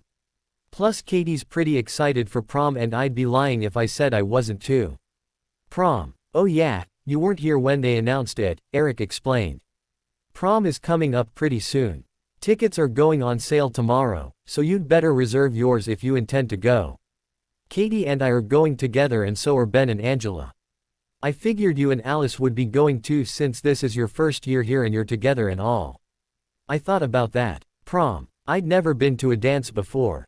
Well, mainly because I couldn't dance to save my life and since no one had ever asked me. Would Alice want to go to prom with me? She'd probably own the dance floor with how amazingly graceful she was. Plus she'd want to go prom dress shopping, which I wouldn't mind since it'd be hilarious watching her force Amara and Rosalie into dresses. More students were starting to pile inside the class at that point. Eric tapped my shoulder. Hey, I just remembered. The others were wondering if you wanted to go see a movie sometime this week after school. You could totally invite Alice and it'd be like some big super triple date. He paused and looked at me curiously.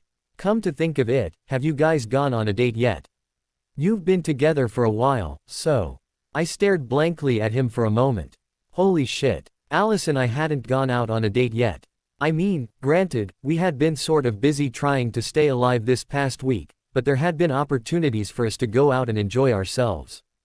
That had to change. I needed to grow a pair and ask her out on a date of some kind. Maybe going to the movies wasn't such a bad idea. I'll ask her about the movie, definitely. Do you have a day set? I asked. Not yet, but I'll ask the others at lunch, he replied. I think it'd be sweet if you went. I snorted. You're only saying that so that you can watch Alice and I make out. Eric pouted. Nah, I wouldn't be the only one. Katie would be watching too, after all, he pointed out, grinning. She might even join you, if you let her, and all he ran a hand through his hair shyly and I almost burst into laughter. Then again, I'd have to ask Alice about that, I stated, grinning at the pout he gave me. Then class began. Class went by rather quickly. I was spared from having to answer any of the teacher's annoying questions and instead thought about doing something special with Alice. Going to the movies with friends was a nice idea, but I wanted to do something with just her. No siblings, no friends, no bimbos or werewolves or evil vampires. Just Alice and I, together. I hadn't realized that class was over until Eric nudged me because I'd been so focused on trying to think of something. I wondered if Alice was seeing this. Maybe she could think of some better ideas for us. We were thinking of going to see that new vampire movie, Eric mused as we walked to our next class together. I couldn't contain the snort that escaped me. God, a vampire movie. Alice would either be incredibly insulted or laugh her ass off at the thought of that. Knowing her, she'd probably do a little of both. It's not that really stupid one where the girl falls for that stupid emo vampire, is it? I asked. Eric snickered. No, it's that awesome one with the lesbian vampire falls for a human that her family protects from evil vampires out to get her. Katie read the book and said it was really good, so now we're going to see the movie. I can't wait, personally. Was it me, or did that sound a lot like what had happened to me? Granted, this was based off of a book, so it was probably written years ago. Plus, that was fantasy. This, everything that I'd been going through and would continue to go through, was reality. I think Alice might like that, I replied, unable to hide my smile. We continued to chatter about the movie and about other ideas for a date for Alice and I, even after we got in class. Angela was there and greeted us, showing off her new phone to Eric, who remained jealous of it. Throughout our third class, I mostly listened to Angela and Eric talk about the movie and about other random things, including Angela's car being stolen. It's a good thing you weren't around when it happened, Eric commented. Yeah, I was with my parents at the time, she replied. I was beyond thankful for that, since I would have hated something happening to her. It's weird, though. Why would someone want a car as old as mine when there were much nicer cars around my house, most of which their owners just leave out without a care? Because the person who stole your car was doing so to lure me into an obvious trap that I fell for like a moron, I thought to myself. I didn't comment on it, instead keeping my mouth shut, fearing that if I tried to get involved, I'd say something stupid. That was my specialty. Saying and doing stupid things. God, I wish my brain worked right. Are you going to prom, Bella? Angela asked. I dunno, I murmured, rubbing the back of my neck. I'll have to ask Alice. Would she want to go? Especially considering this whole tension stuff going on with her, would it be a good idea for us to go? That, and the fact that I'd be falling all over the place, coupled with the staring and jeering of everyone around us. Oh, okay, Angela replied, dropping the subject. She didn't ask me anymore. throughout class, which I was thankful for. The rest of class went by relatively quickly and I was soon out the door, bolting to get to the lunchroom so that I could be in the arms of my Alice again. Running without paying attention was always a bad idea, since I quickly slipped and rammed into the ground roughly. Ow, I groaned. I heard a few chuckles and giggles, but ignored them as I stood up. Seconds later, that oh-so-familiar pair of cool arms wrap around me and lift me upwards. "Are you all right, Bella?" Alice asked softly, dotting both my cheeks. "Where are you hurt?" "I'm fine," I replied, hugging her. "Honest?" Alice nodded curtly and together we walked, slowly, to the lunchroom over to our table. Alice glared at anyone and everyone that looked at us as we walked. I noticed that Jessica and Lauren had their backs turned and that their other friends who Rose and Amara had shaved were still absent. They likely would be for some time, I assumed. We sat down together at our table, Alice on my right, acting as a shield from the other students, who she continued to glare at. Jasper sent her a wave of calm as I quietly started eating, tuning out of the squawking around me and focusing solely on Alice being next to me and the calmness that Jasper was casting on our table. "You should ask her," Edward Said, appraising me curiously. I choked down the bite of food in my mouth and guzzled down some water to wash it easier. "Huh?" I asked. Edward lifted an eyebrow and I suddenly realized what he meant. "Prom." "Yes, that's it," he chuckled.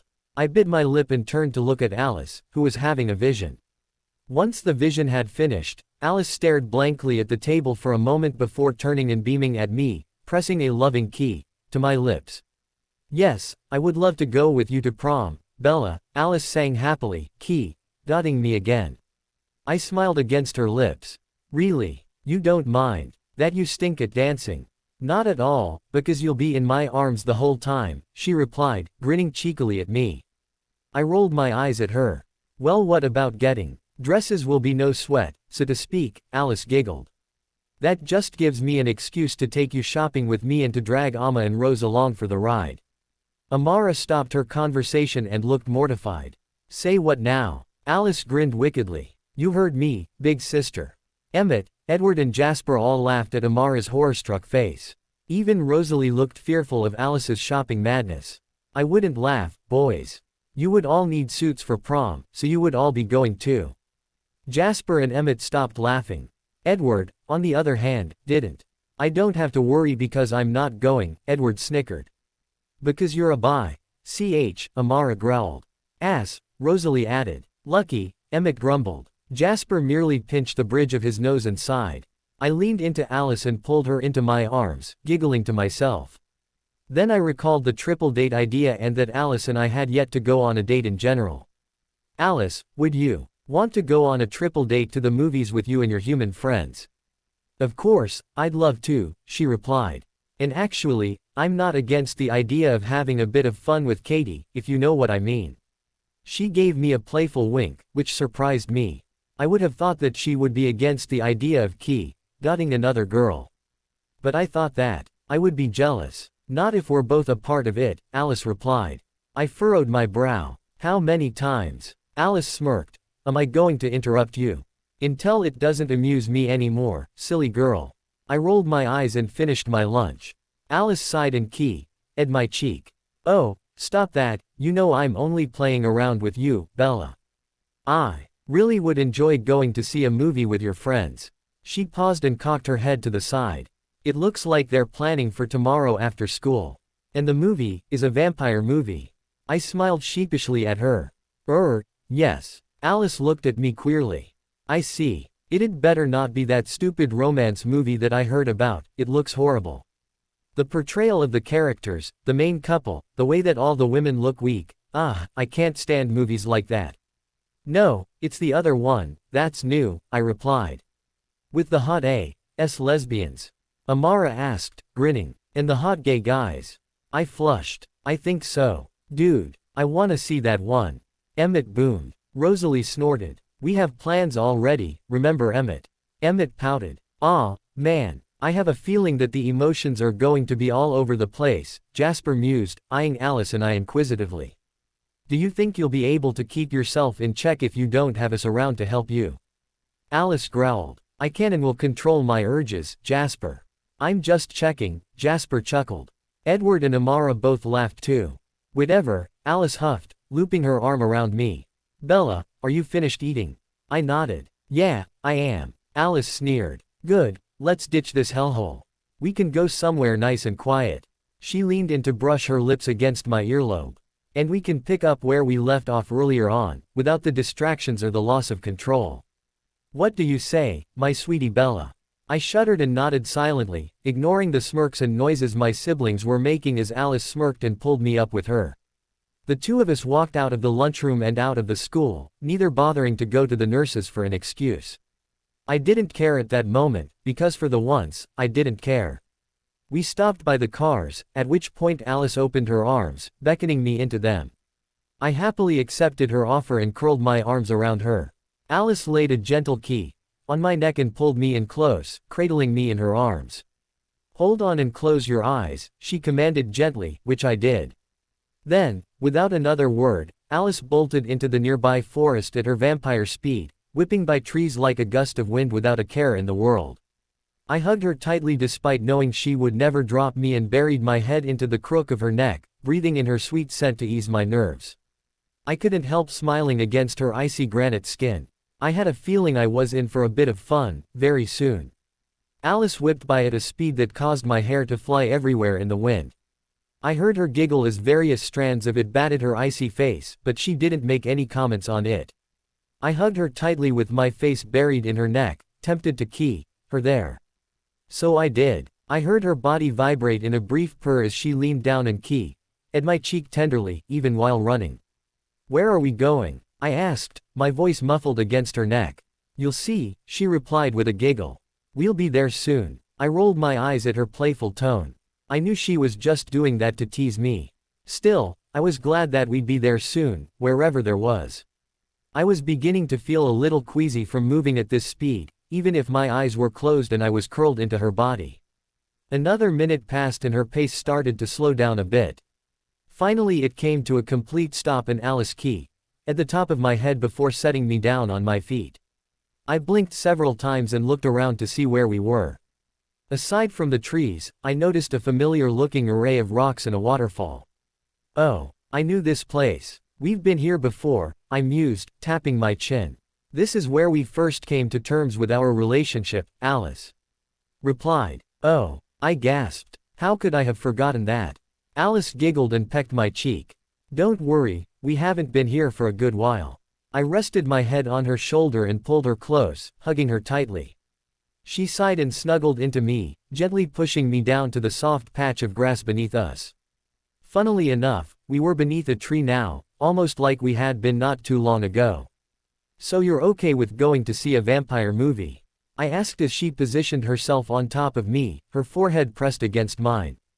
Alice rolled her eyes. I don't mind it, really. I think I'll enjoy making fun of the movie more than actually watching it, but if you wanted to watch it, I'd be quiet until it was done. Then again, if it's the lesbian one, I think I might enjoy watching a few scenes. She grinned sultrily at me and pressed her lips to mine. If you know what I mean. I would have thought that you'd get jealous from that type of thing, I grunted. Why would I be jealous? It's not like it's someone trying to flirt with you or anything of that effect, silly Bella. Besides, if we're both involved in some way, like if it's a scene that we're watching or a picture we're looking at, I don't mind in the slightest. I would only get jealous if someone who was single was trying to flirt with you. Oh, I murmured. So, would you be okay with, I wasn't being serious about it, of course, since I knew that Alice would never really allow it. I was only a bit curious is all. We'd never really gotten to talk about stuff like that in private before. She narrowed her eyes into slits. Are you insinuating that you want to key another girl aside from me? What? And no, not at all, I stammered. You know I would never she cut me off with another, quicker key, giggling against my lips. I frowned, wondering what there was to be laughing about concerning cheating. Why are you laughing? I was only joking, Bella, she replied, pulling her lips away. In all honesty, I know you would never openly cheat on me. You would be far too overcome with grief to ever consider it. And just so you're aware, a light key on the lips or a show of open friendliness with someone trustworthy isn't a bad thing. I've done it with Amara, Rose and Esme before and it never caused a problem, so I wouldn't be jealous if you did it with one of them. To be toughly honest, when Amara said that she and I had experimented, she wasn't lying about it, Alice admitted, smiling sheepishly at me. I suppose I shouldn't have been as surprised by that as I was. Not that it bothered me too much, since the idea of those two together was hot as hell. So you mean that you two had say, she replied, nodding. That doesn't upset you, does it? It was a long time ago, shortly after Amara had first joined the family and before I'd started having visions of you. We were both a little bi-curious at that point in time. I knew she and Jasper were meant to be together, but I couldn't help myself when she started flirting with me. In the end, we experienced it several times. I ended up confessing to Jasper, but he was humble about it and didn't care too much. She bit her lip as if she weren't sure how I'd react to that. I stared blankly at her. Does it upset you? She asked tentatively. I rolled my eyes and pulled her closer to me. Of course not, Alice. It didn't bother me when Amara teased it and it doesn't bother me now that you confirmed it. I don't blame you, for one thing, since Amara's, well, a babe. And I wasn't even alive back then, so it wasn't cheating or anything like that. So no, it doesn't bother me. I think it's pretty hot, truthfully. Alice let out a musical laugh. That's good to know. You're right, she is a babe. She's everything that any woman, and man, I suppose, would want. She's smart, she's tall, she's sweetie and sultry, she's got an attitude and she's a total badass. She paused and snuggled into me, letting out a brisk sigh. I'm kind of jealous of her, actually. I sputtered. You're jealous of Amara. Why? Alice grimaced. Because she's this amazingly badass person who's been through a lot of torment, yet it's made her stronger because of it. She doesn't whine or cry when she f***s up, though she does get upset with herself. Still, she's so much more mature about things. Then there's me. Stop that, Alice. You're an amazing person. You are just as badass as Amara, if not more so, in every way possible and nothing will ever change that, I stated, cupping her cheeks. Alice looked into my eyes for a moment before her usual smirk appeared and she keyed at me lovingly a few times, purring against my body in delight. I know that, she giggled. I was just curious as to what your response would be. I rolled my eyes. You're a stinker. She grinned and rubbed our noses together. Yup, but I'm your stinker. True. We laid there beneath the shadow of the tree, cuddling for a long while, neither of us talking. The only noises aside from a few chirping birds and the wind was Alice's purring as we cuddled, nuzzling into one another for what seemed like hours. We didn't care, though, because we were both more than comfortable just holding each other in silence. I sighed contentedly and buried my nose into her hair as she did the same to me. This was true bliss. Peace. This is nice, I breathed, brushing my lips against her silky locks. MMHMM, Alice mumbled, nuzzling into me. Then she stopped and bit her lip. Bella. I turned so that I was facing her. Yes. Are you sure you're all right with what happened earlier? She asked tentatively. You mean the key? Ing. She nodded. Of course I am. I liked it, Alice. I was a little worried you were going to keep going without letting me breathe, but other than that, I liked it. I am curious, though, do you think that this tension thing will affect me, too? Alice considered this for a moment. I don't know, honestly. It's possible, since you are mated to me and since you're becoming a vampire. It might be more related to your maternal instincts than anything, so I'd say yes, you will feel urges. If you do, you can talk to Esme about it. She would be more than willing to help, we both know that.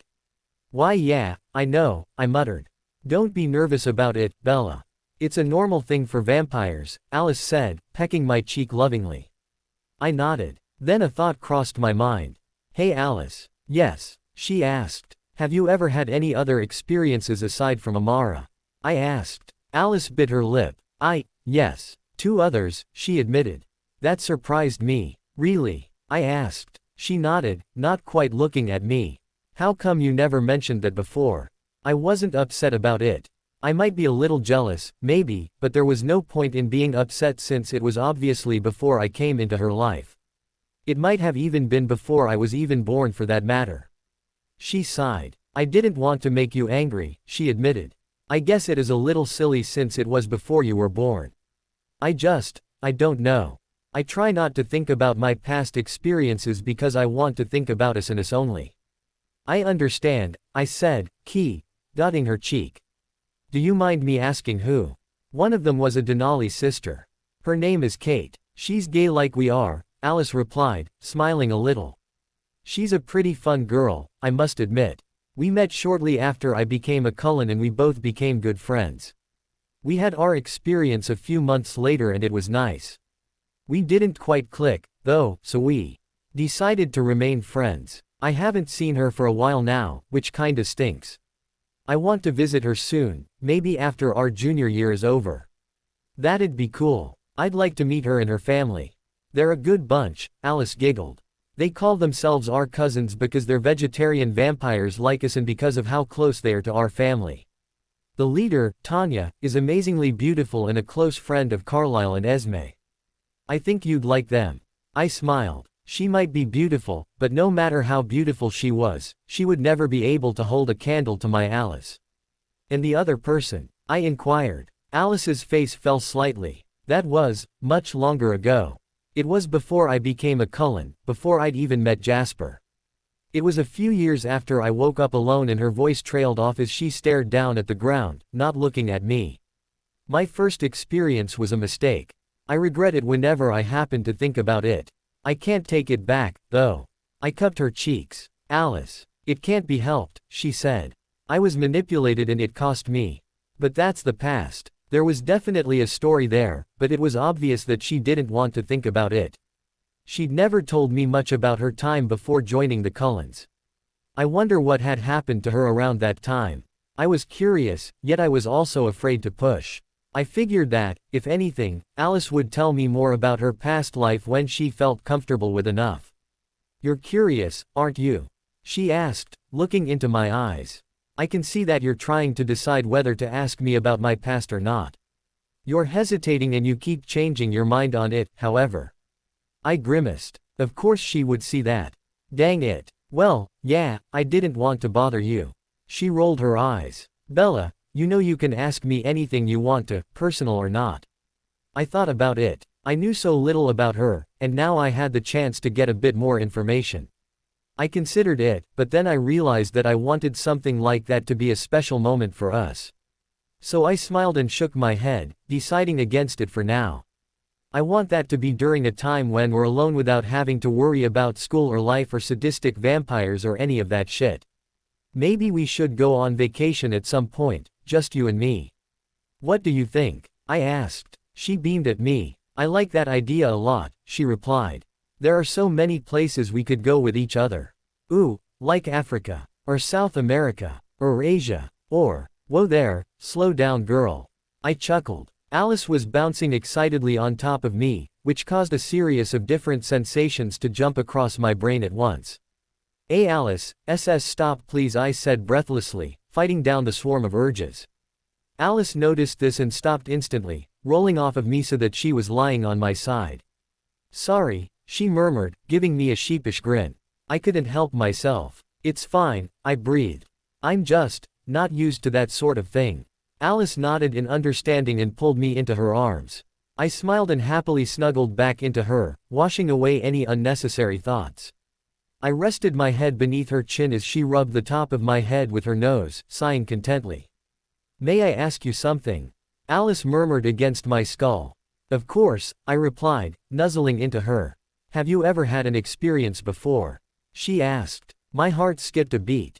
Why hadn't I seen that one coming? Crap. I knew I'd have to bring this up eventually, but I was still a little uneasy about admitting that I had slept with someone else before. Well, 2 people. And I didn't want to think about the other. I shuddered at the memory and thrust it away immediately, not wanting to go back to that moment. In my life. Alice, unfortunately, both heard and felt it. Bella. Love, you're shivering. Are you cold? Alice asked. No, I replied, shaking my head furiously. I'm just thinking to myself. Do you mind sharing? She inquired, dotting my forehead. I sighed and chewed on my bottom lip. Yes, I replied. Yes what? Yes, I've slept with someone before, I admitted, my voice growing into a whisper. I cringed when Alice's body went rigid, fearing the worst for her reaction. Then she relaxed and started to run her fingers through my hair, gently massaging my scalp. I was surprised, since I figured she would be growling and demanding to know who it was. Who was it? She asked. Her name was Vanessa Stewartson, I replied, not looking at her face. It was back when I was still living in Arizona with my foster parents. It was stupid. I shouldn't have done what I did, but I was young and confused and I thought that she cared for me, but I don't think she did. I don't know what was going through her head half the time, truthfully. I felt Alice's head nod. I see. You regret your experience with her. Yeah, I murmured. I dared to look up at her face, worried about what was going through her head right now. Alice was scowling, staring off at anything but me. She noticed that I was looking at her and sighed before pressing her lips to mine. I'm not mad at you, Bella, Alice said, smiling softly at me. Though I will most likely kill this Vanessa girl should I ever meet her. I gaped at her. What? Alice. She pouted. What? Can you blame me? She slept with my mate. Alice, no, that's not okay. Look, I don't have any feelings for her anymore, but killing her for that reason is just stupid. Besides, what if I reacted that way and wanted to kill Amara? I asked, lifting an eyebrow. Not that I would. I loved Amara to pieces. As if she'd read my mind, she rolled her eyes. You wouldn't kill Amara. You and I both know that you love her and that she loves you. She loves you a lot, actually, and I know that, had it been her in that other girl's place, I'd be much mellower about it. Because let's face it, Amara's sweetie as hell. And I know and trust her. This other girl, I don't know, I don't trust and I sure as hell don't like, especially if she was attractive enough to get you to be with her. That was a long time ago, Alice. Besides, I don't even know if she's still alive. Last I saw her house had burned down and there was no sign of her. Come on, Allie. You can't be serious about wanting to kill someone you've never met, can you? I asked, puffing out my bottom lip. Alice grimaced and stared at me for a moment before sighing and shaking her head. You're right, I wouldn't, she admitted. You know how I am, Bells. I get jealous easily. You weren't particularly jealous when you mentioned me dotting another girl earlier, I pointed out, quirking an eyebrow at her. She gave me a sheepish smile. If I know and like that girl and I can watch, then no. But if I don't know and dislike her or if she says that I can't watch, then she can go to hell. That's just how I see it, of course. I shook my head in exasperation. You are a strange little vampire, you know that. But I'm still awesome, Alice said matter-of-factly, grinning smugly at me. I rolled my eyes at her, but I wasn't about to disagree. Not that she needed to know that, since she had a big enough ego as it was. Alice giggled and ed me again, allowing her tongue to trace across my lips. I mo.net and opened my mouth, beckoning her inside with my tongue, an invitation she gladly accepted, slipping her cool tongue into my mouth not even a second later. We mo.net in unison as our tongues battled each other for control of my mouth, which hers won fairly. Quickly. I didn't care, I was happy to let her be the one in control. Come to think of it, I really did like her being the one in control whenever we ed. Sometimes I wanted to be the one in that position, but it felt weird considering the fact that I was the human in our relationship. Alice ed me sweetly and passionately for a few minutes before removing her tongue, giving me the chance to catch my breath. Her lips remained next to mine, smiling at me as we pressed our foreheads together. Alice licked her lips and pressed a to the tip of my nose. So, tell me, was there anyone else aside from this Vanessa girl? She asked. I gulped and tried to turn away from her, but she cupped my cheeks to keep my head in place. Bella, Alice said, gently dotting my chin, then both cheeks. You can tell me. I gave her a pleading look. I don't want to talk about that. I don't even want to think about it, Alice, I whispered. She started rubbing my cheeks tenderly, gently laying everywhere on my face. She did this for a minute and a half before ending on my lips, letting her lips linger. I sighed. She wasn't going to like this one bit. You know you can tell me anything, Alice cooed. You'll be angry, I mumbled. She furrowed her brow at me. Who? Her eyes glazed over, likely being hit by a vision of me telling her. This wasn't going to be pretty. Alice's eyes went pitch black the second her vision stopped. They gazed back into me, emotion pulsing through them. I hugged myself in comfort as she jolted to her feet, curling back her upper lip in fury. No, she hissed. No, no, no. I clamped my eyes shut and nodded briskly. I'm sorry, Alice.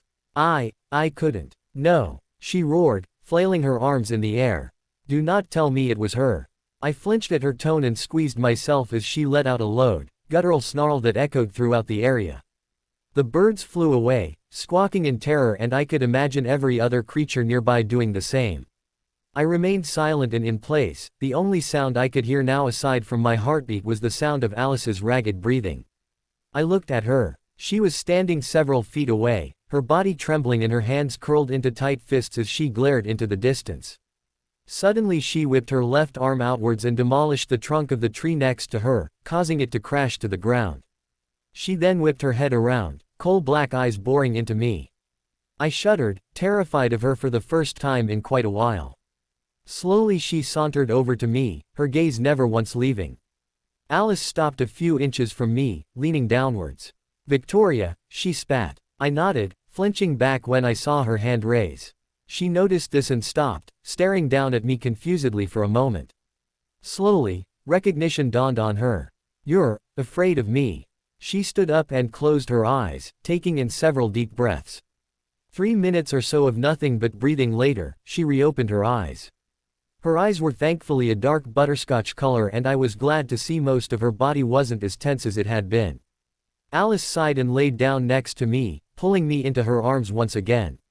I'm sorry, she murmured, dotting my cheek. I don't mean to scare you, Bella. You know I would never, ever hurt you, but I understand why you would be fearful. I know you wouldn't hurt me, I mumbled, burying my face in her neck. I didn't want to upset you, though. That's why I didn't want to talk about it. She pursed her lips and nodded. Okay, I won't bring it up again. Not until you're ready. And when I'm ready. I don't think I could take it right now, knowing it. She paused and gently keyed me. I can, however, promise you that I will kill her. I will tear her limb from limb myself, no matter what it takes. I will make her suffer for what she's done to you, Bella. You have my honest-to-God word on that. I gave her a small smile. I believe you, Alice. Good, Alice said, dotting me again. She glanced up at the sky. I think it would be best if we get home soon. Esme is starting to worry about us for a variety of different reasons, and we do have school tomorrow.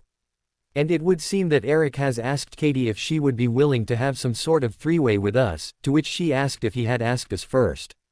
She smirked and scooped me into her arms, nuzzling into the top of my head again. What time is it? I asked, looking up. It was a bit darker out, but I couldn't tell where the sun was because of the clouds in the sky. It is. She paused and cocked her head to the side. Almost 7. Wow, we've been out here for a long time. I'm surprised. Time flies when you're cuddling your awesome girlfriend, I pointed out, dotting her cheek. Alice grinned at me as she started to trot in the direction we'd come from, jumping over the tree she'd knocked down. Not when you have no sense of time, she giggled, picking her pace up. Close your eyes, sweetheart. It'll be a few before we're home. I did as she told me and clamped my eyes shut as I buried my face into the crook of her neck. Alice waited for me to do so before speeding off through the forest at a speed that made my stomach bounce around. Alice heard my grumble and laughed. Don't worry, love, you'll get used to this once you're a vampire. I hope so, I grumbled against her granite skin. Give or take, it wasn't until about 5 minutes later that Alice slowed her pace down. When her pace became a normal walk, I peered up from her neck and saw the house directly in front of us, Esme standing in the doorway, beaming. I swear that woman was always happy whenever she saw us, even if we hadn't been gone that long. It was endearing, too. Hello, girls. Esme greeted, pulling us into her trademark Esme hug. Which was rather odd considering the fact that I was still being carried bridal style by Alice, but Esme didn't seem to mind too much. Carlisle is still at work? Alice asked. She nodded and released us, beckoning us inside. Yes, he'll be home a bit later tonight. They needed him to replace a sick doctor. Ah, Alice replied, finally setting me down. I rolled my eyes at her as she grinned cheekily at me before pressing her lips to mine. There was a bit of snickering from the couch. The others, of course, were all sitting around doing their own thing. How come you never carry me like that? Amara asked Jasper, giving him a frown. Jasper merely grinned at her, not giving her a response. I noticed Emmett was snapping his fingers and dancing around to a song playing on a stereo that I didn't recognize to the side, bobbing around like he didn't have a care in the world. I had to say, seeing someone his size dancing like that was perhaps the most laughable sight in the world. I've seen worse, Edward snorted from the couch.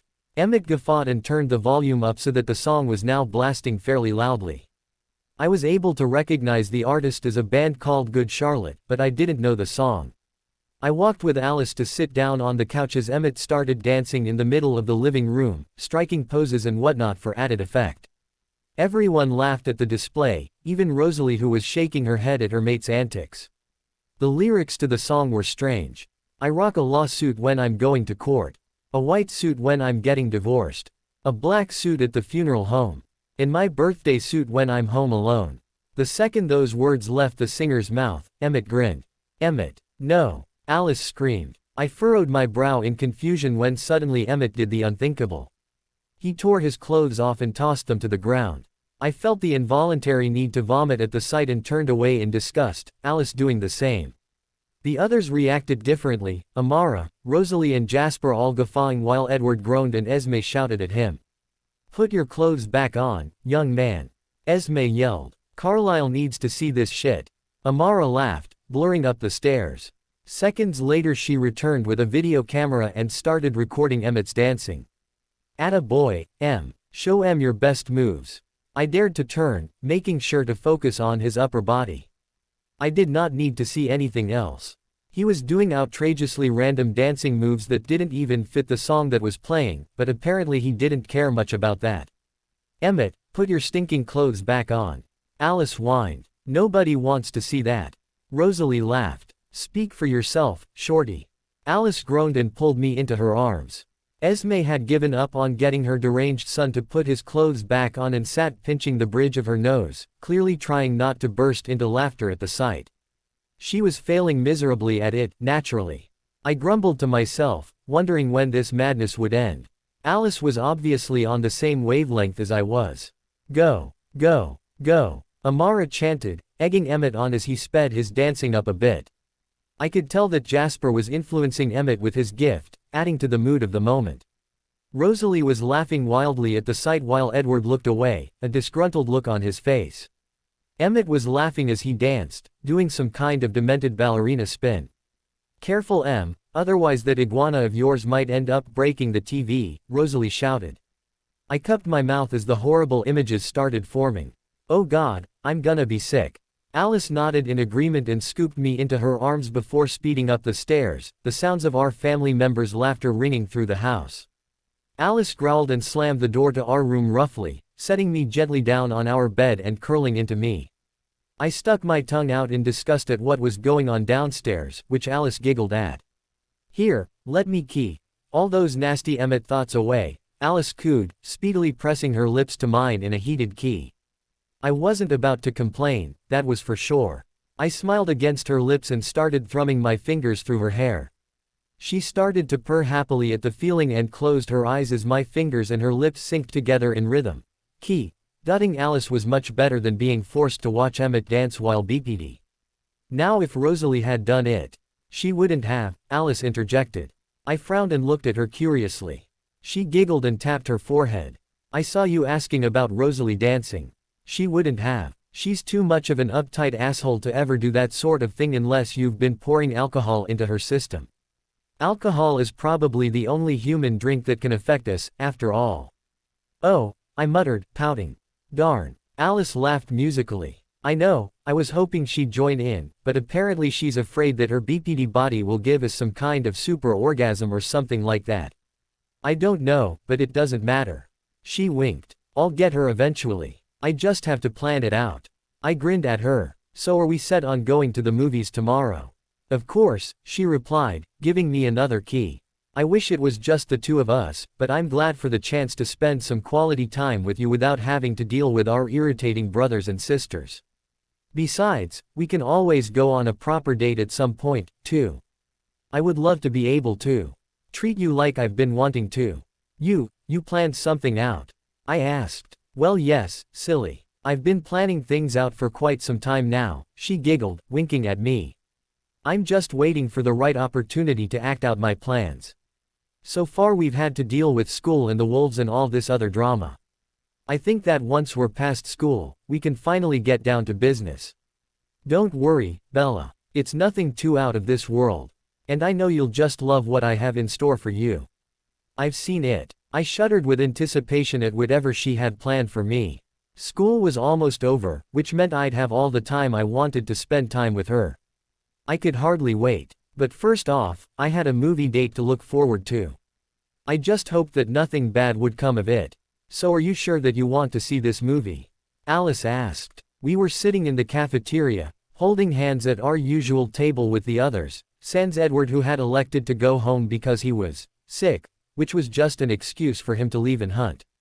Amara and Jasper were the only ones sitting at our table since both Rosalie and Emmett had gone off to Lord knows where, likely for some private time.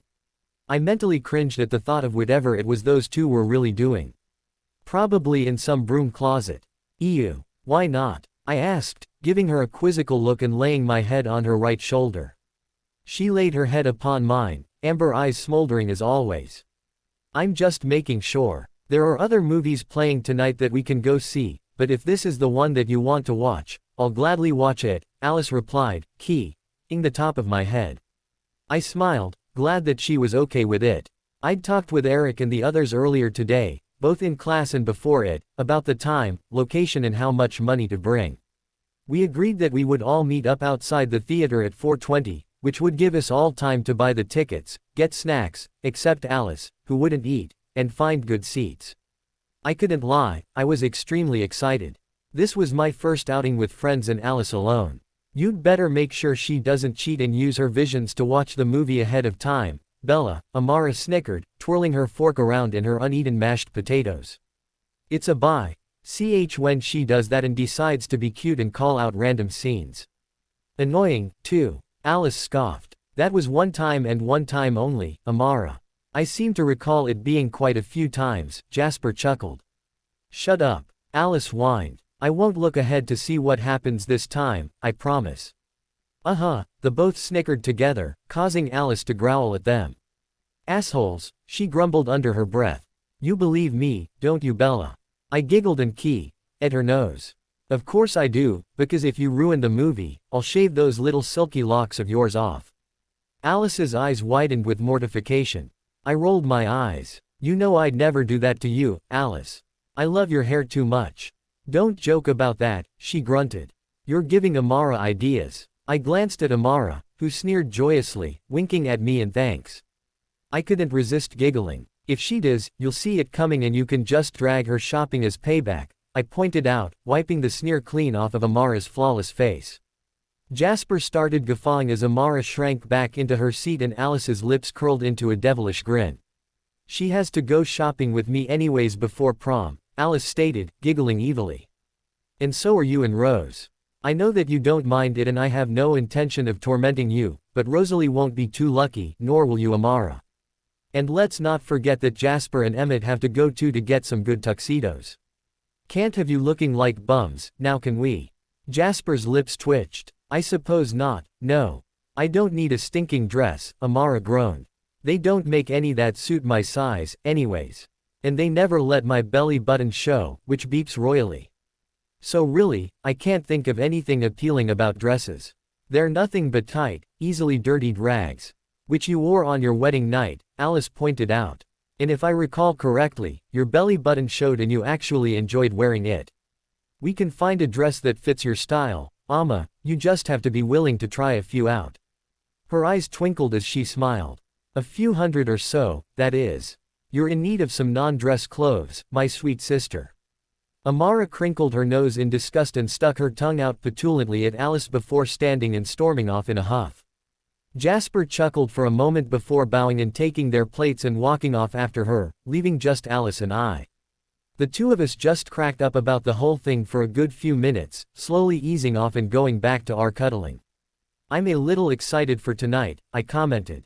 Alice giggled. I'll say. I saw you bouncing in your seat during your classes. Yeah, that was a little embarrassing, I mumbled. The teacher had caught me and got the wrong idea about why I was so excited. Thankfully Angela and Eric came to my rescue, otherwise I would have been made the spectacle of the class.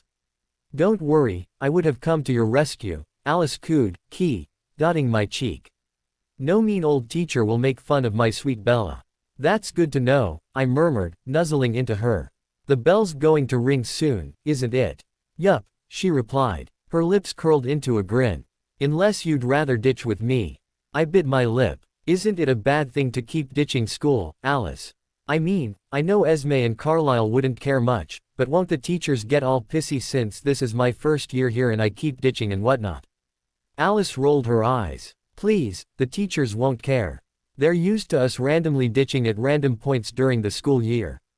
Our grades are more than enough of a reason for them not to care, especially since their school overall increased once we got here. I'd say they owe us a couple ditches from now and again, wouldn't you? I guess so. Well, I know so. And I happen to be awesome, so there, problem solved, she said with a grin. I laughed quietly as we both stood up and grabbed our stuff. I glanced at the table where the others were and smiled at them when they looked my way. Angela smiled back while the other three gave us curt waves. Then Alice and I walked out of the cafeteria holding hands to the parking lot, where Rosalie, Emmett, Amara and Jasper were all chatting amongst themselves. Going somewhere? Rosalie asked when we'd walked up to them. The same place as you, Alice replied with a smile. Great minds think alike, Emmett chuckled. Or in your case, stupid minds latch onto great minds and their ideas, Amara snorted. Emmett rolled his eyes. Shut up, fire crotch, I'm a lot smarter than you think. I find that hard to believe, snickered Edward. I can hear your thoughts, Emmett. I know where your head is at whenever I'm around you.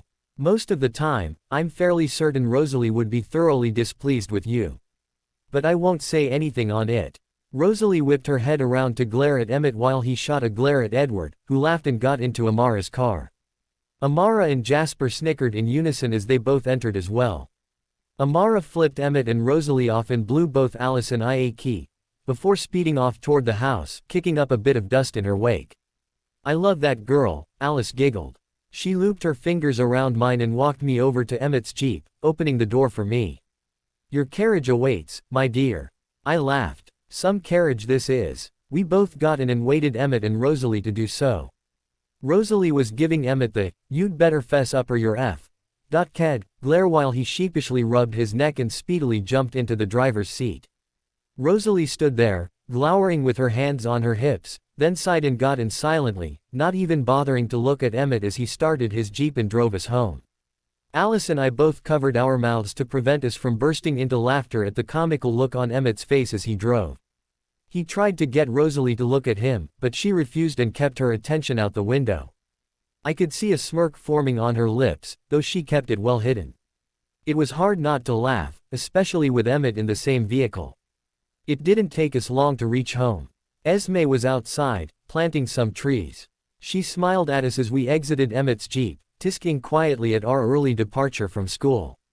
Alice and I both walked up to our room and plopped down on our bed to cuddle. We had a few hours before we needed to worry about getting ready, which wouldn't take long anyways. So we spent the next few hours cuddling and only breaking apart for me to deal with my human moment and for me to eat a sandwich that Esme made for me. At about 3:40, Alice and I both started getting ready. For once Alice was planning on wearing casual clothes rather than the designer attires she normally wore. Myself, I was merely wearing what I was used to. 10 minutes later we were fully dressed and ready to go, Alice bouncing up and down excitedly. Even I was bouncing around. We were both excited. I can't wait, I exclaimed. My first date with the girl of my dreams. Alice giggled and pulled me into her arms. You're still as corny as ever, Belly Bear. She pressed her lips to mine, not even giving me the chance to question her new nickname. I didn't care, though. She could call me whatever she wanted to. Are you ready? I asked. Yes ma'am, she replied, giving me another key, before leading me downstairs. Do you two think you could keep your minds clean for a few minutes? Edward asked, grimacing as we passed him by. He was sitting at his piano, silently playing away until we entered the room. Alice laughed mockingly. What's wrong, big brother? Not liking what I have planned for my mate at some point in the future. Edward's grimace deepened. Stop that, seriously. I may be single and a male, but that doesn't mean I want to see that, unlike Emmett. Sure you don't, Alice giggled. Liar. What thoughts is he talking about? I asked, giving her a curious look. Alice merely winked and kissed my cheek. I crossed my arms and scowled. Fine, be that way. Then I won't spoil what I have planned for you once school finishes up. Alice's smug smile faltered and she furrowed her brow, obviously trying to see for herself. The thing was, I hadn't decided on anything yet, so therefore there was nothing to see. I hadn't even decided on trying to decide. Man, that shit was confusing sometimes. After a few minutes, Alice gave up, scowling petulantly at the fact that she couldn't see anything. I'm still not telling you, Alice grumbled under her breath. Whatever, I shrugged. Are we ready? She nodded curtly. Yeah, we're ready. She paused for a moment. The others are getting ready, too. They'll likely be there soon, so we should get going. It didn't take long for her to go back to being hyper and cheerful, bouncing on the balls of her feet as we said our brief goodbyes to our other family members. Once we'd done that, Alice ran out to bring my car out of the garage, taking me by surprise. Normally we'd be taking her car, so did that mean she was going to let me drive? Alice laughed as she hopped out of the driver's seat. Silly Bella, of course that means you can drive. It is your car, after all. I let out a brief squeal of delight, though I quickly clamped my mouth shut and hurriedly got in the car. Alice giggled and was inside in a flash, smiling at me as I grinned and turned my baby on, reveling in the way it purred to life. It reminded me of my Alice. We were soon barreling out of the driveway toward our destination. Ironically, I didn't know where that was. Alice. I started, giving her a tentative glance. Alice shook her head amusedly. Take your third left, then your second right and keep going straight, then another left and we'll be there, she replied. Thanks, I sighed. What would you ever do without me, my dear Bella? Alice chuckled. I gulped, thinking of a myriad of different things, none of them good. I remained silent about it, though, because I knew those things could never happen. There was no reason to worry.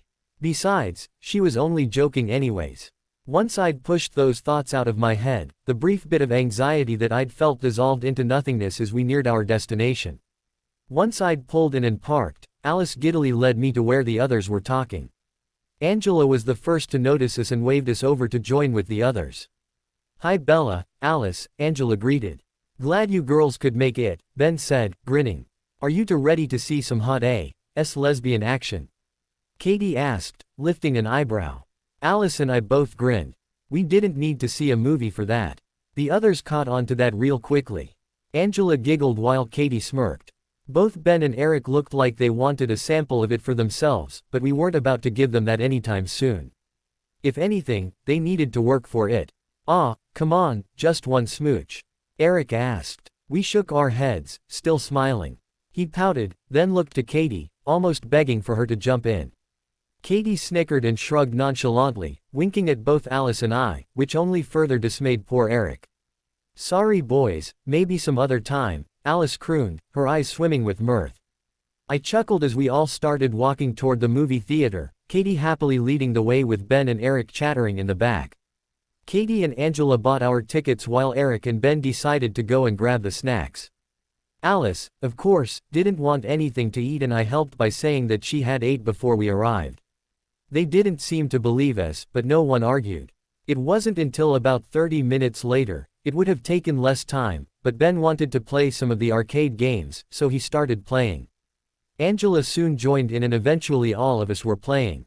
I had forgotten how fun and addicting those games were, so it was easy for us to lose track of time for a good half an hour. We were in the theater where the movie was playing, bickering over where to sit.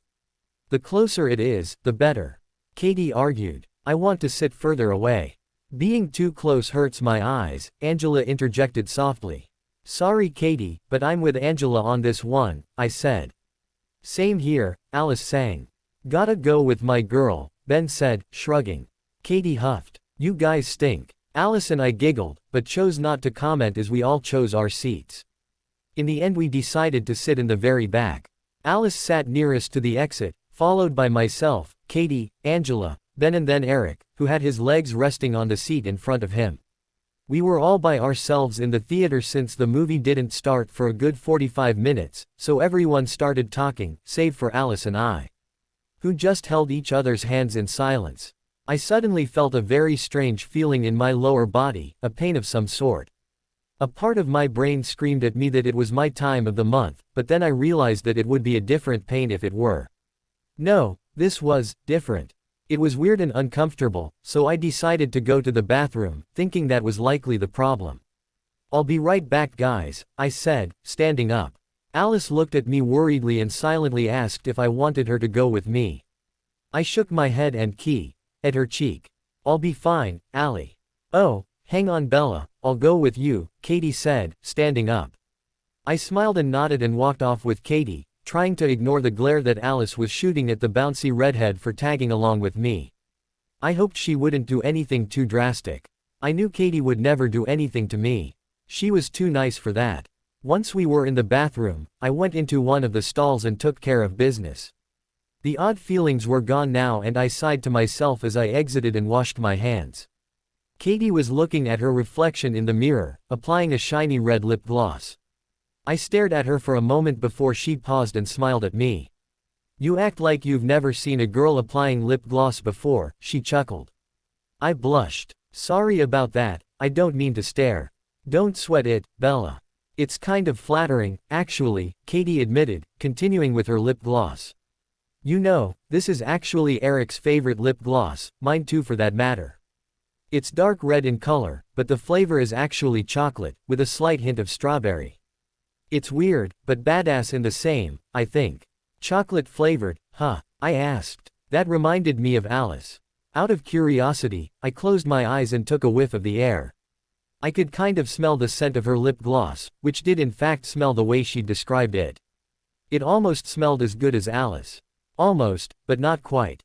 There really wasn't anything that could compare to how breathtakingly good Alice smelled. "Yup," she chortled, finishing up. She blew herself a key in the mirror and turned to me, smiling. I sniffed the air again and smiled. That lip gloss of hers smelled really good. And, was it my imagination or did Katie smell good too? I frowned and shook my head, feeling a little lightheaded all of a sudden. "Weird. Are you okay?" Katie asked. "I'm fine," I replied. Katie nodded and lightly fluffed her hair. "Well, I guess we'd best get back. If we're gone for too long, Eric will start to think that we've gone off with each other without him around to watch. I'm guessing Alice wouldn't like that. She seems like the jealous type, which there's nothing wrong with. I know if I had someone as hot as you, I'd be the same way." Thanks," I said, blushing. My lips twitched as I appraised her and I felt those strange feelings again in the pit of my stomach. I winced and started feeling urges that I'd never felt before as I stared at Katie, who looked at me oddly. "Are you sure?" She wasn't able to finish because I flung myself forward and placed my hand around her mouth to silence her. My mind was swimming, but I paid no attention to thoughts that were screaming at me as I pressed my nose to the side of her head. I sniffed her hair, moaning at how amazingly good it smelled. Very, very good. These urges. So strange, so powerful. I must. I breathed in again. Sweet, rich, intoxicating, like flowers. No, better. Not mate. Not even close, but still good. I brushed my nose against her red locks. My tongue darted out once, tasting them. Tasted good, but not the same as scent. No. My hand dropped. She gasped. Not out of fear. Surprise. I didn't know. I looked at her, into her green eyes. They smoldered. I could see lust. My nostrils flared. A new scent. I didn't recognize it. It was sweeter, yet different. It smelled good. Faint, but good. Could that be arousal? I didn't know. I liked it. I stared into her eyes hungrily. She bit her lip. Her eyes darted to the door and back. She was fighting with herself. Mate, would she care? No, she said she didn't. This isn't cheating, is it? Don't care. The need is too strong. It hurts. Can't fight. I can't. Be Bella, what are you? Katie's words stopped. No talking. I grabbed her shoulders. Gently, of course. No hurting Katie. She's a friend. I pushed her back to the wall. She gaped at me. Still no fear or anger. Just surprise with a hint of lust. That sweet scent, stronger. Good. Those lips. Shiny. The scent, like chocolate. Mate. They smell like Alice. Have to taste. I leaned in, allowing my tongue to brush against her lips. So good, almost like Alice. I traced her bottom lip, then her top lip, then both. She Ned, closing her eyes. She liked this. I did too. Everything was blurry. Hazed. My brain was in haze. Didn't care. I liked it. No worries. No care. I licked my lips. Urges overpowering. Need strong. Need. I pressed my lips against hers. I ed her, forgetting where I was. I forget who I was ing. Alice. Tasted like Alice. Must be her. She tasted good. I wrapped my arms around her body. She was warmer than I remembered. No matter. I moved my lips ravenously. Ns. Lots of Ns from both of us. Time passed. My dotting slowed in rhythm. I felt a hand running through my hair. That felt really nice. My brain. The thoughts were slowing. The urges subsiding. I was starting to see clearer, to think clearer. Everything was blurry and hazy. My heart was pounding. Sweat. I was sweating. I could smell more, though. Wait. Alice can't sweat. This isn't Alice. I blinked several times as the haze dissipated completely. I stared into the glazed-over green eyes in front of me and immediately released the shoulders I'd been holding. This wasn't my girlfriend, this was my friend. Oh God. What have I done? Oh Goaty whispered, my mouth agape. Katie, I'm so sorry. She stared at me for a few minutes with her jaw open. Then she closed it and shook her head, breathing in deep several times. Wow, she breathed. Just, K. She was silent for a moment before walking up to me and hugging me. I'm not gonna lie, Bella. That was awesome. I gaped at her in surprise. You're not mad. She shook her head. Are you kidding me? After being ed like that? Hell no. I don't. Katie stopped mid-sentence as her eyes bulged. She was staring behind me looking mortified. I had a very bad feeling I knew what that look meant.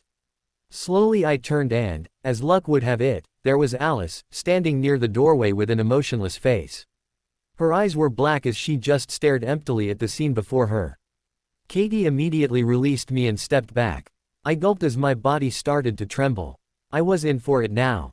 Alice closed the distance between us in a matter of seconds, her gaze piercing mine.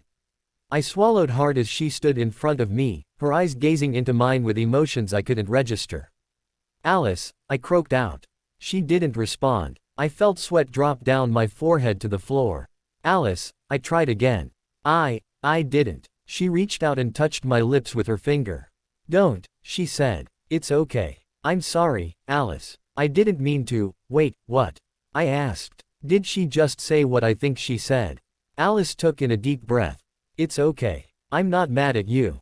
She pressed her lips to mine. I'm merely upset that you started without me. Huh. Alice's lips curled into a smile as she turned to look at Katie, who looked confused, but relieved. Did you enjoy that, Katie? She asked, tilting her head to the side. Katie nodded dumbly. Yes. She's a very good You're lucky. Alice beamed. I know I am. Now she turned to look at me, smirking devilishly. Would the two of you do me a big favor?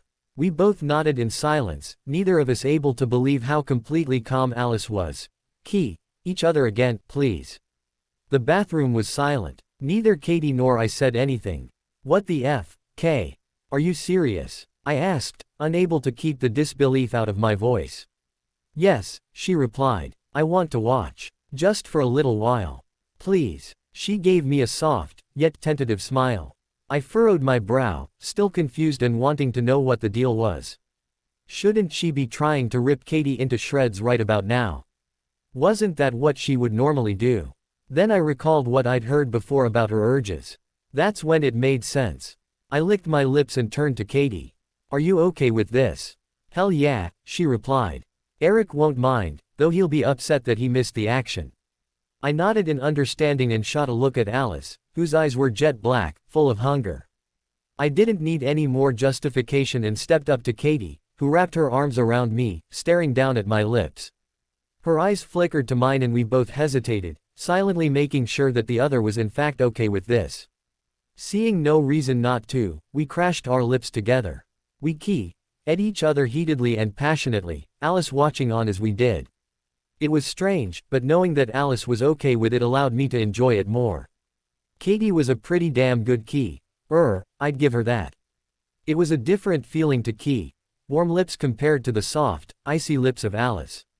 They didn't hold a candle to her lips, no offense toward Katie. Eventually the pleasure was starting to override my senses and Katie and I ended up breaking apart, gasping for air and panting, our skin soaked in sweat. Alice was in front of me instantly, pressing her lips to mine with more passion than I'd ever felt before. It didn't last long, but she was smiling ear to ear when she broke away from me. "Thank you," she purred. "That was delicious in many ways." I gave her a cheeky grin and glanced at Katie. "Thanks for that. You're pretty good." Katie, for once, blushed. "You're pretty damn good yourself." She breathed in and out several times, running her fingers through her hair. "Man, I'm glad I didn't wear any makeup, otherwise I would have sweated the stuff off." "Woo. Sorry about that," I mumbled. Alice pressed her nose to my neck and breathed in several times, moaning quietly. I felt her tongue dart out several times to lap up a few beads of sweat, but thankfully Katie didn't notice that. "No worries," Katie said. "It was worth it. I can't wait to see the look on Eric's face." I gulped. "You sure he won't be mad?" "Of course not," she chuckled. "He'll just be jealous that he missed out on the action. I mean, damn, who wouldn't want to see that?" She paused and gave Alice a sheepish smile. "Then again, seeing you two make out would have been much hotter." "I'm just saying. We should probably get going," I murmured. Alice keyed my neck several times before pulling away and smiling. "You two go ahead. I'll be right with you," she said, rather timidly. I furrowed my brow in confusion, but Katie gently tugged at my shoulder before I had the chance to speak. She seemed to have a knowing look in her eyes as she pulled me toward the door and out of the bathroom. Eric was there, waiting with his hands in his pockets, his eyes widening when he saw the two of us. "There you two are. What kept you? And why are you all wet?" he asked, frowning. Katie smirked at me. "Oh, nothing much. We're just having a little practice." I blushed and bit my lip as she wrapped her arm around me and pulled me closer to her. Eric just looked between us, completely lost. Katie grinned and gave me a quick key on the lips, which I found myself returning abruptly. Eric's jaw dropped. "Dude," he practically shouted. "Ah, come on. You two were making out without me." Katie shrugged innocently at him. Alice watched. "But I wanted to watch a wind." "That's not fair." "Sorry babe," Katie snickered. "Don't worry, I'll make it up to you. We still have roleplay night this weekend, remember?" That seemed to cheer him up immensely, though I could tell he still wasn't thrilled that he had missed all the fun. The bathroom door opened up and out walked Alice, grinning cheerfully as she danced over to me and planted a gentle key to my lips. I noticed the shine in her eyes was back and wondered what she'd been doing in there.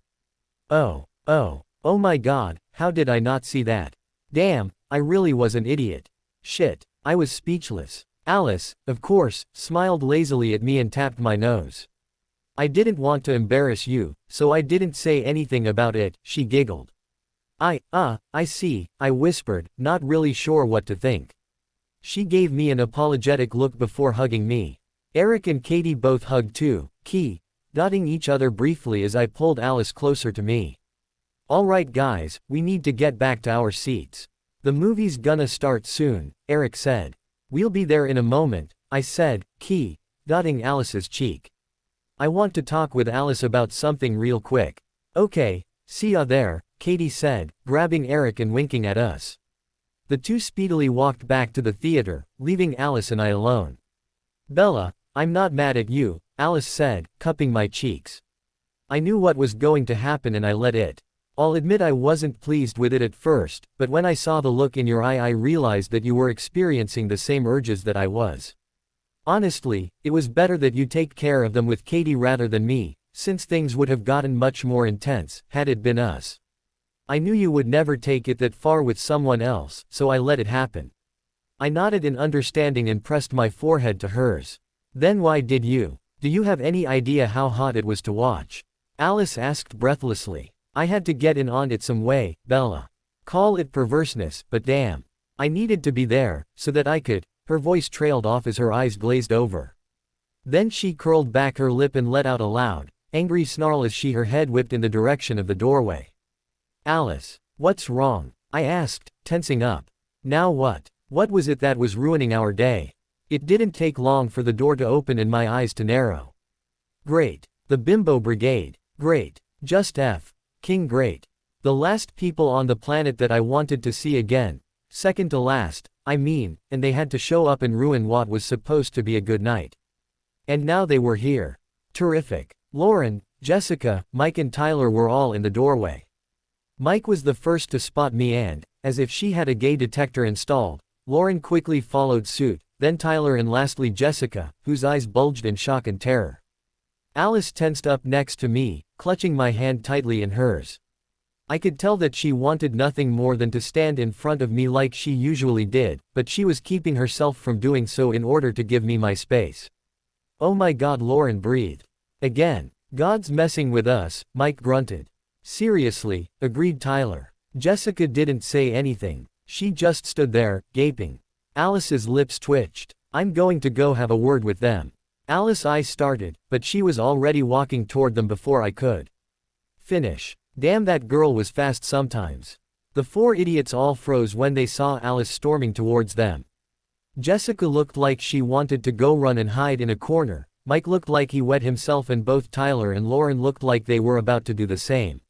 I followed after Alice, since I didn't want a bloodbath to happen at the movies. Maybe behind the movie theater, but not in them. Alice stopped several inches away from the cowering humans. I stopped right next to her, standing a bit behind her. I knew that if I was behind her, she'd be a bit less tense. I didn't mind since I was beyond flattered by her desire to protect me, even if we both knew I could take the four of them without much trouble at all. You, Alice hissed, glaring daggers at Lauren. Come here, now. Lauren gulped and did as she was told, robotically walking toward us. She stopped right in front of Alice, looking paler than a ghost and more afraid than a mouse despite the difference between the two of them in height. Did I not warn you not to F.K. with my girlfriend anymore? Alice asked in a threatening voice, lifting an eyebrow.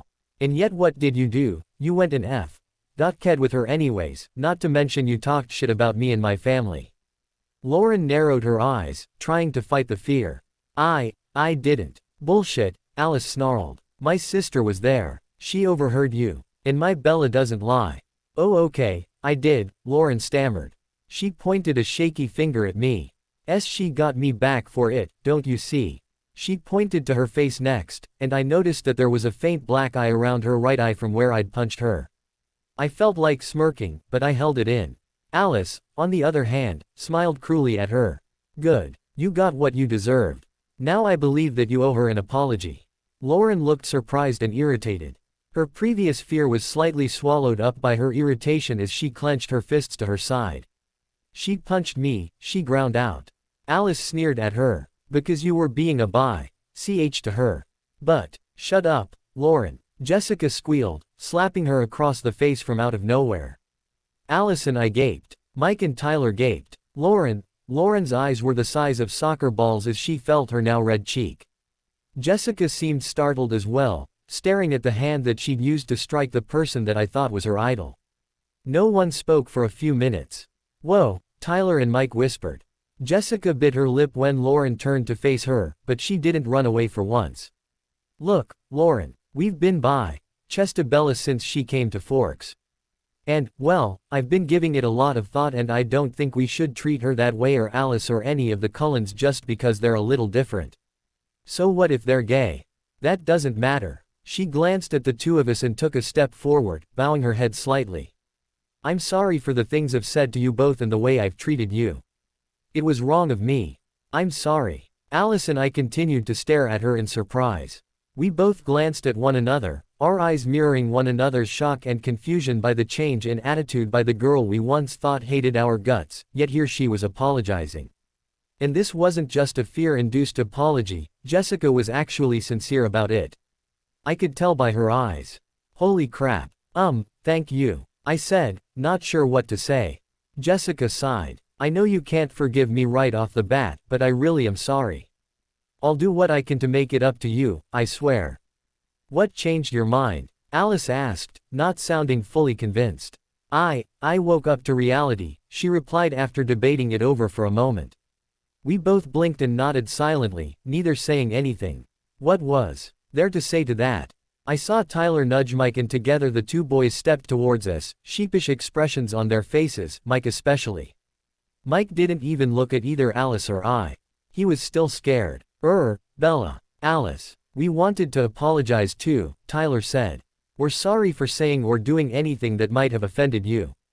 Mike nodded dumbly until Tyler punched him in the shoulder, earning a groan from the blonde. Jessica smacked him on the back of the head and glared at him, which got him to get on his knees. I'm sorry for the way I've been acting towards you both, Mike murmured, sounding at least partially sincere.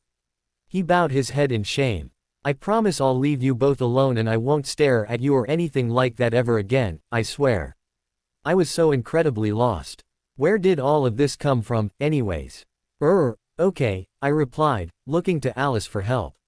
She was just as confused as me. Mike stood up and sighed. I'm gonna go grab some popcorn, he mumbled, not even bothering to look at Alice or I as he stuffed his hands in his pockets and begrudgingly plodded off. Tyler silently followed after him, leaving a sheepish-looking Jessica and a stunned Lauren. She had yet to recover from being slapped, it seemed. So, what movie are you guys seeing? Jessica asked hesitantly. The vampire one, I replied. She would know what one I meant. Oh, cool, she said. We're going to see that new scary film. Nice. Yeah. There was an awkward silence between us for a minute or so. Alice frowned and wrapped an arm around me, pulling me closer to her. Lauren finally seemed to snap out of her daze, whipping her head around to glare at the shorter girl next to her. Her eyes burned with betrayal and she looked like she was about to try and tear Jessica's face off. What the hell was that all about? She snarled, pointing to her face. Why'd you slap me? Jessica grimaced, but she surprisingly held her ground for once. I'm sorry Lauren, but you kinda deserved it. Besides, I didn't hit you that hard, just enough to try and knock some sense into you, okay?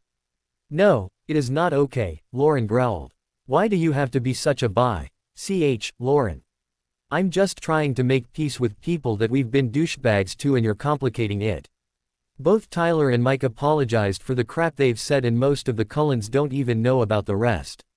And I've apologized because I felt like shit for the way I've treated them. Don't you feel bad? What does Lauren sputtered, unable to form a coherent sentence as Jessica cornered her with her words.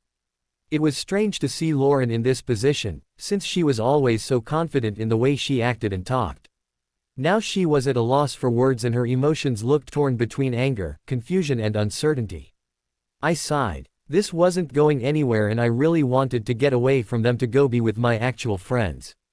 Plus, I could tell that Alice was getting agitated and, from the look in her eye, wanted to throw her through the nearest window. Despite a part of me strongly liking that idea, I pushed it aside and squeezed her hand to try and calm her down a bit. Lauren, you've said a lot of hurtful things to us. I don't know why you hate us so much or what you have against people that are gay. We're not serial killers or anything like that, so what's the big deal? What do you have against us? I asked. Lauren turned to face me, a pained look on her face. She was silent and for a moment she appeared to be debating with herself over something. Then she let out a deep breath, sighing. My mom is a lesbian, she said, staring at the floor. She came out a few years after I was born and got a divorce from my father. He was devastated by it and he started to drink. A lot. One thing led to another and she paused and made a sound that sounded like a sob. He started to beat me when he got drunk. Her voice cracked and she stopped talking.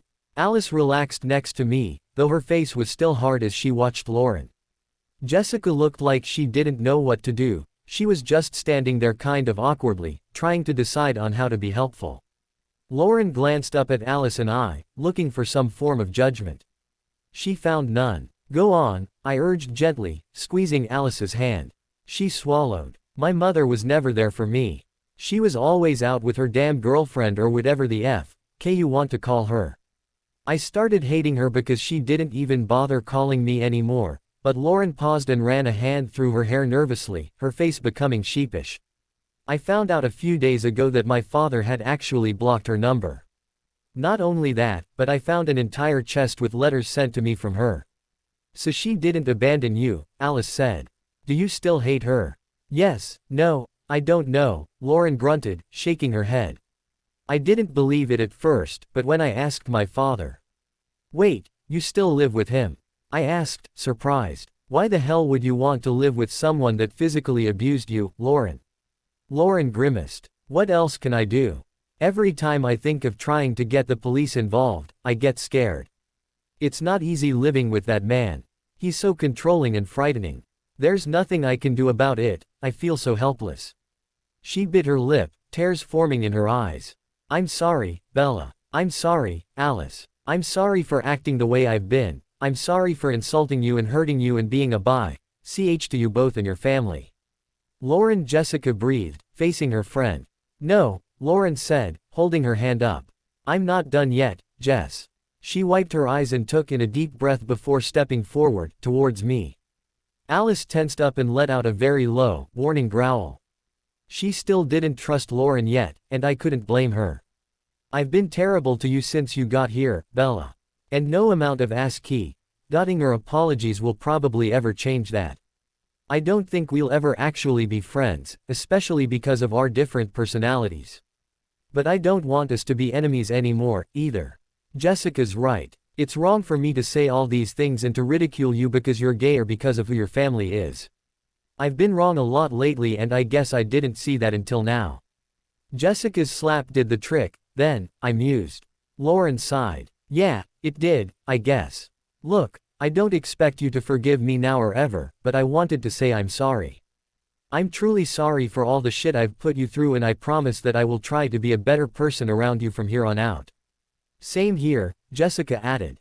And I'm sorry about slapping you, Lauren. It's fine, Jess, Lauren grunted. We should go. I'm sure your movie is going to be starting soon, anyways. Wait, Lauren, Alice spoke, stopping the two girls when they started to walk away. Lauren hesitated. She was still afraid of Alice. Why yeah, Alice. How do I know that this is for real? She asked, quirking an eyebrow. How do I know that you won't return to being the way you have been for the past year and a half towards my family and towards Bella? I need to know that this is real, otherwise the peace between us won't last. Lauren gulped. It's real, I promise. You can shave my head if I go back to being a ch to you, I promise. Alice's lips twitched. I'll hold you to that. It was silent for a moment, but then Lauren nodded. Her and Jessica then walked off in silence, leaving Alice and I to ourselves. Alice immediately started to gently pull me away and I remembered that we were here to see a movie. We hurried back to our theater and sat down in our spots, noticing that the theater was now fairly full. There you two are, Ben breathed. Where the heck did you run off to? Sorry, we ran into some trouble, Alice replied, giving them a gleaming smile. But we're here now and the movie hasn't started yet, which is good. True, Ben agreed, wrapping an arm around Angela, who mimicked the notion and smiled at Alice and I. This is gonna be an awesome movie. You're just saying that for the girls, Angela giggled. So, it's hot, Eric crooned. Katie smirked and shot Alice and I a wink, but otherwise remained quiet. I noticed that she and Eric were holding hands, too. Deciding to do the same, I looped my fingers around Alice's. She smiled and instead wrapped her arm around me, pulling me close. I rested my head on her shoulder as she laid her head down on mine. I like this. But I couldn't get what Lauren had said out of my head. I thought on it, and realized that, while I didn't particularly like Lauren and I didn't fully trust her, I did feel for what she was going through with her father. Nobody, not even Lauren, deserved to go through that. We'll talk about that later, Alice whispered, brushing her lips to my earlobe, causing me to shudder slightly. I would have replied, but then the theater went dark and the previews started up. So I decided to keep quiet and relax while the previews played and finished before the movie finally began. 2.5 hours later. Holy crap, I breathed, taking a sip from the Dr. Pepper that Alice had bought me. That was actually a decent movie, Alice mused, running her fingers through my hair. The overall plot wasn't too bad, the characters were awesome, the action was great, and the tender moments were sweet. And the overall representation of the vampires was nice. Don't forget that main couple, Ben snickered. They were hot. The actors were really pretty, Angela agreed. I loved the costumes and the special effects that they used, it made the movie seem much more realistic. The others started to chatter away about the movie and things they liked about it, like scenes or fights or characters in particular. I found it particularly amazing how well I could relate to the main character, almost eerily so. The main character's love interest was similar to Alice, though Alice wasn't as boastful or vain as she was. Still, the actors were incredibly good-looking. I glanced at Alice, who was staring intently at me. "Did you enjoy it?" she asked. I nodded. I thought it was really cool. I loved the main characters, especially the love interest because she reminded me so much of you. Not as hot, though. Plus, some of the stuff that the couple did gave me a few ideas. In fact, I teased, winking at her. Alice smirked and pressed her lips to mine. "You're not alone there, my sweet Bella." "Hey, you guys gonna give us a demonstration?" Eric asked. "That'd be real nice," Katie chimed in, grinning. Alice and I rolled our eyes and broke apart. "No thanks, that is private," Alice giggled, earning 3 indignant huffs and 1 giggle in response. The theater started to clear out as people left, some muttering amongst themselves about the movie, others talking more openly about it and a few who seemed indifferent toward what they had seen and more interested in getting the hell to the bathrooms. I realized that I had a strong need to go and use one too, shooting Alice a brief look. She smiled and nodded, releasing me. I quickly made my way through the sea of people and got a stall just in the nick of time, which I was eternally grateful for. Once I was finished washing up, I exited the bathroom to see Alice leaning against the wall, waiting patiently for me. "Hey sweetie," she greeted, pulling me into a tender hug with a key. I Ned into her mouth and pulled her close to me, reveling in the sensations that came with it. A few people gawked, especially some of the ones who had been in the theater with us. I'd noticed on several occasions that some people would turn their heads to glance at Alice and I, who sat in an obvious, couple way. We didn't care, though Alice did send a few glares throughout the film, especially when she went to grab me a drink. Honestly, I was much more used to people staring at us when we were together. I'd even gotten more used to publicly showing her affection, though I generally preferred holding hands and hugging more than key.ing. Not that I didn't like the key.ing. I loved the key.ing. We broke apart after a minute of key.ing since I needed to catch my breath. I was a little disappointed because before I'd been able to key Alice for several minutes without the need for oxygen getting in the way. I guess what Carlyle had said was right, the changes really were on and off. I sighed and rested my head on her shoulder, content with being held by her. Alice giggled. "Are you okay, Bells?" "I'm fine," I replied, squeezing her. "I just like the feeling of being in your arms. As I enjoy having you in my arms, my dear," she chuckled, dotting my cheek. I noticed the others walking over to us. They were laughing amongst each other by the time they joined us, likely about some movie-related joke. "Hey girls," Katie greeted. "We were wondering if you wanted to tag along with us. We're all gonna head out to get something to eat, do you want to join?"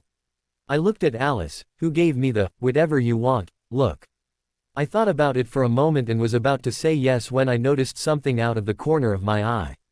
Curious, I looked and saw that it was Lauren, Jessica, Mike and Tyler walking out of the theater with each other. Lauren was with Jessica, her hands covering her face up. I felt a small pang of remorse for the girl and wondered about her situation. I knew what it was like to have an abusive parent and it destroyed my self-esteem and a lot of what could have been. I could see the same thing with Lauren, only her problems were on a different wavelength from mine. Still, we were alike in that one sense. I didn't like her, but I still felt for her. "I think we'll pass," I said, smiling at them. "Maybe another time, though. We could always do something this weekend, if you guys want." "Fine by me," Eric replied.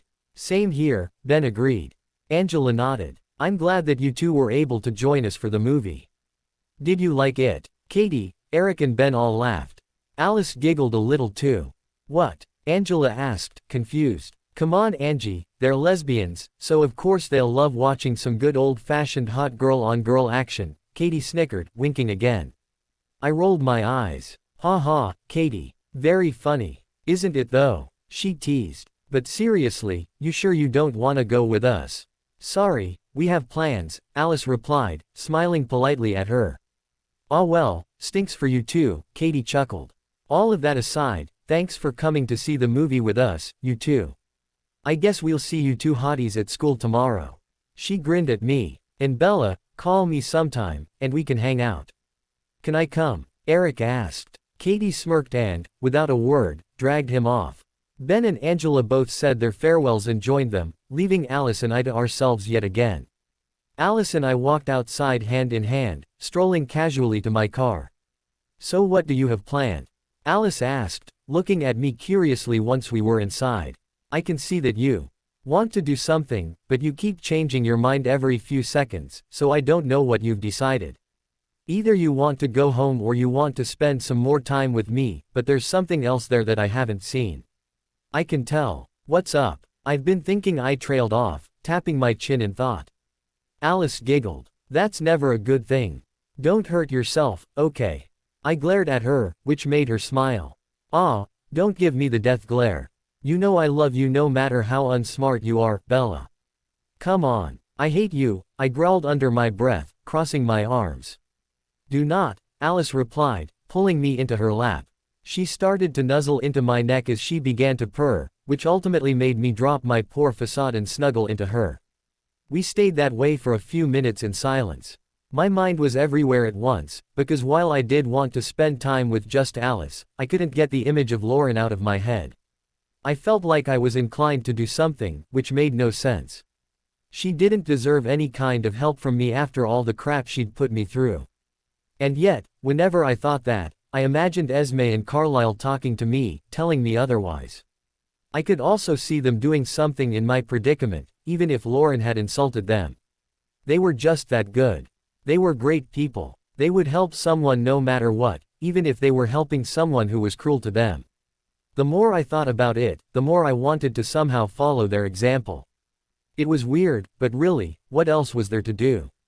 Sit back and watch as someone, she or not, be abused by her own parent. No one had ever been there for me when I went through that. And now I had the chance to help someone who was in that very same predicament. Do I really help Lauren, though? I mean, would she even want my help to begin with? And how do I help her, exactly? Bella, Alice murmured, dotting my cheek. Babe, talk to me. I don't like it when you think this hard, your brain wanders and it kind of ruins our cuddle time. I blinked. I'm sorry, Allie. Don't apologize, love. I like that you're thinking, I just want to be let in on the conversation. I sighed and rested my head beneath her chin. I'm thinking about Lauren, still. Mallory, why are you thinking about her at a time like this? Alice asked, sounding mildly annoyed. It was obvious that no matter what Lauren had gone through and was going through, Alice wasn't anywhere near close to forgiving Lauren for the things she'd said and done. I understood her feelings and I could agree, to some extent. I feel like I should do something, I admitted. Alice frowned. Why, though? Why should you help her? Because I was in her situation myself and I didn't have anyone there for me, I replied, remembering Renee and how she'd been towards me. All the cruel words and the demeaning remarks that she'd said. The lack of care and love. The crying. Bella. Alice lifted my chin and at me sweetly. I'm sorry. I should have remembered that you went through that. I still can't believe that you had to suffer that way without a soul to be there for you. But that won't happen ever again, because I'm here for you. She paused and pulled me in close, sighing. I know, Alice. It means the world to me that I have you. But Lauren doesn't have anybody, at least not someone who understands that pain. I want to help her somehow, but I really don't know how to help her. Alice was silent for a moment, rubbing my head. There is one option, Bella. I'm not so sure that you'll like it, though. What's that? I asked. I'm fairly certain that you'll say no to it, Alice murmured, her voice trailing off. I looked up at her. Alice. She looked at me. Tell me, please. She bit her lip. Have you forgotten that we know someone who works in law enforcement and would be inclined to believe what you say? I cocked my head to the side, wondering what the hell she meant. Who did? Oh, you don't mean. She nodded. I do, love. Charlie, I breathed, putting my head back where it was. F.K. Yeah, I know, Alice agreed, sounding displeased. I don't like it either, but he's the one person we can go to that would be willing to help us out. Us? I asked, giving her a curious look. You're going to help me out with this? Alice scowled. I have no love for Lauren Mallory, Bella. I don't like her, I don't trust her. Still, I understand where you're coming from, and even I have enough of a heart to agree that she doesn't deserve the abuse. I'm against doing this, but if it's what you really want to do, then I'm with you, no questions asked. Thanks, Alice, I said, keying her. I'm not so sure about going to Charlie, though. As pissed off at him as I am, he really did mean what he said when he told you that he wanted to start over again with you, Bella. I looked into it out of curiosity and saw him talking to someone about you and that he wants to make amends. This might be a good chance for the two of you to talk and maybe strike up a friendship of some kind. I thought you were against the idea. I asked, narrowing my eyes. She grimaced. It feels like I've been forced to do away with some of my more biased ideas as of late, if you haven't noticed. I allowed another person to key you, not to mention the fact that I was actually watching her key you, and I'm going to help someone that I dislike. Why not throw something else into that list, I thought that you were okay with the Katie situation. I inquired. I was then, but now I'm actually thinking about it and the whole thing is making me jealous beyond belief. I won't rag on either of you for it, though, because I know that what happened wasn't your fault, my fault or her fault. I smiled apologetically at her. Sorry about that. Alice put a finger to my lips. It's okay, Bella. It's going to bug the living hell out of me for a while, she grumbled under her breath. I can live with it. So stop worrying. She pulled her finger away from lips, but kept it held up. Now, what do you want to do about this? I bit my lip and pondered it. Damn, my head was starting to hurt. Too much thinking is seriously bad for Bella. Damn it. I guess, we go to Charlie, I replied, lowering my head. If he's the only one that can help us, then it's better to go to him as soon as possible. Do you want to go now? She asked. I nodded. Yes. Alice gently set me down on my seat, then blurred over to the driver's seat and started my car up. I quickly buckled up and then we were off, driving out of the theater parking lot and toward Charlie's house. My old house. I hadn't set foot there for a while now and I hadn't seen Charlie since I'd been on La Push. Did I really want to see him again? No, not really. I needed to, though. I hadn't forgiven Charlie of what he'd done in the past. Truthfully, I hadn't even thought about him. I'd been too focused thinking about the wolves and the other vampires, worrying when they would strike again or when something would cause some giant war to outbreak. I didn't get a whole lot of time to think on it, thankfully. It was giving me a headache, because Alice pulled up to his house shortly after we'd left. She turned the car off and we sat there in silence, both of us staring at the door to the house. I looked at Alice and she looked to me. Are you positive you want to do this, Bella? No one will hold anything against you if you decide to change your mind, and we can go back home and call it a day. It makes no difference to me what you choose to do, because no matter what, I'm with you 100%. Yes, I replied, reaching over to squeeze her hand. It's the right thing to do, no matter how much I may not like it. Don't you agree? She considered that. I suppose so. Shall we? I asked. Let's. My heart was pounding as I slowly neared the door. I didn't know why I was so nervous, but I wasn't. It was driving me insane. Alice was right next to me, her left arm wrapped around my waist, pulling me close to her. Her cool lips were tenderly dotting my neck, cooing in my ear to help relax me, which it did. Calm it down, love, Alice cooed again. It's all right. I'm right here with you and I'm not going anywhere, okay? Take it easy. She wrapped her other arm around me and pulled me into her body, hugging me tightly but lovingly. I took in a few deep breaths and relaxed into my love's body. Thanks. Any time, she replied, dotting my cheek. There's no reason to be nervous, though. I know, Alice. I can't help it, I mumbled. I took in one last breath. All right, let's do this.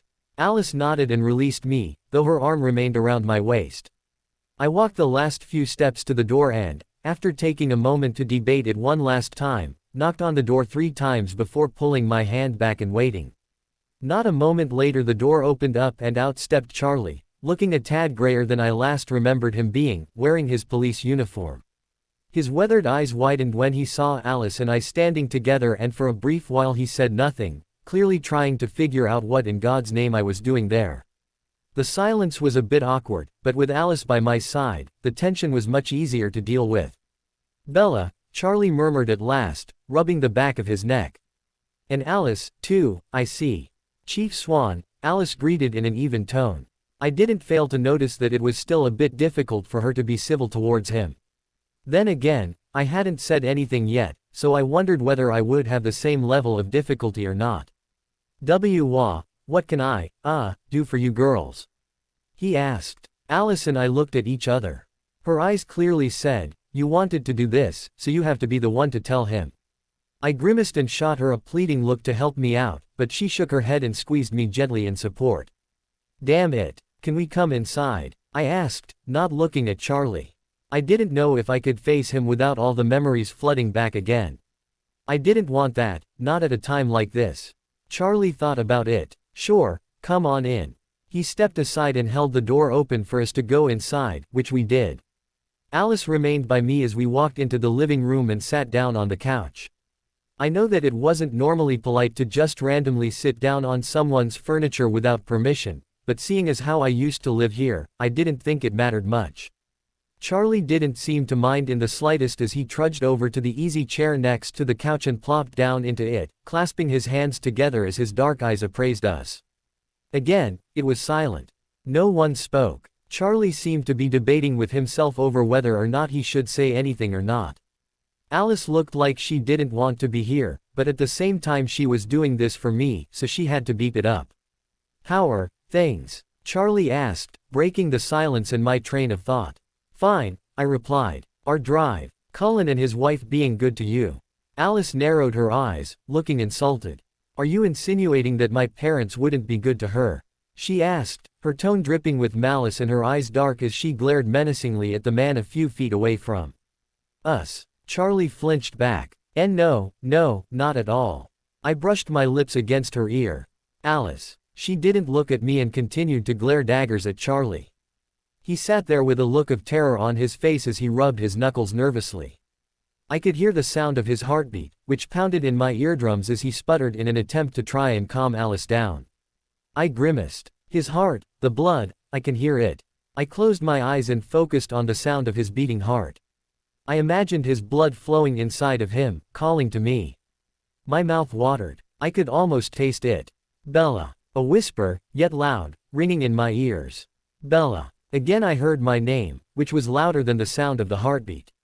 I felt something cool squeeze my hand and the heartbeat dissipated into nothingness. I opened my eyes to see Alice was staring at me worriedly, cupping my cheeks with her cold hands as the haze in my mind cleared. What the hell? Bella, Alice breathed, letting out a sigh of relief. I glanced over to see Charlie watching on with confusion and concern in his eyes, but he said nothing. She leaned in so that her lips were near me ear. Are you okay, love? Talk to me. I'm fine, I replied, nodding. I'm just, thirsty. Alice frowned, obviously seeing through my lie. She didn't say anything on that and instead turned to Charlie. Get her some water, Alice commanded firmly. Charlie didn't even bother arguing, he got up and walked into the kitchen, returning a minute and a half later with a glass of water. He handed it to me in silence.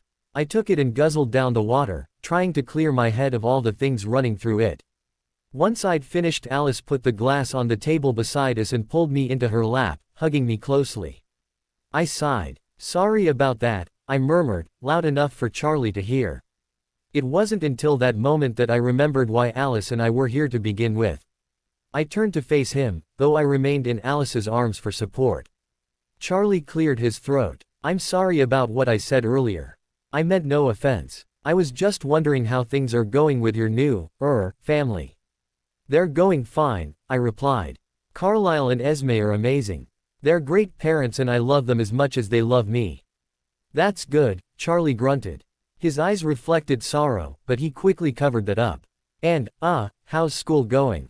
Boring and annoying, I answered, because it was. Actually, that's one of the reasons why I wanted to come here to talk to you. Well, okay, it's not the reason, but the reason has to do with it. Wait, no, it's, I need your help. My help? Charlie asked, surprised. What do you need my help with? I bit my lip and worded it in my head before speaking. There's the girl that goes to the same school as we do. Her name's Lauren Mallory. Mallory. Robert Mallory's kid, Charlie inquired. Alice hissed. Do you mind letting her finish first? He grimaced. Sorry. Yes, that's the one, I think, I said. You know her father? Well yeah, I go fishing with him every weekend, Charlie replied. He's a good man, that one, and his daughter's nice too. It's a shame about his wife dying, but with looks like his, he'll probably find another woman in no time. I frowned. Say what? His wife died. Charlie nodded somberly. Yeah, it was really sad. His wife was killed a few years back along with another woman, her friend I'm assuming. It was real bad when I got there and he was pretty shaken up over it. He hasn't even told his daughter yet, apparently. I stared at him. I was now even more confused, yet there were now tens of thousands of red flags rising in the back of my head. Something about this didn't seem right. Did her father? Was the killer found? Alice asked. No, Charlie replied, his eyes narrowed in distaste. The bastard that did it was long gone by the time we got there. We've been going over the evidence, but nothing seems to fit. I can't for the life of me figure it out, but I keep telling Bob that I'll get to the bottom of it eventually. He's still a bit upset over it. I hope that things get better for him. Charlie continued to mutter to himself. I stared at Alice and nodded my head to the kitchen, wanting to talk to her.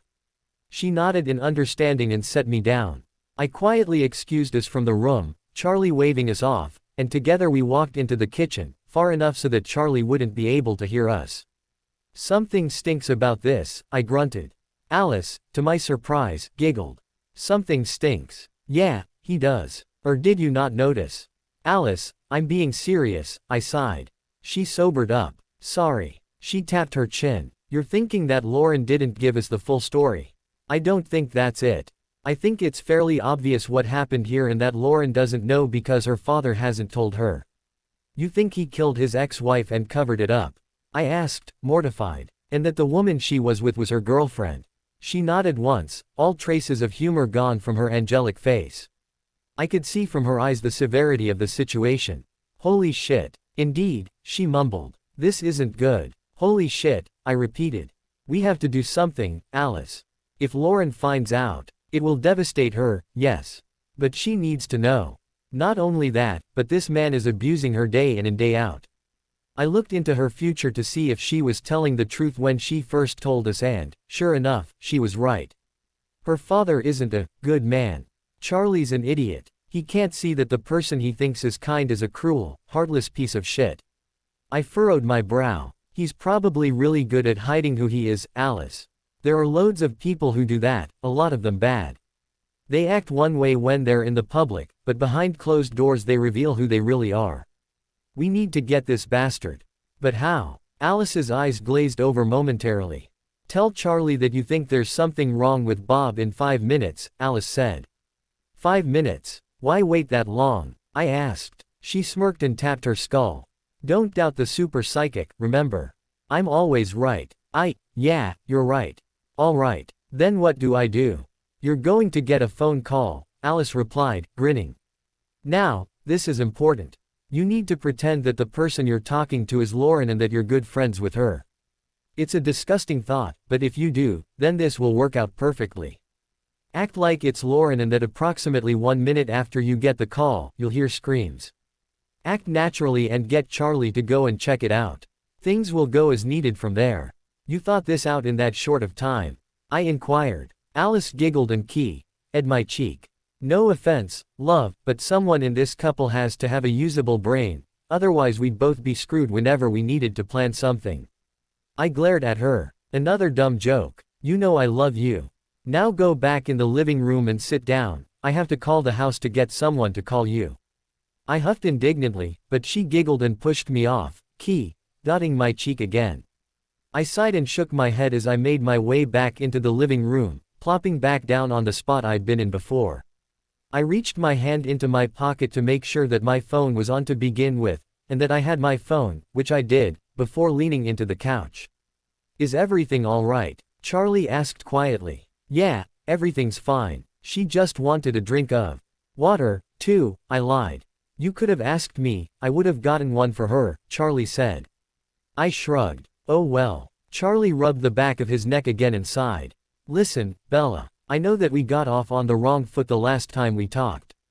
I've been meaning to try and call you, but every time I think about it, I change my mind. I can't seem to find the right words to express what I feel, and there are no words to express the amount of shame that I have. I truly do want to make up for the things that I did and didn't do when you were little. I just wish you'd give me the chance. I absorbed his words and thought about it, noticing that Alice was now sitting next to me. I looped my fingers around hers and squeezed her hand in support, which she returned. I could practically feel her smiling at me without looking. I don't know, Charlie, I sighed. A lot has gone on in my life, a lot of things that you wouldn't be able to understand. It hurt me when you didn't want anything to do with me, and now that I'm older, it just feels like it's a little too good to be true that you want to change like this. How do I know that you'll stick to your words? That our peace will remain intact? I glanced at Alice while I spoke, since my word choice mirrored what she'd used earlier today with Lauren. It seemed to work then, so why wouldn't it work now? Alice gave me a gentle smile and keyed my cheek. Charlie furrowed his brow and looked down at the coffee table. Well, he was cut off when my phone started ringing, at which point I remembered that I was going to be receiving a phone call. I gave him a slight apologetic look and pulled my phone back out to put it to my ear, wondering who was calling. Oh, right, Lauren. Hello, I asked into the phone. The other end was silent for a moment. Do I really have to pretend to be that ch? I recognized the voice. Rosalie. I almost started to laugh, but Alice squeezed my hand and gave me a look to keep me in check. Of course, she looked like she was about to laugh, too. Hi, Lauren, I greeted, barely able to keep myself from laughing. Hello, Bella, Rosalie said in a mock Lauren voice. Did I mention that Alice owes me big time for this? I'll kill her if she tells anyone about it, you too for that matter. I'm fine, thanks. How are you? I asked, glancing at the clock. Alice silently mouthed the time to me, giving me a good estimate of when I was supposed to act. Wow, your acting stinks, Rosalie snickered. F.K.U., Rosalie. I'm at my dad's house right now, I droned out. I was about 10 seconds away from bursting into giggles, and Alice looked like she would be the first to cave, her lips twitching insanely as she made sure Charlie couldn't see her face. Yes, oh, I'm supposed to scream now, aren't I? Best pull the phone away from your ear a bit, Bella. This might hurt. Alice twitched and I pulled the phone away from my ear a tad, not wanting to go deaf anytime soon. So Lauren. A scream tore from the other end, loud enough for Charlie to hear. He jumped on his feet in an instant as I dropped the phone, stumbling a little. Alice did the same, forming a beautifully sculpted look of surprise on her face. What happened? Alice asked, sounding frantic. Charmer. I grabbed the phone and pretended that something was wrong. Lauren, can you hear me? Hello. There was no answer on the other end, though I was vaguely aware of Rosalie laughing rather darkly to herself. I barely managed to keep my eyes from rolling as I looked up at Charlie with mock worry. There's no answer. Charlie nodded. I need to go, then. I'm heading to her place to see what's wrong. We're coming with you, I said. Charlie looked like he was about to argue. Charlie, she's my friend and I'm worried for her. Please. I gave him the puppy dog eyes just for an added bonus and he caved, nodding his head once. I'm not sure if it was bad of me to say, but I felt a little cool tricking him like that. It was fun. I pushed that away though when I remembered that this was a serious situation as Alice and I followed after him, jumping into my car and following Charlie's police cruiser as it drove off in the direction of Lauren's home. So how exactly is this going to help us catch our father? I asked as Alice smoothly drove. Simple, she replied. Her father has no clue that we know the truth about what he did to his wife and her lover. He thinks he has Charlie in the palm of his hands because he was able to get away with his horrid crime. Plus, he has Charlie thinking that he and his daughter have a wonderful relationship, which is an obvious lie. Yeah, and, I urged, that's not really explaining how we're going to catch him, Alice. Alice rolled her eyes. He's drunk right now, Bella. And he's going to begin yelling at Lauren in approximately 1 minute and 13 seconds. By the time we get there, he will have his hands around her throat when Charlie barges in and sees. He will instantly proceed to try and arrest the bastard, at which point he will try and fight back, because he is drunk and stupid. Oh, I replied. That made sense. Alice nodded, but then her face became serious. Bella, listen to me. I want you to go over and grab Lauren and pull her to safety. Do not try and engage that man, Bella. If you do, he will swat you aside and I cannot guarantee that I won't kill him myself. I can't risk that and I sure as hell can't risk you being hurt. Just avoid him and keep her safe. I will be there to keep you safe, don't worry, but I need to call Carlisle to let him know that he'll have a new patient today. I nodded curtly. All right, I understand. Bella. Yes, Alice. I asked. Her amber eyes smoldered. Please. Alice, I sighed. I can't help it. I won't be long, I promise. I'll be there if something happens, she said, as I pulled the car to a stop. We're here. Go. I bolted out the door as she did the same, Charlie already running toward the front door of Lauren's house. He had his gun in one hand as he rammed open the door, me following a few steps behind him with Alice behind me, her phone to her ear. As Alice had said, there was Lauren, being choked by the man that I presumed to be her father. I gaped at the sight and felt an overwhelming rage begin boiling inside of me. I didn't like Lauren, but I couldn't stand the sight of someone abusing their child. That piece of shit. Charlie stopped in the doorway when both pairs of eyes turned to see him. Lauren's eyes were wide, especially when she saw me, and the man's eyes were glazed over. One thing I saw when I was closer. He was King huge. He was at least 6'6", taller than even Emmett was and much more muscular. Not that Emmett couldn't take him, since not even a man that big could fight off the toughest vampire in my family. Bob, Charlie breathed, stunned. He immediately switched into cop mode. Put the girl down, Bob, and put your hands behind your back, now. I can't believe I'm saying this, but you're under arrest and you're coming with me. The man grumbled something that I didn't catch as he released Lauren, the girl landing on the floor with a loud thud. She instantly started to scoot away, terror in her eyes. Charlie walked forward with his gun drawn at the larger man. Now put your hands behind your back, he commanded. Nice and easy. I slipped behind him before he could react and grabbed Lauren, pulling her nearer to the doorway as fast as I could. Charlie looked at me for a moment, stunned, but before he could return his attention, the large man was already barreling toward him. Charlie, look out, I shouted. Charlie didn't get that chance as the larger man punched him, knocking him down instantly. I looked to Lauren, who was trembling like a frightened child on the floor.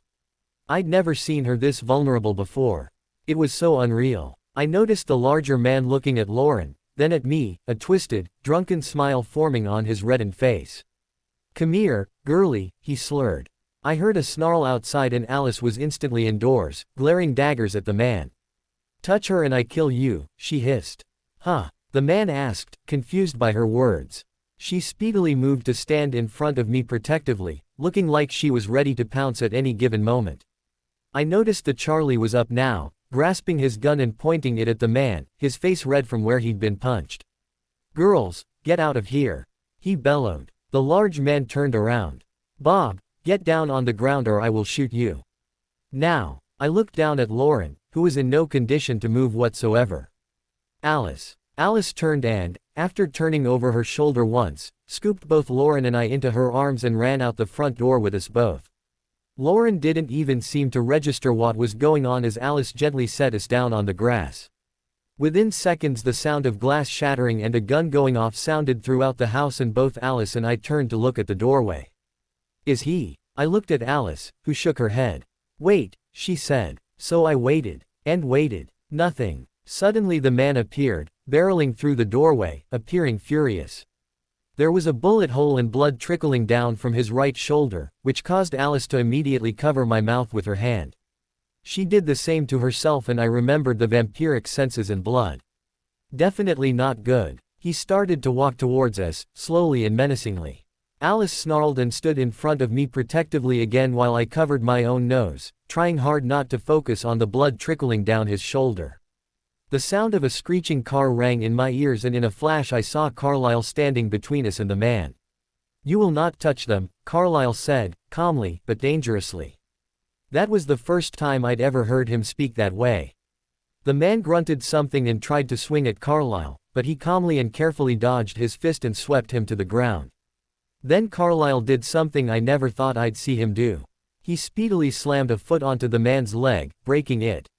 I was astonished. The man growled in pain and clutched his leg as Carlyle moved into the house, re-emerging shortly after with Charlie following behind him. Charlie was on top of the man in an instant, cuffing his wrists together and grabbing his walkie-talkie to call more units in. "You broke his leg," I whispered, stunned. Carlyle moved over to us and gently touched Alice's shoulder, then mine. "I did what was necessary to ensure that you would be safe." He glanced down at Lauren, who had slumped into my arms. I couldn't help feeling terrible for her and hoped that she was okay. "I'll take a look at her," Carlyle said, gently lifting her.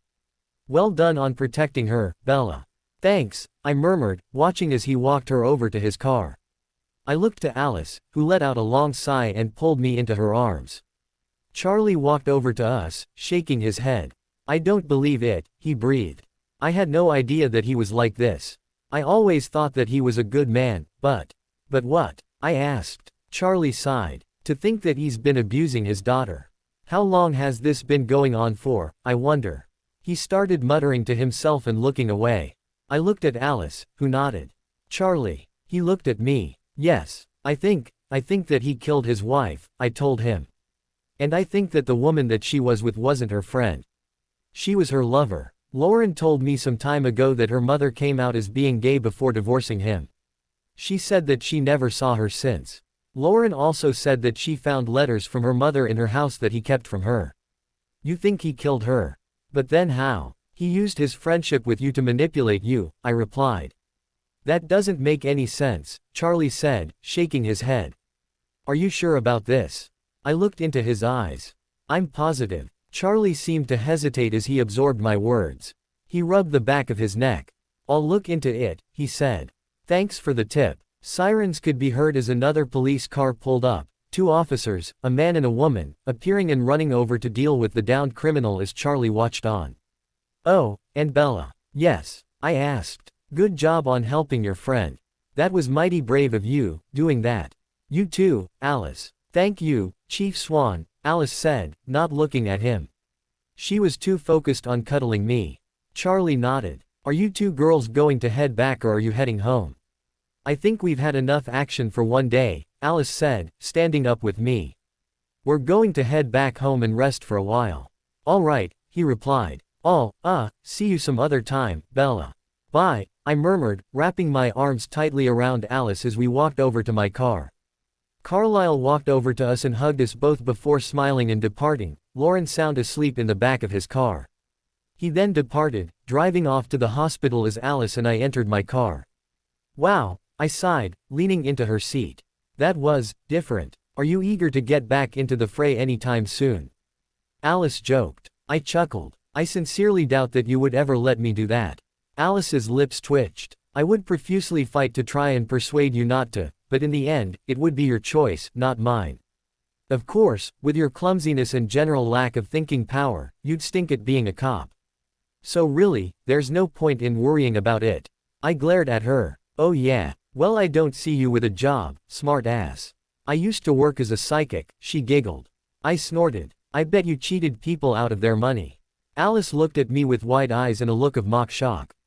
"What? Me? Why I never." "Well, okay, maybe a few times, just for shits and giggles.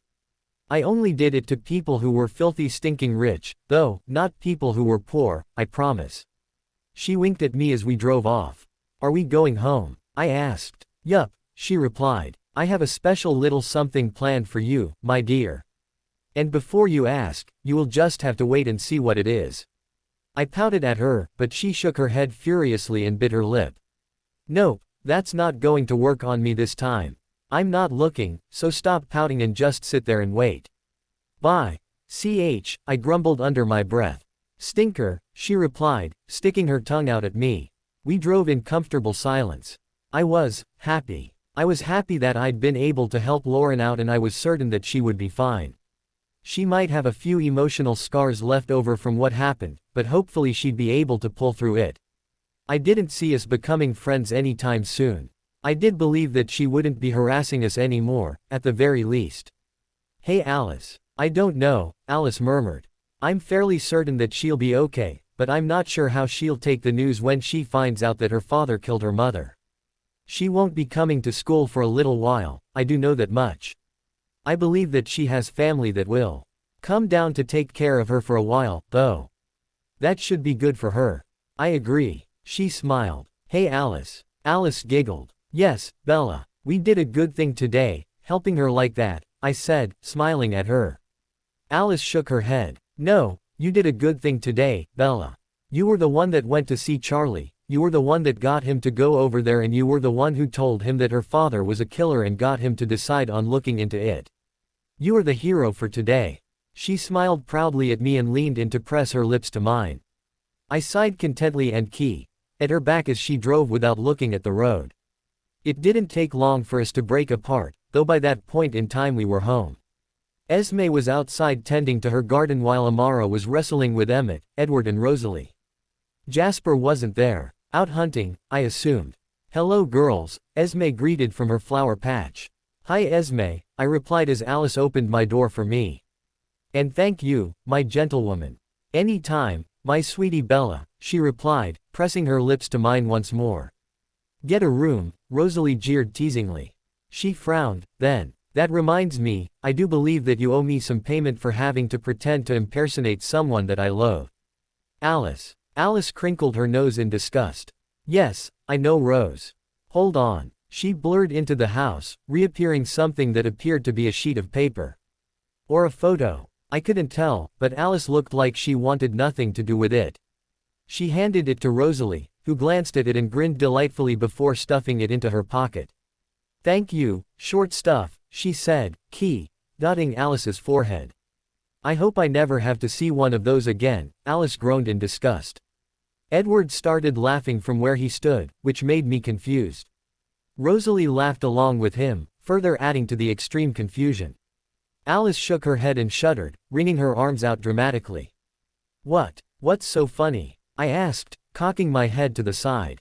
Rosalie beamed at me. Oh, nothing. I noticed Emmett pouting behind her. Alice rolled her eyes. Whatever. Hey, Esme, did you? Esme walked over to us and wrapped me into her arms, then Alice. Yes, I did, she replied, tapping Alice's nose. It's waiting for you in the kitchen, along with everything else you wanted, as requested. She winked at me and giggled a little. I was officially even more confused, now. Wah. Don't worry, Bella, Alice said, grinning mischievously. She held out her arms. Now do me a favor and close your eyes. I have a surprise for you. Ari stared at her arms, uncertain. What kind of surprise are we talking about here? Alice narrowed her eyes and instantly encased me in her stony arms. She immediately smirked and glided inside of the house with me still in her arms, the sound of Edward's guffawing ringing from outside, much to my annoyance. I had the incredible urge to tell him to shut up, but, oh. Shut the F.K. up, Edward. I roared inside of my head. That just made him laugh harder. Ass. Alice stopped in front of our door and set me down. Ignore him, love, Alice cooed, dotting my cheek. I have a very special evening planned out for the both of us, and that would require you to do something you might not like. Now be a dear and go change into what's waiting on the bed for you. Meet me in the kitchen when you're done and we'll get going. She winked at me and danced down the stairs, leaving me puzzled. I sighed and walked into our room and saw a few clothes on the bed. I wondered why she wanted me to change so badly, and then I saw what it was she wanted to change into. A bikini. I gaped at it and heard Alice's musical laughter downstairs. My cheeks heated up and I considered chickening out, but then I realized that I needed to get over the fear of being like this around her. Plus, if she was going to be wearing a bikini, yum. So I beeped it up and dropped my clothes to the floor before switching into the dark blue bikini, which I recognized as the same one that I'd worn to La Push, but I'd never showed. I bet Alice was more than pleased to know that, since she probably wanted my body to herself. I couldn't argue with that logic, not at all.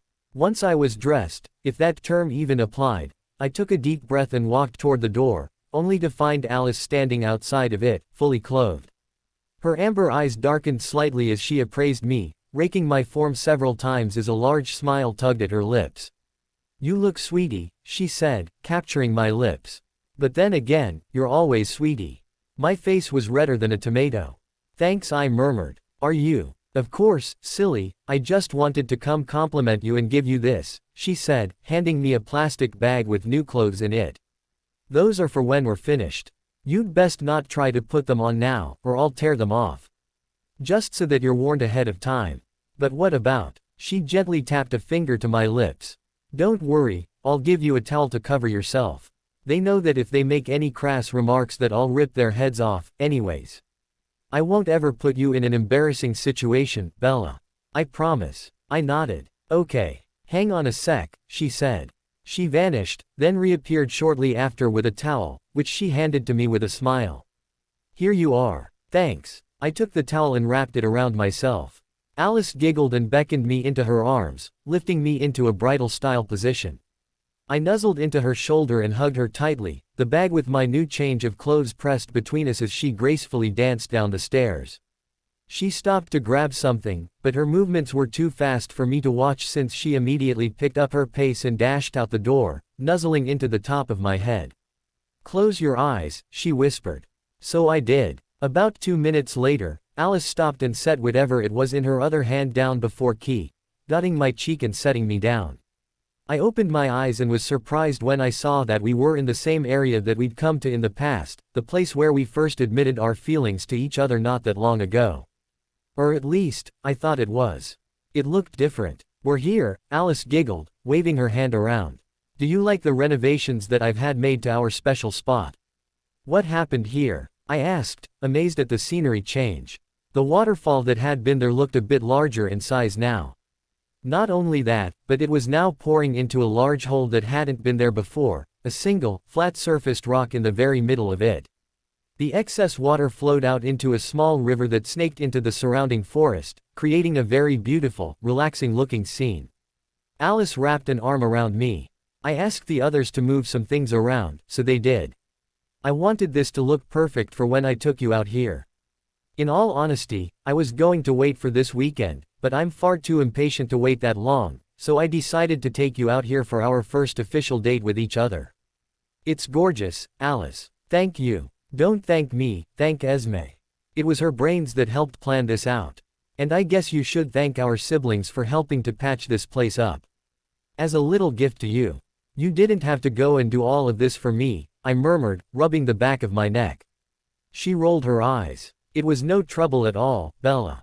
Besides, they like destroying things and it gives them something to do with their spare time. Esme was just happy to have them out of the house for once since they were beginning to get rowdy with each other. So really, it's no problem, and I know for a fact they enjoyed doing it. I wrapped my arms around her and pressed my lips to her smooth, icy ones. This means a lot to me, Alice. Really, it does. I swear sometimes I think you're too good for me. I keyed her again, not even caring that my towel had dropped to the ground. Alice smiled against my lips. You know that isn't true, Bella.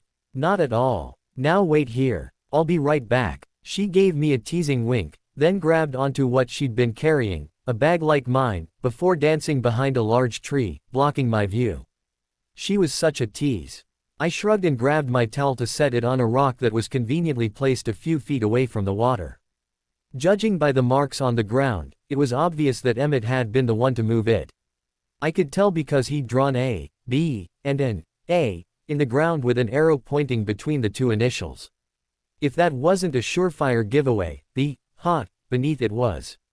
Oh, Emmett. Sigh. I heard a throat clear and turned to see Alice standing in a yellow silk bikini. My jaw dropped and I'm fairly certain I now had a nosebleed from the sight. I had forgotten how inhumanly sweetie she looked in a bikini. Holy shit. Goo, ah. I just stood there with my mouth hanging open like a moron, gaping at the sight of my beautiful vampire girlfriend. Alice laughed melodiously and strolled up to close my jaw, then leaned in to gently key me. The contact with her lips broke through the haze in my head and I mo.net as she quickly deepened the key, pulling me into her arms. Gently, Alice lay down and pulled me on top of her, giving me full access to her mouth. I licked her lips, reveling in her taste as she began to purr happily at the attention she was getting. I proceeded to insert my tongue into her mouth, eliciting a mo.n from both her and me, and slowly began to circle it around, dotting her and moving my fingers through her hair all the while. Alice wrapped her arms around me, using one to gently press my face into hers and letting the other roam down my back, causing me to shudder at her cold fingertips. She seemed to hesitate for a moment with her hand as we keyed, but then she moved it downwards and cupped my ass with it, giving it a light squeeze. I gasped at the sudden stimulation and mo.net into her mouth as she started teasing my tongue with hers. We keyed for another minute or so, though it felt more like a century in heaven to me, before we broke apart so that I could breathe. Sometimes I hated the fact that I was still human and kind of yearned to not have to deal with breathing anymore. I ran a hand through my hair and glanced at Alice, who sat watching me with dark amber eyes, smiling. That was fun, she breathed. I nodded. It always is. Shall we go for a swim? Alice asked, standing and offering me her hand. I graciously accepted it and allowed her to lift me up, looking at the water with wonderment. Won't it be cold? I asked. Alice smiled and shook her head. Not to me, it won't be. As for you, I had a special little thing installed beneath, just for this type of occasion. Come along, don't worry. You'll love it, I've already seen it to make sure. She led me toward the water and stepped into it, not bothered in the slightest. I tested the water with my toe out of habit, earning me a tisk from my girlfriend.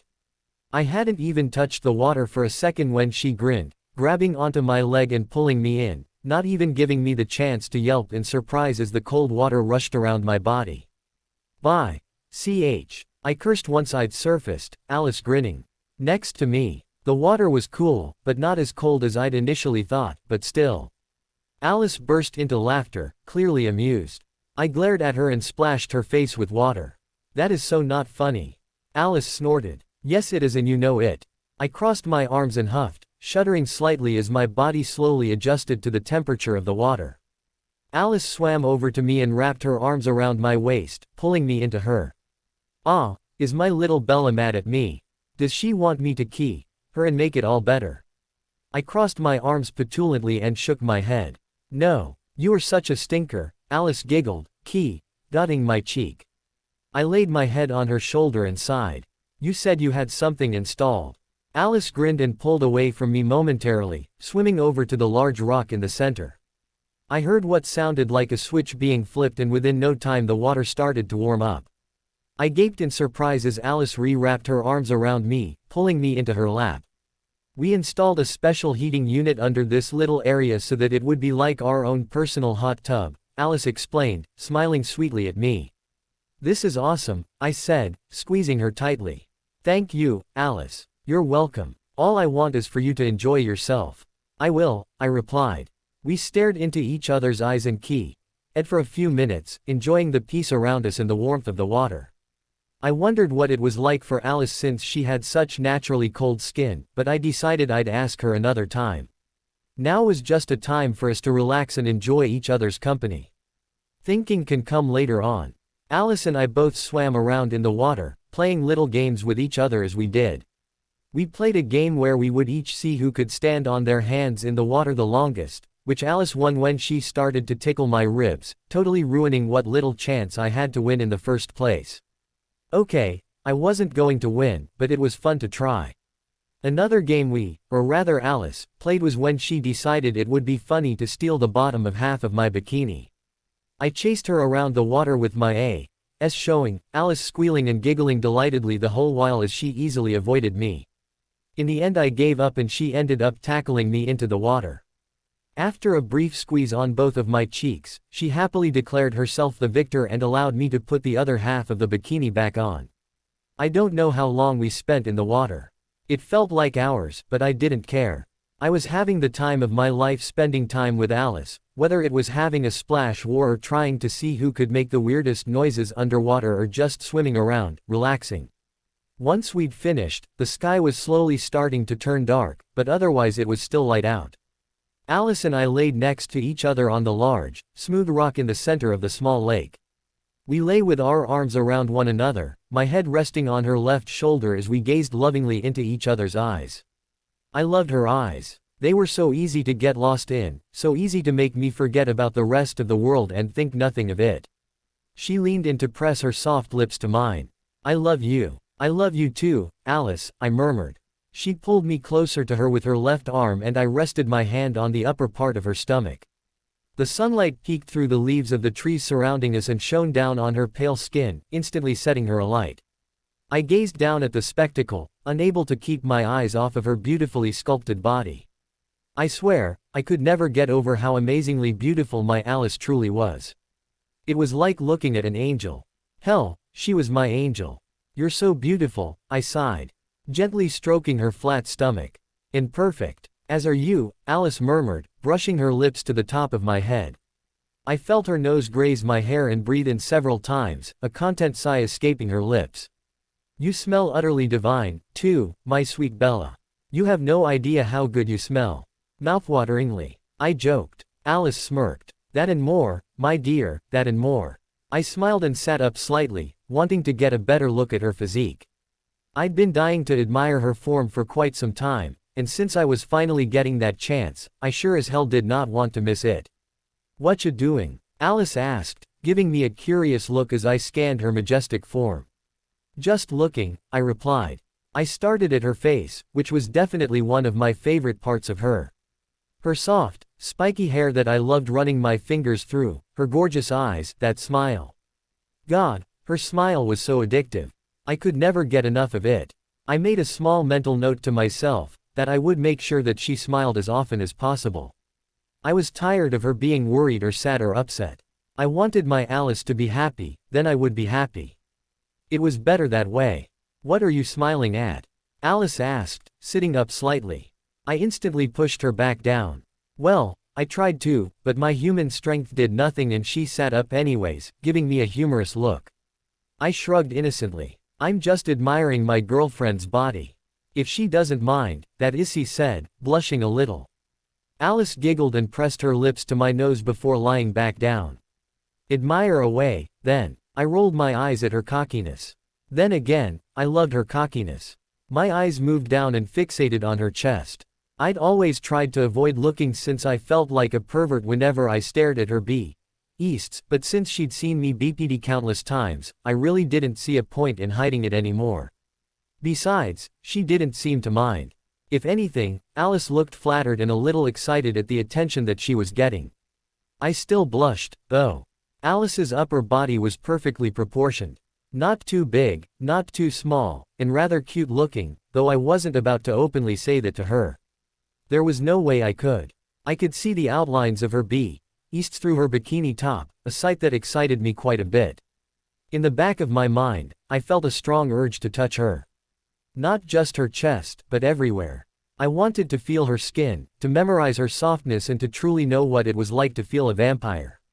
My eyes continued to trail down her body. I made sure to look at her arms first, admiring how toned they were without being muscular. Her fingers were thin and long and her nails were perfectly manicured, which I couldn't help smiling at. That was such a typical Alice thing. I then proceeded to gaze upon her stomach, which had fascinated me the moment I'd first laid eyes on it.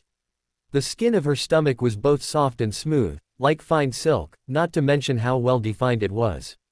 Her curves, which were perfect in appearance, were delicious looking and I ached to run my fingers along them. And of course there was her belly button, which was beyond cute and furthered my ache to touch her even more. I finished my journey by scanning her lower body, which, like the rest of her, was perfect. Her legs were thin and toned like her arms and her feet. Well, I'd never been one to give a person's feet my attention, but being with Alice, I was curious. I had to say, they were cute. It wasn't a term I'd ever thought I'd put to feet, but it was true. Her toes were adorable looking and the nails were manicured and painted like her fingernails were. And of course there was always that round, cute little ass of hers. To not stare at that, especially when she wiggled it around as she danced, was fairly impossible. But really, why should I care if I stare at her body? She's my girlfriend, my soulmate. There's no crime in basking in the beauty of the person you love, right? So in all honesty, my embarrassment was pointless. I noticed Alice gazing at me intently, her amber orbs boring into mine. The urge to touch her had increased to the point of a physical pain and I was at the edge of losing it. I bit my lip and gave her form a quick once-over again and swallowed the lump in my throat. Alice, I asked groggily, trying to steady my increasing heart rate. Alice remained silent as she sat up and wrapped her arms around me, pulling me closer to her body and pressing her forehead against mine. Her face was nothing but gentle as she pulled me as close to her as I could, our chests and stomachs touching in a way that made me melt. I licked my lips nervously. Try as I might, I could not fight off these urges, which were stronger than they had been earlier today. It was nearly overwhelming, but I kept myself in check. Yes, Bella, Alice asked, cupping my cheek with one hand. My eyes wanted to go down. My hands wanted to touch her. I needed to touch her. It didn't need to be say.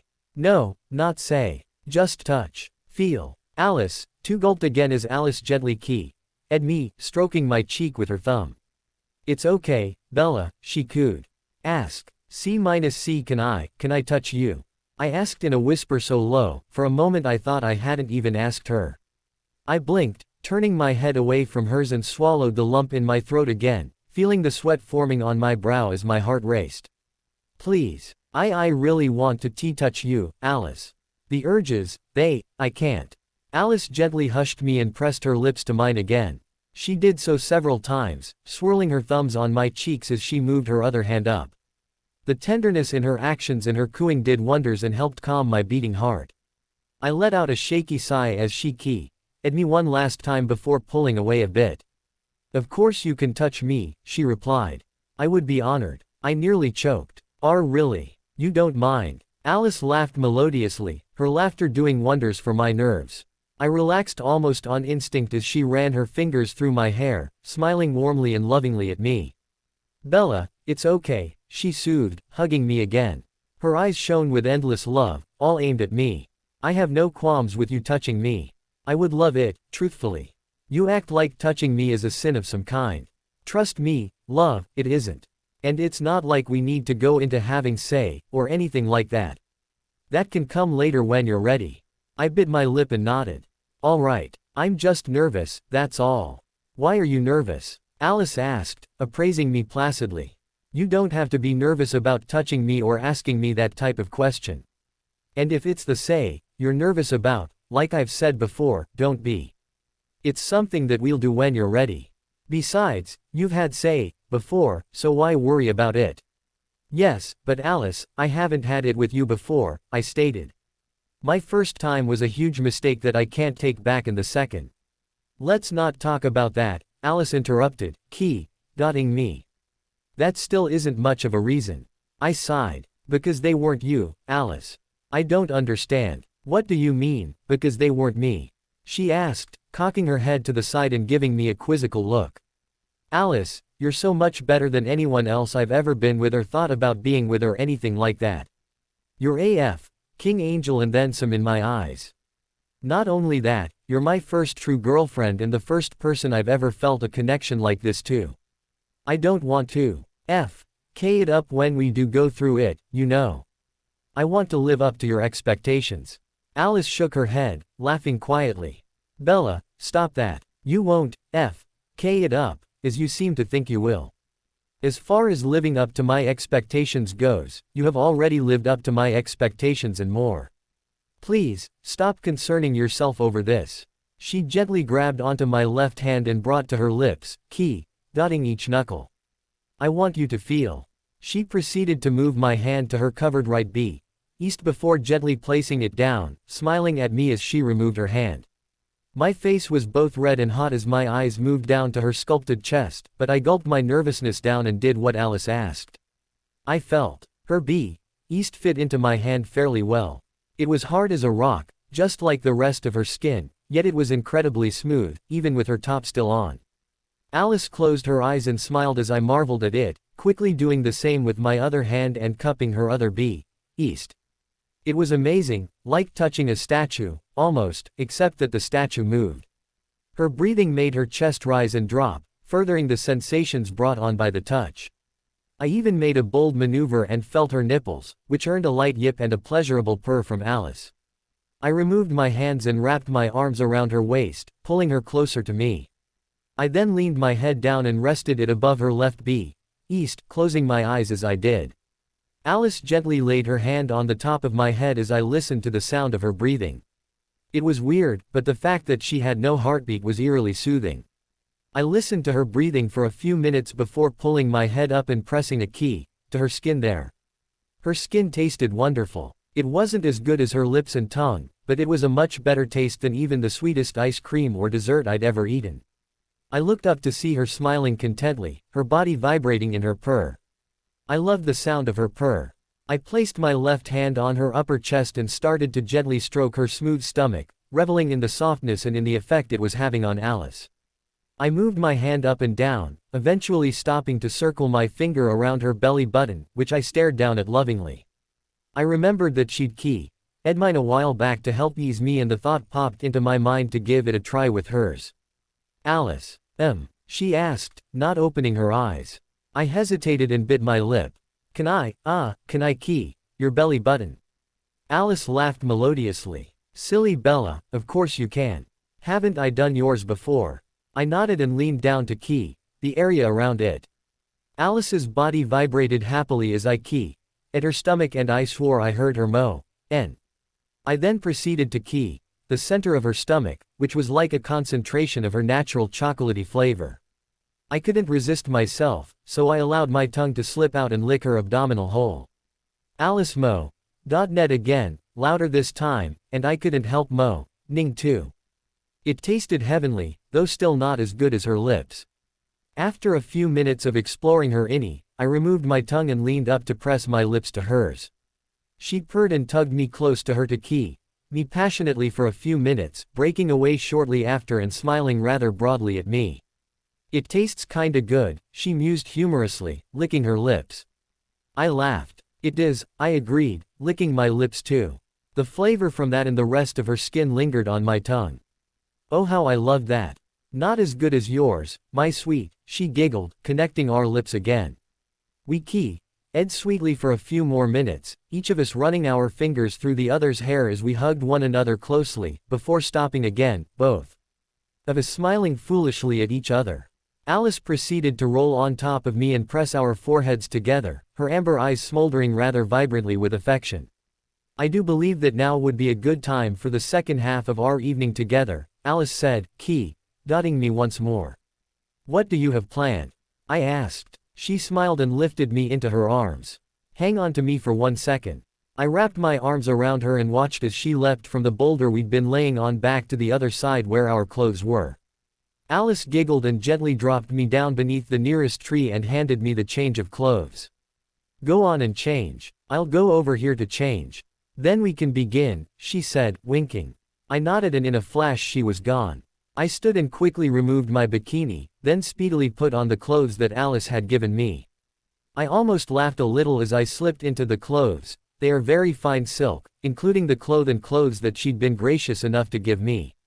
I guess my girl had a thing for silk. But then hey, so did I. Once I'd finished dressing, Alice reappeared wearing a similar set of lace clothing that got me excited, carrying something in her left hand. I couldn't tell what it was because it was covered by a large cloth, but it looked like a basket of some kind. A picnic basket. Alice smiled and pulled the blanket away, revealing none other than a picnic basket. If you would be so kind as to move a little, please, she commanded softly. I took a few steps back and watched as she smoothly laid the blanket down beneath the shade of the tree before setting the picnic basket down and plopping down in the center of the blanket, patting her lap and beckoning me over. I smiled and happily sat down in her lap as she wrapped her arms around me, pulling me close to her. Now then, we can begin part 2 of our special evening with each other, she purred, dotting both of my cheeks and bringing the picnic basket closer. That sounds like fun to me, I chuckled. Alice at the top of my head as she set the picnic basket down on my lap. She opened it up to reveal a myriad of different things, including a few plastic containers, a sandwich, a bag of my favorite kind chips, and a bottle of what I believed to be a smoothie of some kind. I did not fail to notice the smiley faces pasted onto them. You made all of this? I asked, though I knew the answer already. Nobody else, other than maybe Esme, would put smiley faces all over the inside of a picnic basket. That was screaming Alice at me. Alice giggled and tapped my nose. Esme helped a little bit, but yes, I did. I reached down and pulled out the sandwich, testing it by sniffing it at first. If anything, it was just to annoy Alice, which I was successful in doing. Her brows furrowed and she crossed her arms petulantly, sticking out her bottom lip in that oh so adorable manner I loved. She huffed. Just eat your stinky sandwich, damn it. I didn't poison it or anything. I snickered and ate her cheek, which erased the pout on her face, then bit down on the sandwich. It wasn't bad. I mean, it's a sandwich, there's very few ways that someone, even Alice, could ruin a sandwich. Alice nuzzled into my neck. Is it okay? I nodded. It's fine, I replied. Alice leaned in with her mouth open and for a moment I thought she might take a bite of the sandwich. Instead, she breathed on it, allowing her sweet-scented breath to be absorbed by the otherwise plain food that I was eating. After a minute and a half she closed her mouth and smirked at me. I was about to thank her, but she pressed her lips to mine before I could.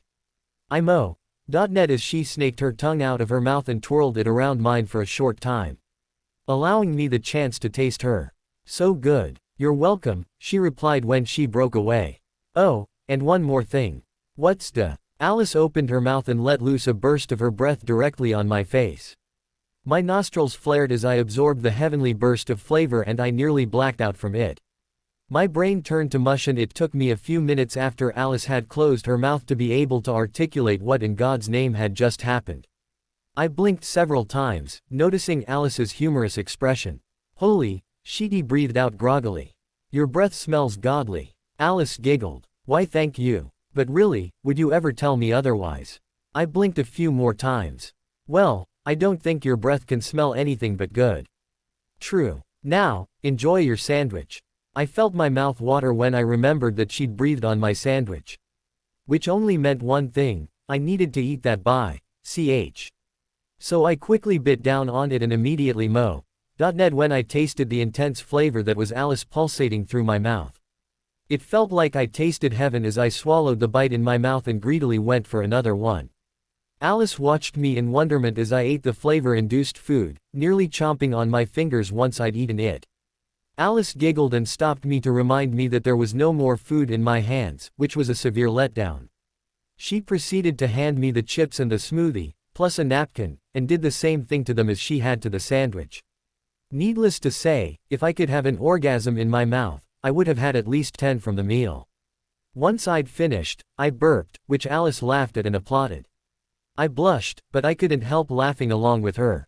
Alice then set the basket aside and we proceeded to snuggle with each other on the blanket, nuzzling into one another in peace. What else did you bring? I asked, glancing at the basket. Cake, she replied. But that's only if you're a good girl. I rolled my eyes. I'm always good. No, you're a stinker is what you are, Alice said. I stuck my tongue out at her. See, that right there proves my point. Shut up. I grunted. No. She giggled, gently pinning me to the blanket. She grinned and pressed her lips to mine and we rolled around, dotting and giggling like little school girls with one another. When we stopped, Alice pulled me up and gently pressed my back to the tree, her eyes shining. Can I give you a foot massage? She asked, cocking her head to the side. I giggled. Is that an excuse for you to touch my feet? Alice stuck out her bottom lip. Please. Yes, Alice, you may, I replied, smiling at her. She squealed delightedly and moved down to my feet. She took my right foot in her hands and, after taking a minute of feeling it, she began to tenderly massage it. I closed my eyes and sighed contently, enjoying the soothing feelings brought on by her motions.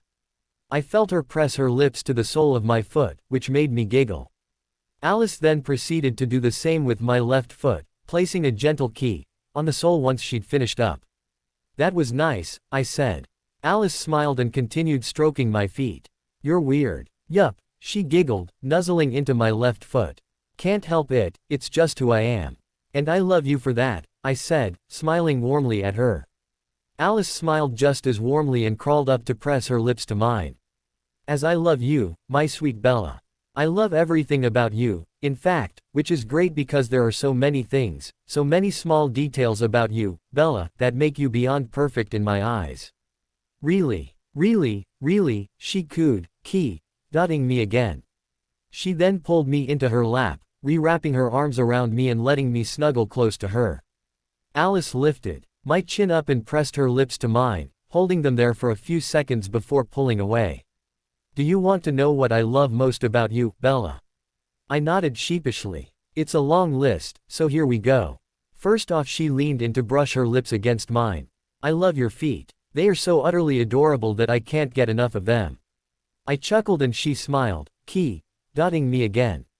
I love your hair. It's so soft and shiny and long, and there are so many ways that I can enjoy it, whether it's running my fingers through it or styling it any way I want. I rolled my eyes. Another I love your smile. It's so beautiful. You have no idea how much I love seeing you smile, Bella. I want to make you smile for the rest of eternity, always. I couldn't help smiling at that, which pleased her. I love your nose. Honestly, aside from your smile and your eyes, you have an adorable nose.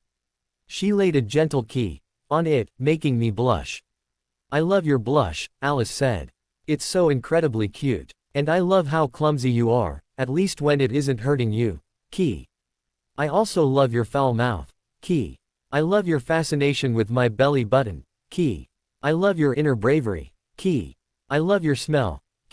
This one longer and more passionate. I love your taste. She pulled away, beaming at me. You are kind and loving, beautiful, and, even though it might not seem like it most of the time, you're very intelligent. She winked at me when I narrowed my eyes. Alice then cupped my cheeks and pressed our forehead together. I love that you can put up with my possessiveness and jealousy, even if I try as best I can to keep them in check. I love that you're so physically affectionate. I love that you're as perverted as I am. I giggled. Alice's smile grew. I love the sound of your laughter, too. But really, to put all that together, I love you.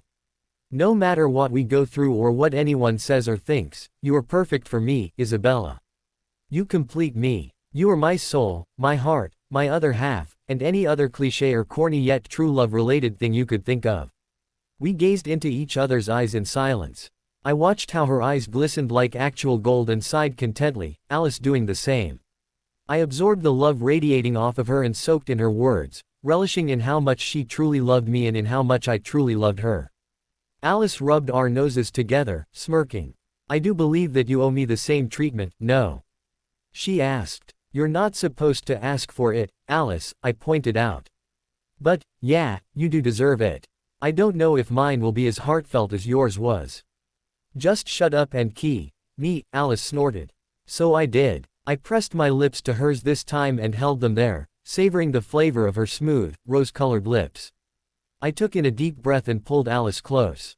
I love your hair, I started, running my fingers through her silky locks and ing her. It's so soft and addicting to run my fingers through, and I have a thing for girls with short hair. Alice giggled. I captured her lips again. I love the sound of your laugh. It's so musical and soothing and beautiful, just like the rest of you. My eyes trailed downwards and I smiled, dotting her again. I love your stomach and how soft, curvy and sweetie it is. She rolled her eyes and I at her again. Your eyes, God, I could stare into them for hours on end and never get bored. I love your eyes so much, Alice. They're my favorite part of you. She lifted an eyebrow and pointed downwards at her stomach, smirking at me teasingly. I huffed. Okay, fine, they're one of my favorite parts of you, sheesh. I leaned in and at her again, cupping her cheeks. I love how adorable you are half the time and how sultry you are the other half. I also love how cuddly you are. I could go 5 minutes without hugging you at least once. She pulled me closer as I at her again. I love you when you get jealous. You have no idea how cute it is when you shout, mine, and pull me closer to you. Plus, I find it endearing and sweet. I love your lips, I murmured, pressing mine to hers once more. I can't even begin to describe how much I love them. The taste, the softness, the beauty, there's so much to say. I love your cockiness and the way you carry yourself. I love your foot fetish, too, and the way you smell and the sound of your purring. I at her one last time, deepening the as she pulled my head in close. You are everything that I've always wanted, Alice. You are kind, loving, smart and fiercely loyal and protective, yet you still have a lot of flaws, all of which I love about you. No matter what, I'm glad that we met and I'm beyond glad that we're together. You've changed my life in so many ways, Alice, and I love you so much. I love you too, Bella, Alice said. You are my world. And you are mine, I replied.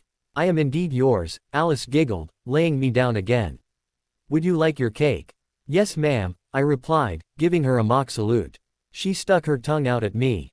Don't call me ma'am. She proceeded to reach into the basket and open up the container inside, which contained a well-sized portion of chocolate cake. There were pink swirls on top forming rather intricate flower designs, including 2 in the middle with the first letter in both of our names. And then, there was a smiley face in the very center, which I found adorable. "Go on, try it," Alice urged. "I baked it myself, no help from Esme whatsoever." I gave her a quizzical look. She ran a hand through her hair. "Okay, so I burned the first 2 cakes and blew up the third and fourth. But this one is perfect, I swear." I shrugged and cut a piece using a conveniently placed plastic fork and put the piece in my mouth, nearly choking on the intense explosion of flavor. I managed not to, thankfully, but I was feeling dazed for a moment after I'd swallowed the bite down. Holy, there were more flavors in that bite than there had been in the sandwich. "Damn," Alice giggled. "I made sure to breathe on that quite a bit once I made it. I'm glad that the flavor remains, because it gives the intended effect rather nicely. I'll say," I muttered breathlessly. "This is King delicious." "Well, I'm glad you think so," Alice said, dotting my cheek. "Try not to have an orgasm while you eat it, though. That would ruin the nice silk clothes that I bought you." I trembled and picked up another bite. "I can try." About an hour later I set down the empty cake container and fork, trembling and drooling like a madwoman from the sensations pulsing through me. Alice hugged me and cooed in my ear, and I swear to God I felt so incredibly high from the flavor outburst, I was too afraid to trust my own senses, so I just laid in her arms until I could think clearly again. I laid my head on Alice's shoulder as Alice at my cheek. "So, did you die from the intense flavor of my super awesome cake?" she asked, pressing her forehead to mine and gazing into my eyes with wonderment and love. "I think I almost did," I breathed. "That was amazing, Alice." "Thank you. Of course, my sweet," Alice replied, nuzzling into me.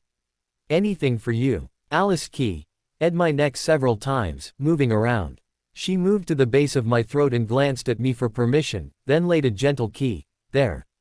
She let her lips linger before moving so that she was sitting on my lap and at the other side of my neck. I closed my eyes and enjoyed the sensations that were brought along. With her lips. "That feels really good," I sighed as she trailed her lips all over my face, ending on my lips. "Tastes good, too," Alice murmured against my skin. She started to purr again as she laid me down and nuzzled into my neck affectionately, breathing in and out several times and moaning loudly. "You smell so good, Bella. So good. I love your smell." She ed my neck again and started to trail her lips downwards, dotting every inch of my collar bone that she could, even dotting my shoulders. Her lips continued to slowly go down, even pressing an inch above my cleavage. Alice paused and stared down at my breasts, then raked my form with her eyes and licked her lips. "Alice?" I asked, looking down at her. Her eyes were darker as she looked up at me. "You look so scrumptious and sweetie," she purred. "Bella, will you do me a favor and take your shirt off?" Ari blushed. "Please?" Alice asked, giving me a pleading look. "I want to do what you did to me earlier." I thought about it for a moment, then nodded. Alice grinned and pulled my shirt off for me before setting it down to my left. She gazed at my body lovingly, running her fingers from the middle of my clothes down to my stomach. Alice smiled and pressed her lips near the waistband of my pants, an inch below my belly button. She then pressed her lips all around my lower stomach, her breath tickling my hips as she moved up and down them. Alice then started dotting circles around my upper chest, moving all over the place, up, down, left, right. Alice then went down and started at the same place, gradually moving upwards. Her lips enveloped my innie and I moaned when her tongue darted out, swirling it around several times before she continued upwards. Alice's lips pressed beneath each of my breasts and, in a move fueled by passion, I grabbed her head and pressed her lips to each side of my bra. Alice was purring delightedly all the while, as she hungrily pressed her lips to mine. I curled my arms around her, moaning at how soft the silky clothes she was wearing was. Apparently I had a thing for silk. Doesn't matter. Feels awesome. Alice's tongue snaked into my mouth and began to swirl around, teasing my tongue as if to egg it on into playing with it. At first I just enjoyed her tongue on mine, but I felt a small urge to battle it out for control of my mouth, so I snaked my tongue around hers and fluttered it about. Our tongues fought each other for control of my mouth, but hers won rather quickly. I gave up because I loved the feeling of her tongue in my mouth too much. I started ruffling her shirt as our dotting became more lustful than passionate. I could hear my heart pounding in my chest and felt sweat forming on my brow, but I didn't care. Alice seemed to like that because when she broke apart, she ate up the small beads of sweat and licked her lips joyously, then crashed her lips onto mine again. You taste so good, she Ned. She stopped and pressed her ear to my upper chest where my heart was. I watched her shudder and and again. Your heartbeat sounds wonderful, too. Like music to my ears. She brushed her nose against my skin. And your smell, you smell so amazing. Alice, I breathed as she ed me again. My brain was already mush and I felt a residual need rising within me, a need to be with her. I had had thoughts about it in the past, but never thoughts this strong. They were overwhelming and a part of me, the primitive part surfaced by my vampire instincts, wanted me to give in to my urges and take Alice, make her mine once and for all. Do I do it? Do I give in? Make her mine? Yes. Do it. She wants it. You want it. Not yet. It's too soon and I'm not ready.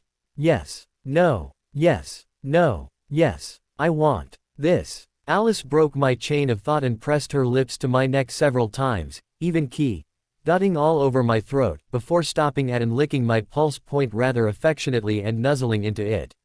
I gasped when I felt her teeth graze the skin there, but she didn't bite it, she merely ate and licked it, purring happily. Alice, I murmured, not scared of her, but wary of her control. Her black eyes looked up at me as she switched to the right side of my neck and proceeded to do the same thing. I felt a bit nervous, not knowing how strong her control was right now, but I trusted Alice. I knew she wouldn't hurt me, not after the last accident we had. It did feel kind of good, regardless. What the hell are you doing? Get off of her. The loud, booming voice startled me. I would have jumped were it not for Alice being there, though in an instant she was flung off of me by a rather powerful kick. I yelped in surprise as Alice landed lightly on her feet, snarling thunderously as her eyes narrowed into angry slits. I whipped my head up to see none other than Jacob, standing with clenched fists and no shirt, looming over me as if he were protecting me. Jacob, I shrieked. What the F, are you doing? Jacob looked down at me with dark eyes. She was biting you, he growled, gritting his teeth angrily.